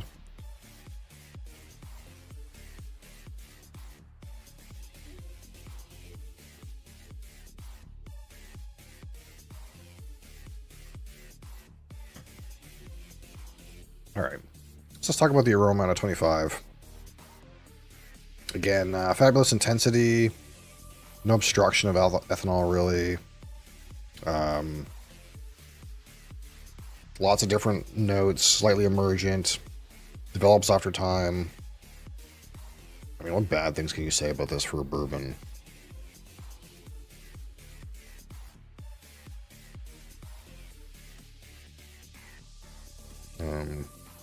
Not a lot.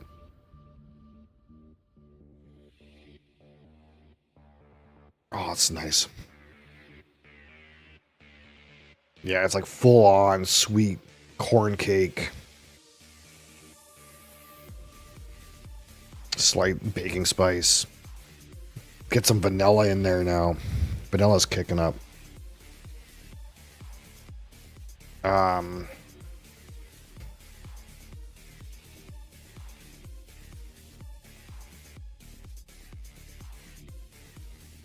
23.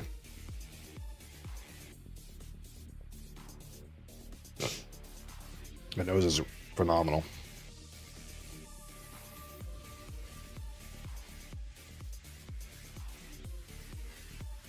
All right. Let's talk about the palette.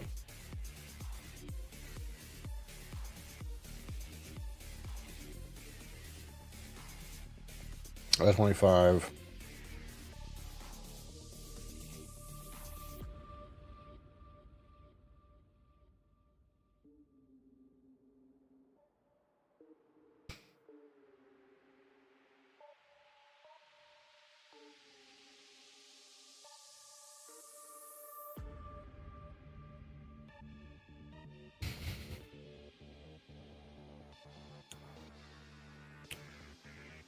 Very rich.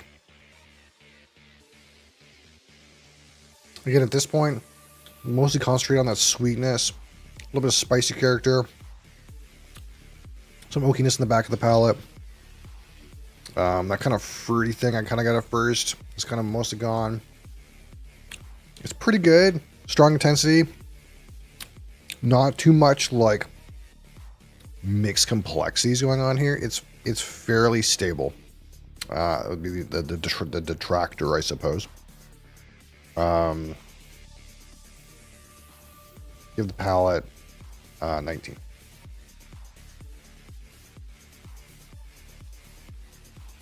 Great intensity.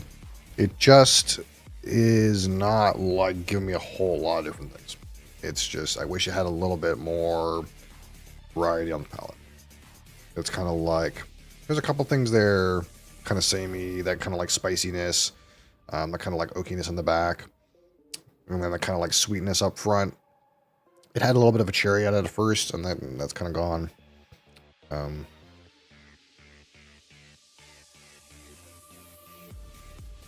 If I could get a couple more things out of it, that'd be brilliant. All right, so let's focus on the finish, which has been quite great as well.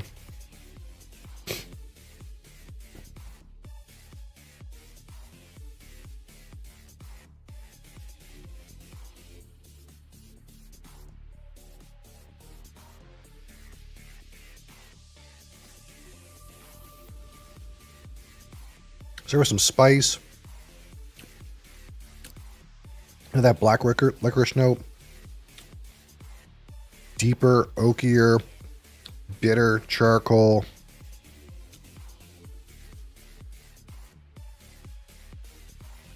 That dark, unsweetened chocolate getting in there.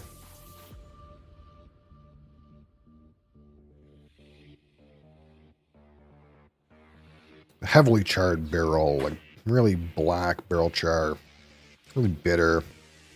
Not quite hitting that like sweet tar note that I kind of felt like I got a little bit of, but not quite hitting that.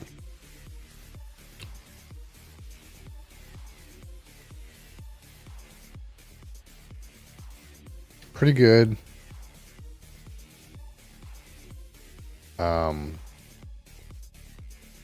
Again, I'll give it 19. And the aroma is where it's at on this one.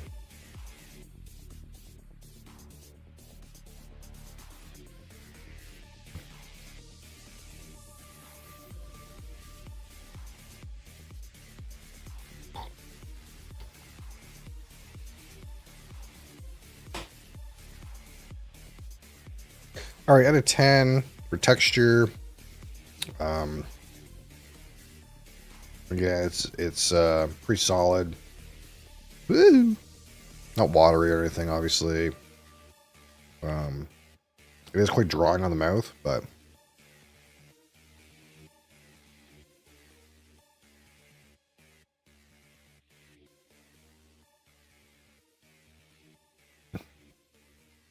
Pretty good stuff. Give it a 7. All right. So at a 15, let's talk about my personal subjective opinion of this Elijah Craig Barrel Proof B523 Second Street Bourbon Whiskey.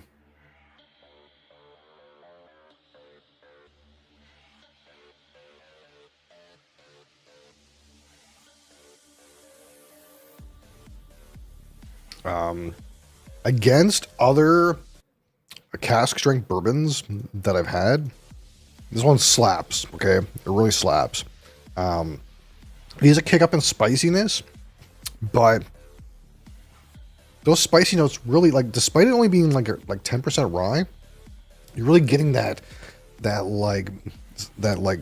Styranus licorice, black licorice note. It's definitely present. That malted barley, I think, is like helping to provide like a breadiness. You get that corn, get that cherry, get that vanilla, get some emergent, interesting, weird notes like again, like antique wood, leather upholstery, these kinds of ideas. The nose is phenomenal. Has a great initial complexity. Has a transition into more sweet and more comfortable aromas. So good. One thing I'll say about the palate is it's kind of like, well, it's got some sweetness, maybe a little bit of cherry, a little bit spicy, and get some oak in there. Nothing wowing me. Sometimes you get some spice in the palate. Like initially I was getting some of that spice in the palate, some of that black licorice, and that was really nice. But that kind of like faded after a couple sips. I was getting less of that and getting more of that kind of just generic sweet note, I suppose. If that like consistently was like a little bit more interesting, probably could have gave it some more points there. Finishes look pretty nice too. You get a good transition from like a sweet, spicy kind of thing. Get some again, some of that rye licorice spice in there. And then you get into like a darker, oakier barrel char, charcoal kind of finish. Pretty long, pretty good. Texture is excellent. Man, thing slaps. It's always hard for me to give something a really outstanding experience score when it's not doing anything too wild and interesting. Because at the end of the day, this is a phenomenal whiskey, but it's still a bourbon. It's just, I came in here expecting bourbon notes, and I got like more than I was asking for. But I still got bourbon notes. So it's like always hard to be like, hey, is this the mind-blowing experience it could be? And I think it's not, but it's really damn good. Like if you're looking for bourbon and those bourbon flavors down the home plate, phenomenal choice, but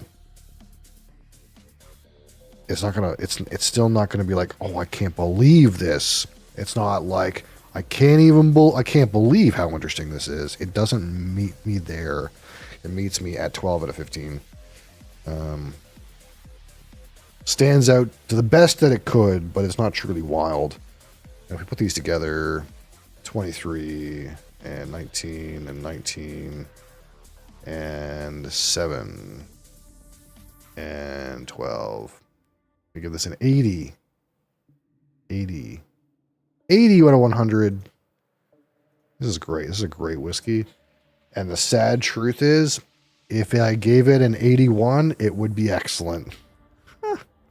Wait, actually, by excellent, wait, I gotta hold on.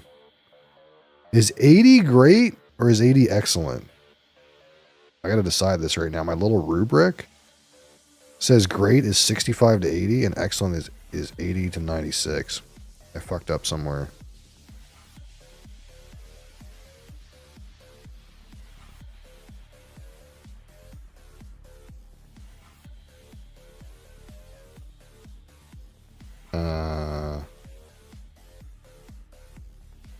No, 80 is great. Yeah, 80 is great. It's supposed to be 81. 81 to 96 is excellent. Okay.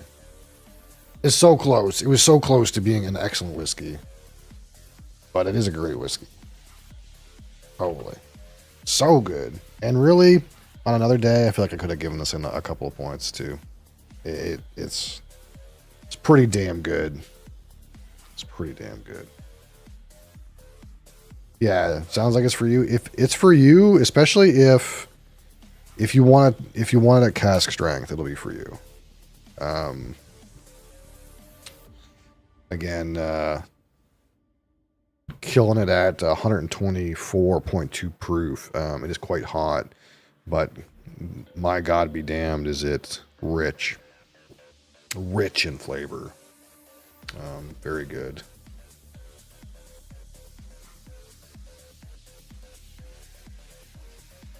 Now, where does that put that roughly? Because I think I don't rate too many things at 80.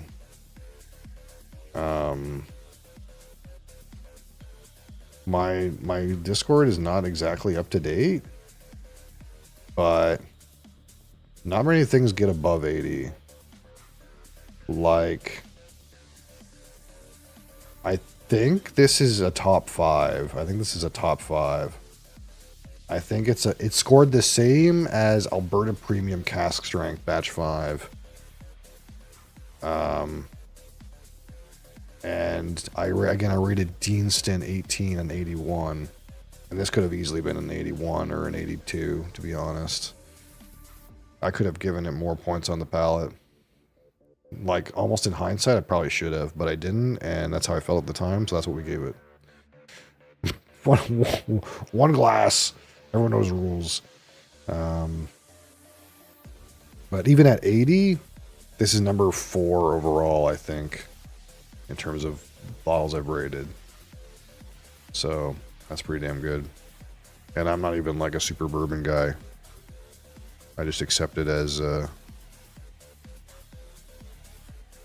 spirit, as the rest are. Uncut, straight from the barrel, just how we like it. Pretty damn good. Damn good stuff. All right, so we've met our time here. My light's broken. It didn't seem to matter too much. I guess I don't have to replace it right away. My green screen seems fine. My lighting doesn't seem much worse. So I don't know, I'll have to look at the VOD and see if I feel like the lighting got fucked up by missing a light, but I can go pick one up. But so tomorrow we're back. I enjoyed today's Riven gameplay. Look forward to doing that again next week. Tomorrow we'll be doing back to Sea of Stars for a little while. I'm not sure how much of that game is left. I think I got like 20 or 21 hours in there. We're getting there. We just started like that kind of like futuristic area, I suppose. Oh, we just did the owls. We just did that like boss fight where we fought the owls that were protecting the future guardian guy who's got the power source or whatever. That's where we're at. There's also DLC for that game, which I don't know is how long. It's a free DLC. We may or may not do that. And then, of course, on Friday, we're back to Final Fantasy II, regardless of how we feel about that game as a game. And more board games on Saturday. Of course, Fresh Crack on Wednesday. Live reviews on Friday as well. What else is there? Yeah, I'm playing a bunch of async board games. If you guys want to play async, just pop in the Discord. We'll pop up a table. I know Mr. Delios and I have been playing some async matches. But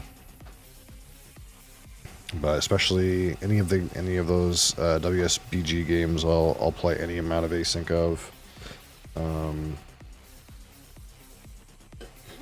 I'm trying to think what else there's there.